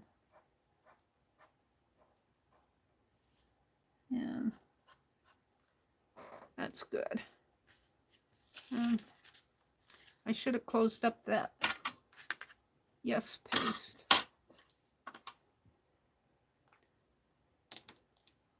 I didn't.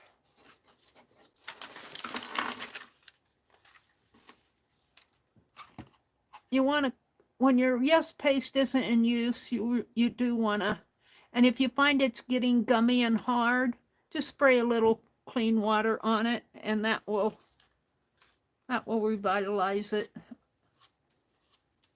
You don't want to put a whole lot. Just spritz it a little. I'm not going to. Mine's fine, I think. Make sure I get the corners.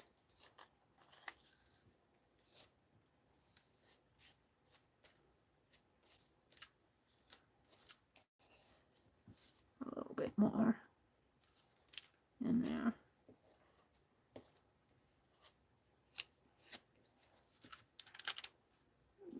Okay.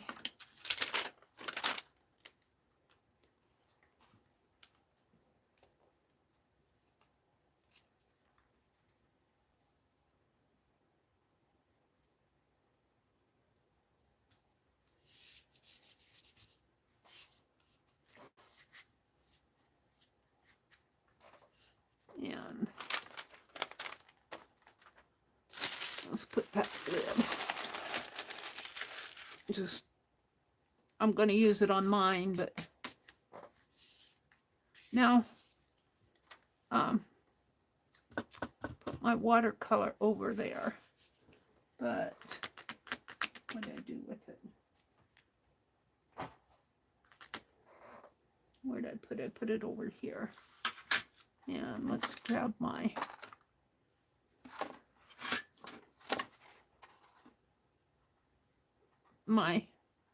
splatter on mine is still wet. Let's blot it a little. Got some red wet spots on it. Yeah.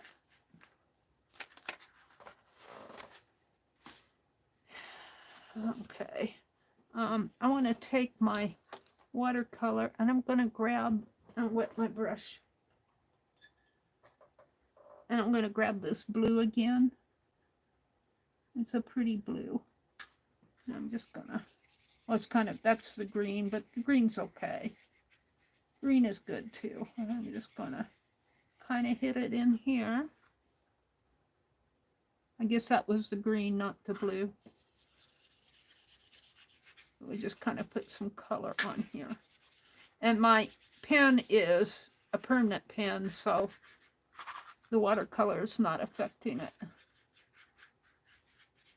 Just kind of, you know, yeah, it's working.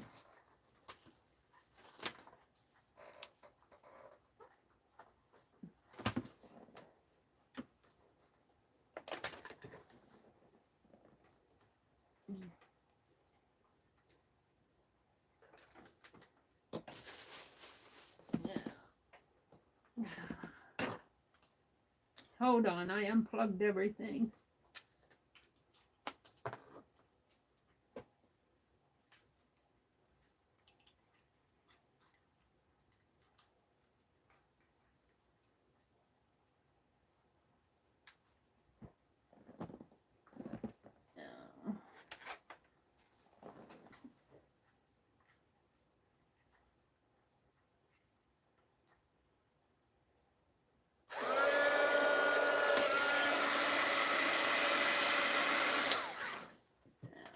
Can't do 20 things at once.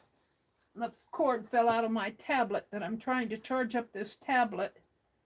Poor tablet only has 8%. I don't know if it's ever going to get more than 8%. I've been using my other phone to read the chat with. See how light that dries? It's a very light color. Let's go on it with some more. Whoops, that's got the gray in it.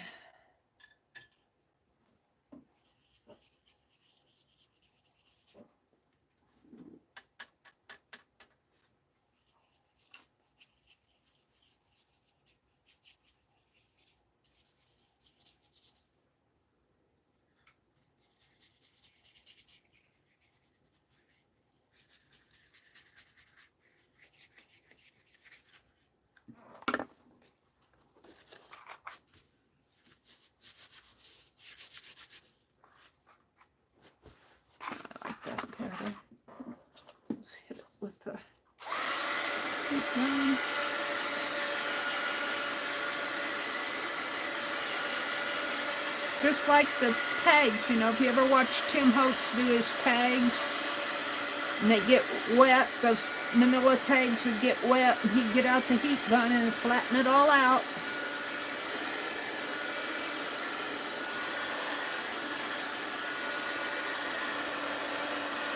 I'm just not sure I'm happy with it. I feel like there's still something needs to be done. I'm not sure what it is. Maybe it's that I'm not perfect. All right, we're gonna write a message to Beth. If I can find my pen that I had here a minute ago. And this is 2/23, almost 24, but we're gonna date it 2/23, 2024. And I'm gonna say, hi, Beth. Congrats.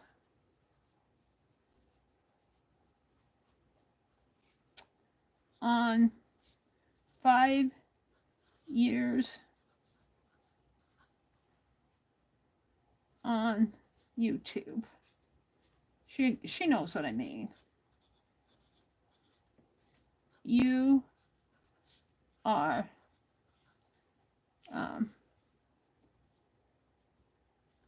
so creative and inspiring.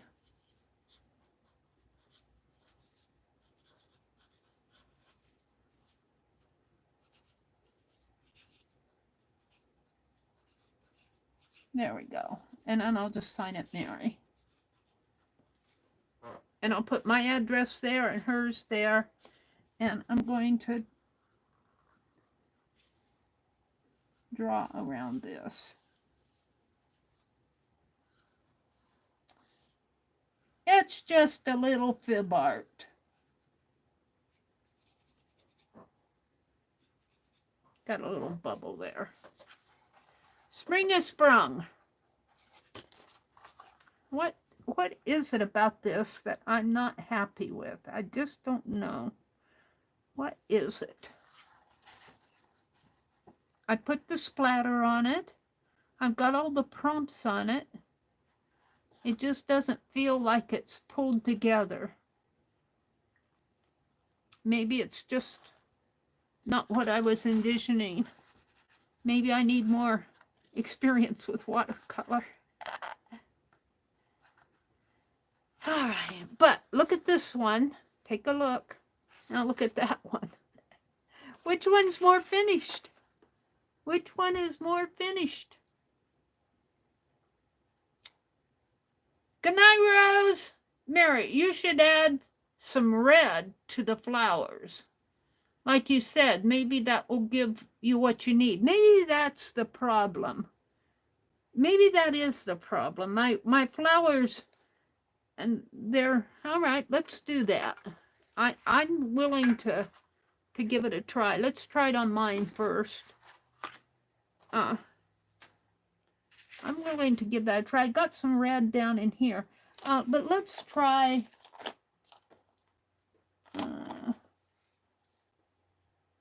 carmine. I think this was the vermilion. Let's try this again. I think this is the red that I was using. And let's try the flat brush.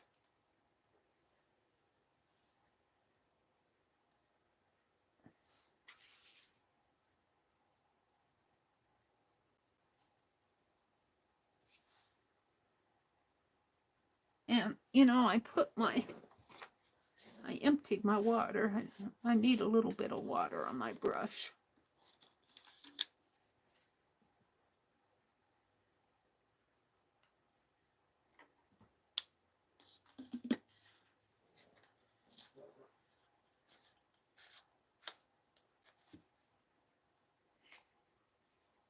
Good night, Rose. Roseanne. You know what, though? It's okay just to get out your magazines, get out your art, and just play. And I think sometimes when I'm doing this, I get all caught up in what I'm doing. and it's not perfect. Well, you know, mine, I don't have the, let's go back to here, because I have the petals drawn.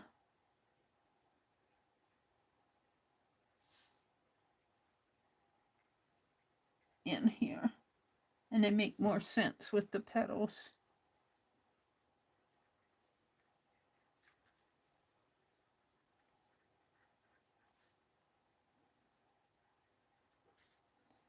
Drawn in here. Now I'm going to leave those kind of faded.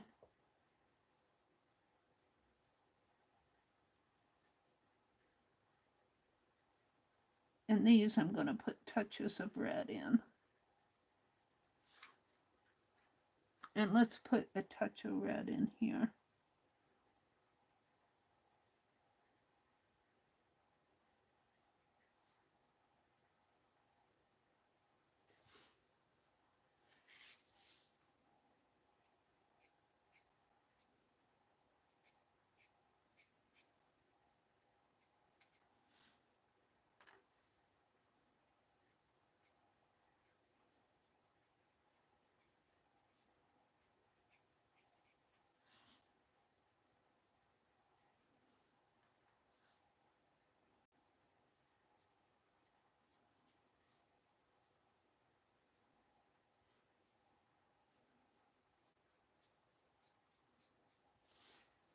Is that better?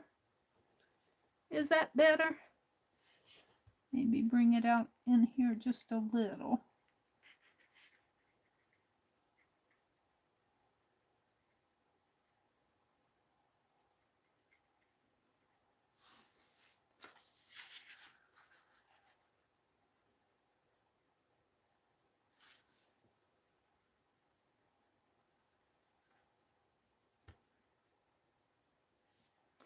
It is what it is, what it is. All right, I'm going to put that back in the, I'm going to go do the outlining on mine. Should have put that in my book. Let's go back onto mine. I want to get this done. We'll come back to that. Where is my, this one, Tombow marker. There is quite a difference after you detail everything.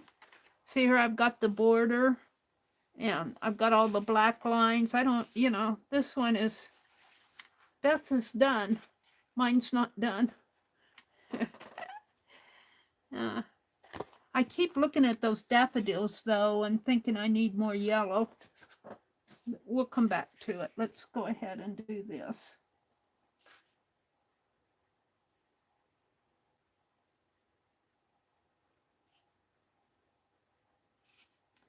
And you know what though? I think sometimes I try to be too perfect.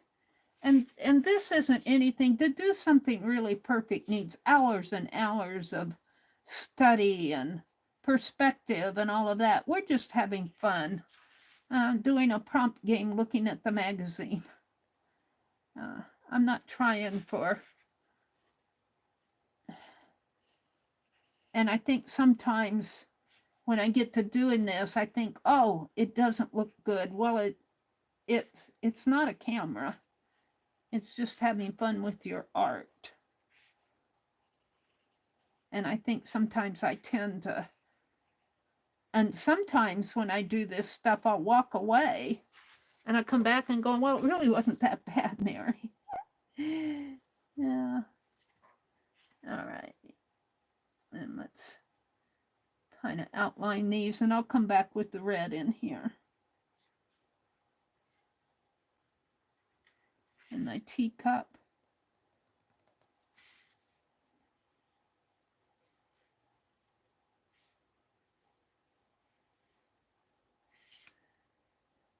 And my hydrangea. Now I know in my heart that hydrangeas have like 3 separate petals kind of going in, sometimes 4. But when I looked at those hydrangeas in the magazine, because it was a photograph, it was hard to see all the petals, and they were all run together like that. But if you could look at those petals on those flowers close up, you would see that a hydrangea plant has little leaves, clusters of leaves, like what I'm doing here. So I'm kind of taking some liberty with what I saw. And I'm going to leave this kind of faded out. You know, I think maybe I need some green in there. Oh well. I don't want to belabor this stuff. This is the plate, the saucer that it's sitting on. And there's another hydrangea going on in here. A little one.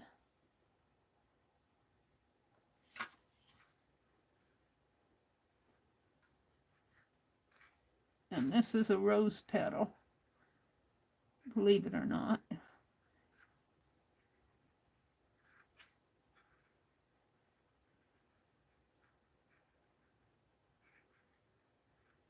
All right, and my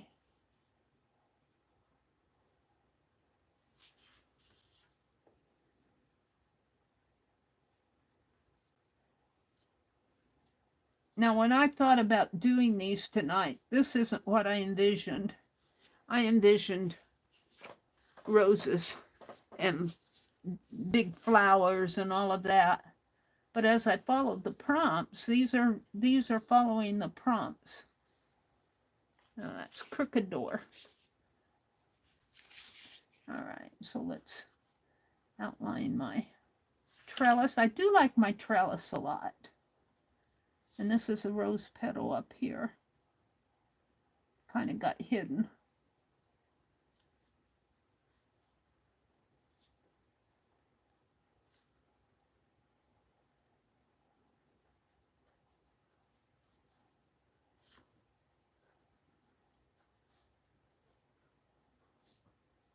And I think I tend to get mad at myself because it's not perfect. And I gotta quit that. All right.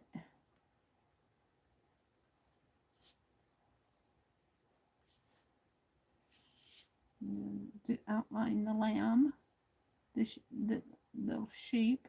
It's got a golden ear. It's got a golden ear.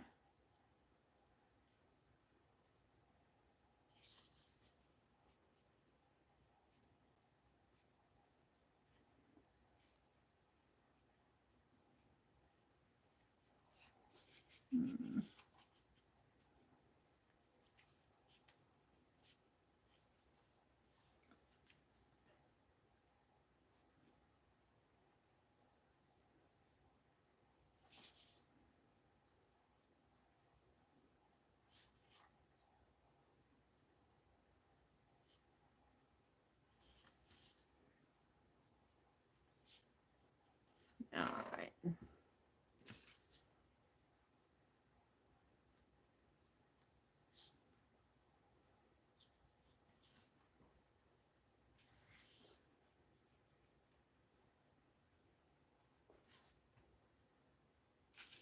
I'm not going to worry about it too much. She keeps telling herself that.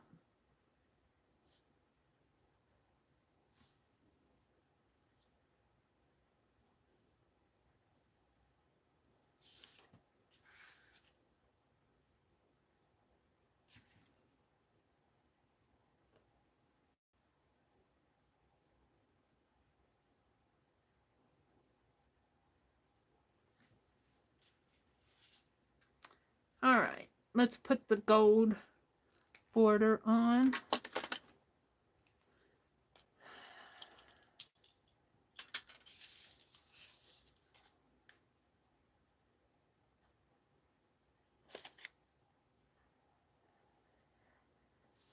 And also, I'm working under not really good lighting. sometimes when I get these out and I see the light, like that gold, I kind of have to turn it toward the light and I see what I've done. But when I hold it down like this, it's hard for me to see it.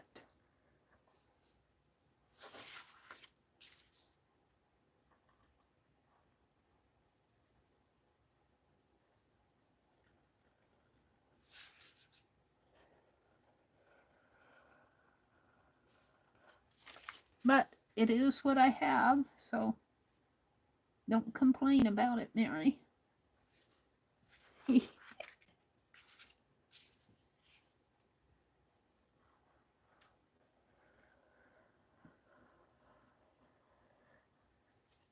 And these will all go in my journal, the ones that come back to me.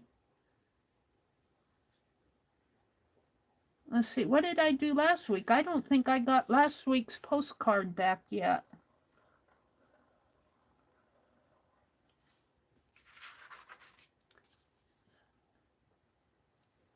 I have to look at it. What did we do last week?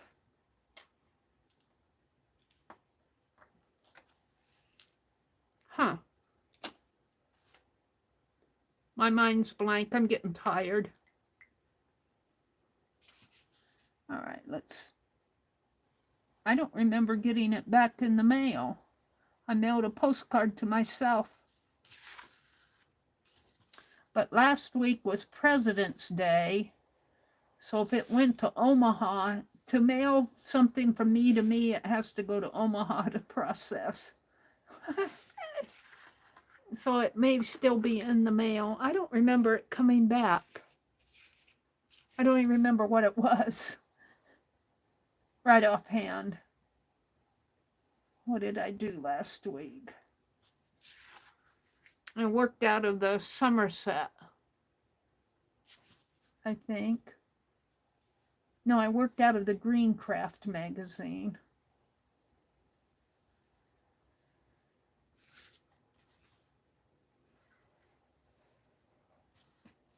All right, that's getting better. And I do think when I add that red in there, let's go back and do let's just do the back.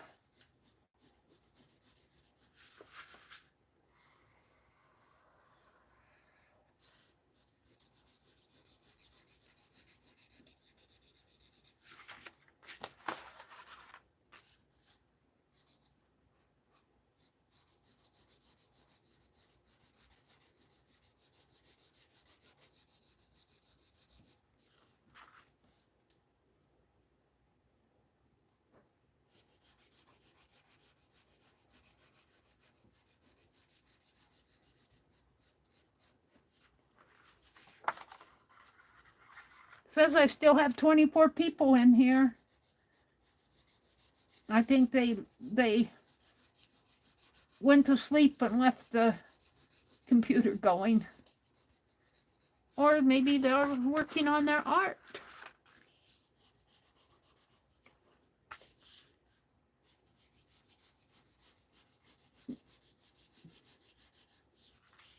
Oh, I know, I didn't put words on here yet.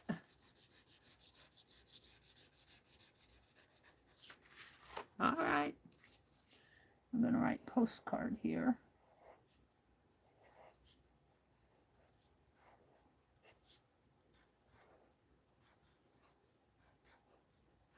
Don't steal my art, postman.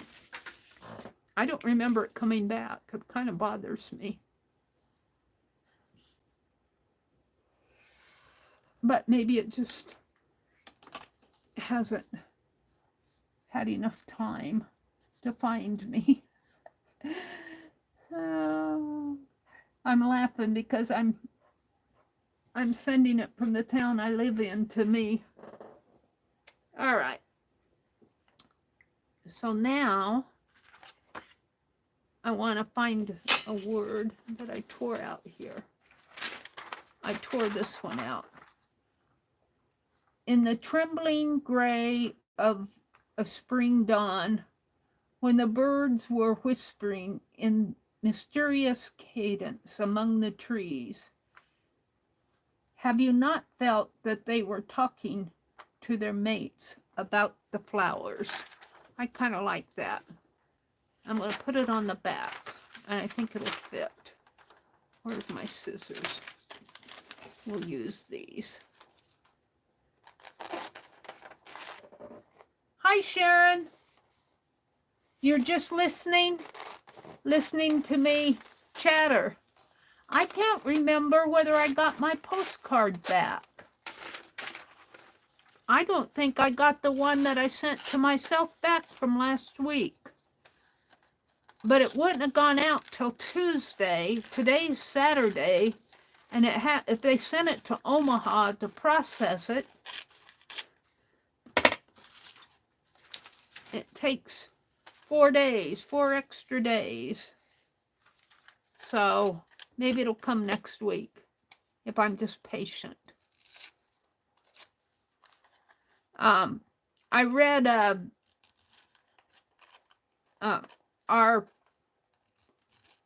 the senator who from Nebraska who represents our district sends out letters to kind of update what's going on in Congress and what he's working on.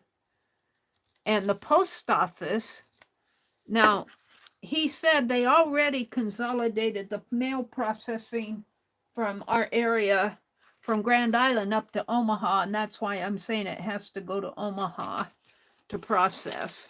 But now, out west where, and I don't know what county it's in because I'm not from that part of Nebraska, but the post office wants to consolidate more of their stuff. I think I'm going to put this up further. And because it fits in there better. And I'll put spring. What did it on Beth? What did Beth say? Where did I put Beth's postcard? Where did I put your postcard? She says, I don't know. It says, spring has sprung. I'll put that down there. All right, let's get to it. But anyway, they want to consolidate some of that processing to Colorado, I think, they said. I don't want that. I want this. And, you know, he's saying, hey, we've had enough of this reorganizing stuff. You don't know how you're affecting your customers. That's an awful lot. Where's my paper that I was...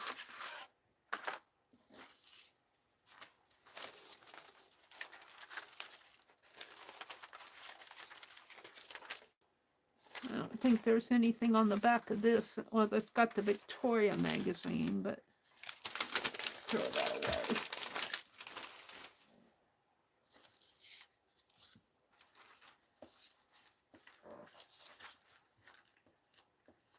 So maybe my postcard just hasn't had enough time to find its way home to me yet. You got yours, Sharon? Sharon got her postcard. Sharon, I don't even remember what we did. What did I do last week? What did yours look like? I don't even remember. I'd have to go look. So much happens to me during the week. I work on so many different things, I forget. I'm horrible. I could go look. Just go look at my video and see what's there.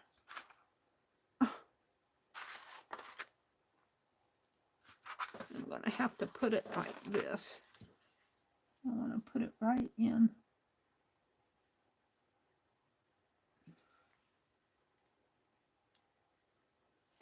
There. You love it? You know, Sharon, I'm not a perfect person. It is what it is, what it is.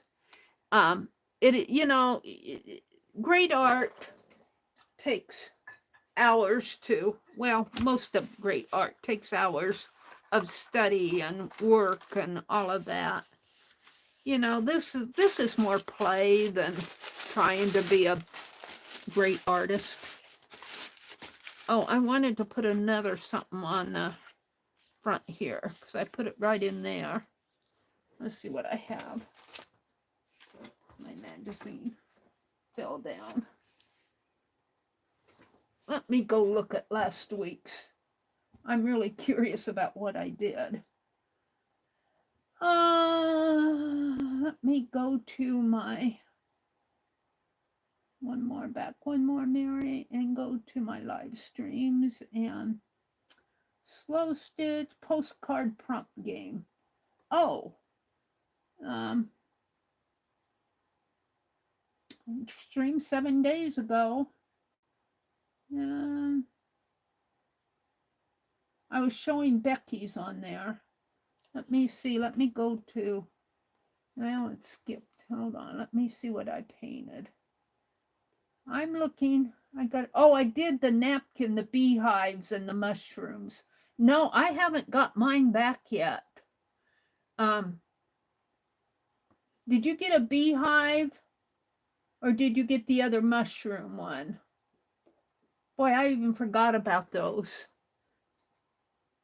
We collaged those napkins down.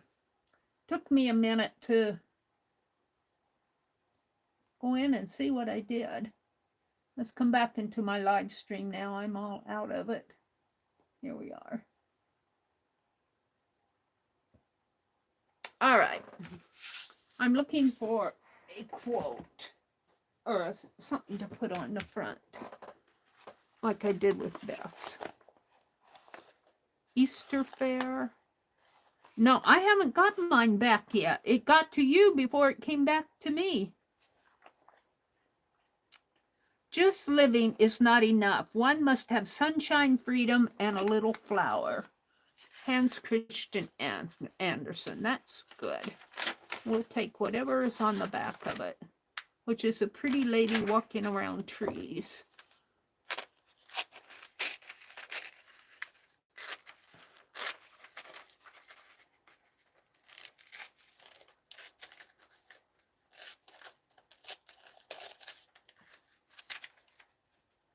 No, I don't think I got mine back yet.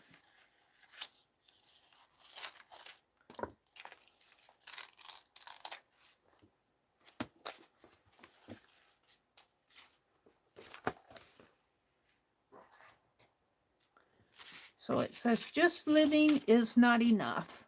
One must have sunshine, freedom, and a little flower.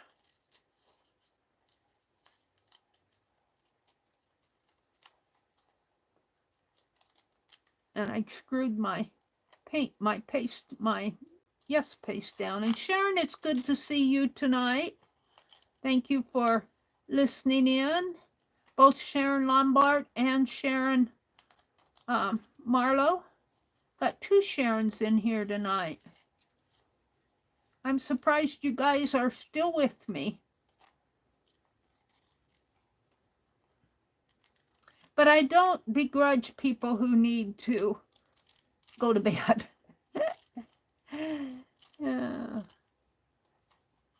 Lately, I've get so keyed up that when I try to relax, I say, okay, I'm not going to think about anything. I'm not going to think about anything. And I think I'm going to cover up my door with this, because it just doesn't make sense any other place. Yep. It's going to go right here.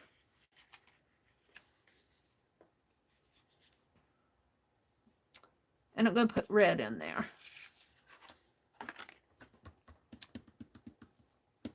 And I got, oops. I put my palette knife back in the water. Let me wipe it off.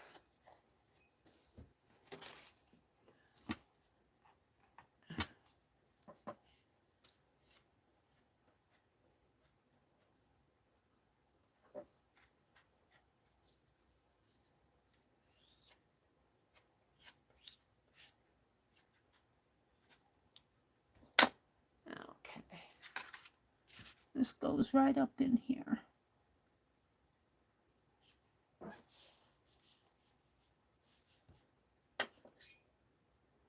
And that will go back in the water. And let's tighten the cap on this time.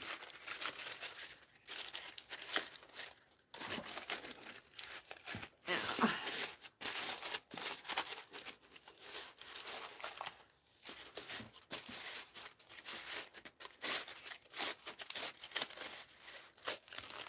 Tight. Airtight. Alrighty. I'm just about done, you guys.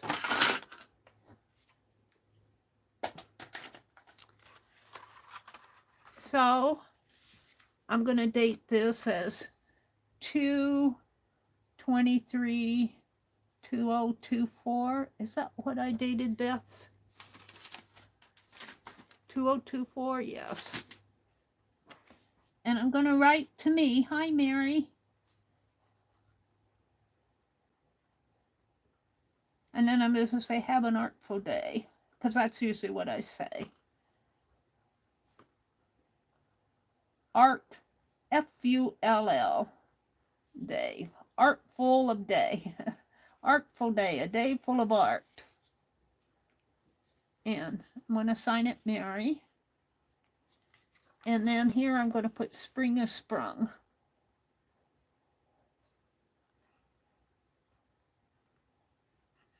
It hasn't quite sprung yet. I still think we're going to get some winter. But it's sure trying. It's only February.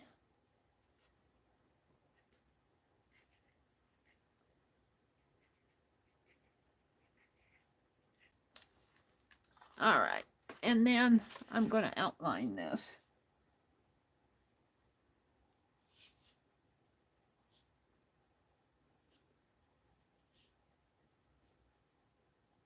And that's just the play for the day, as Carolyn Doobie would say. What is your play for? Oh, it's not quite done. I have to do the red. I have to do the red. Let's put my paintbrush in the water. My watercolor brush. My water was clean tonight. This one I just used to tap the... I'm going to put my pins over there. And... pen. There's my little brush that I was looking for earlier. And we're gonna tap some red on these roses.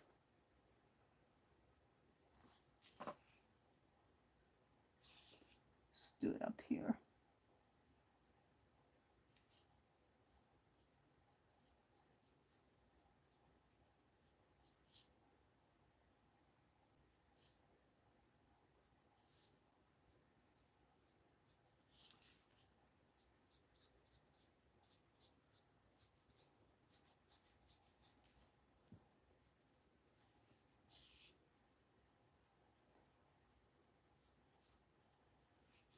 Have you ever seen red hydrangeas? Well, you have now. Most of the time they're pink. But we're playing.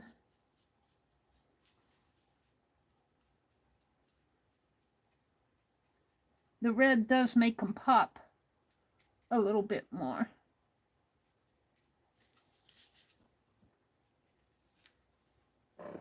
Mina says, I'll have to watch the replay. I fell asleep, but it's nice I woke up to find what's still on.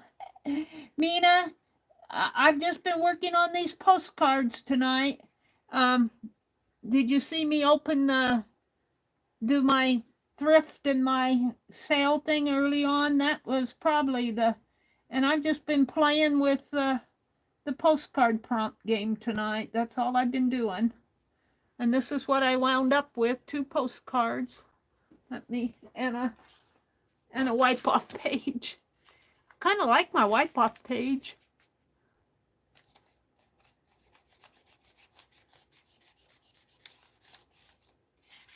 Got gold on it, that's why. All right. So we're going to call these done.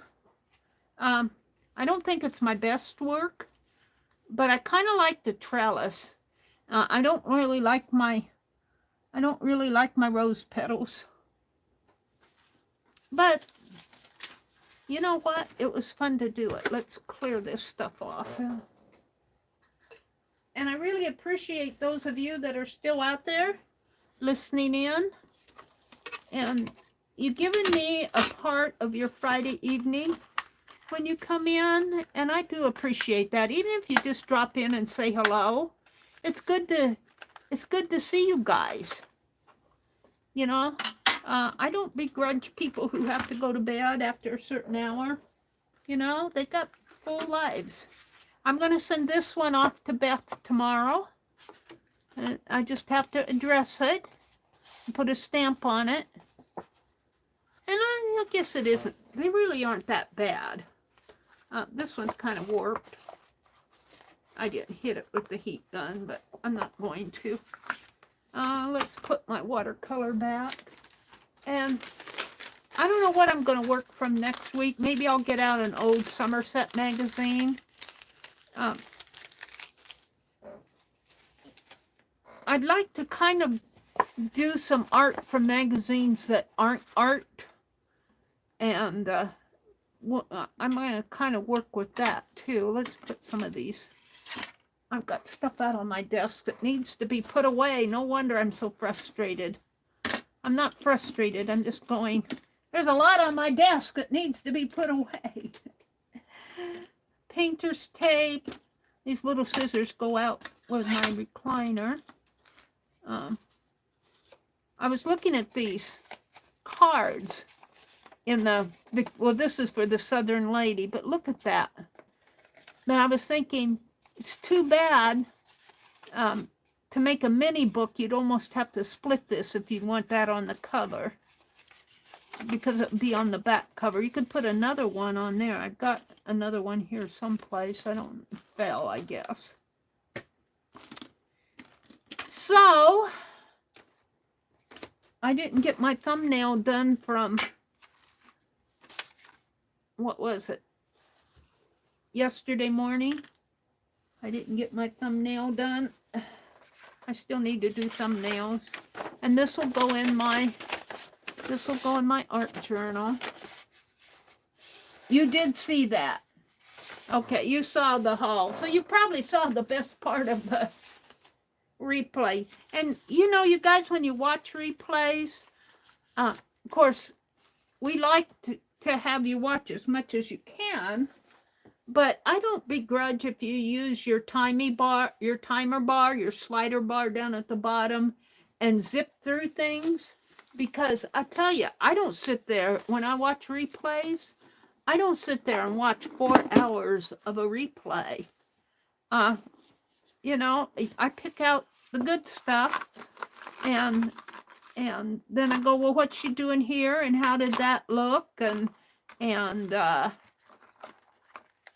so kind of, I forget what Dee Dee calls it, scrunch through it or zip through it.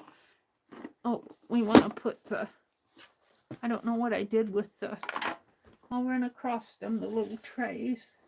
Where did I put them? Down here. I'm going to leave this out like this on top, and it'll kind of dry out, but I'm going to close the lid. So, this is what I've done tonight. So I'll probably pick Beth's, and this one's Beth's, and use that for my thumbnail. So let's see. Sharon says, well, I can't ever make it in the morning streams, but I always enjoy the night times. You're just too nice to me, Sharon, and I don't understand why you aren't crabbing at me, because here's your Santa Claus. And I'm going to put some lace with it, but I was thinking I wanted to slow stitch something for you.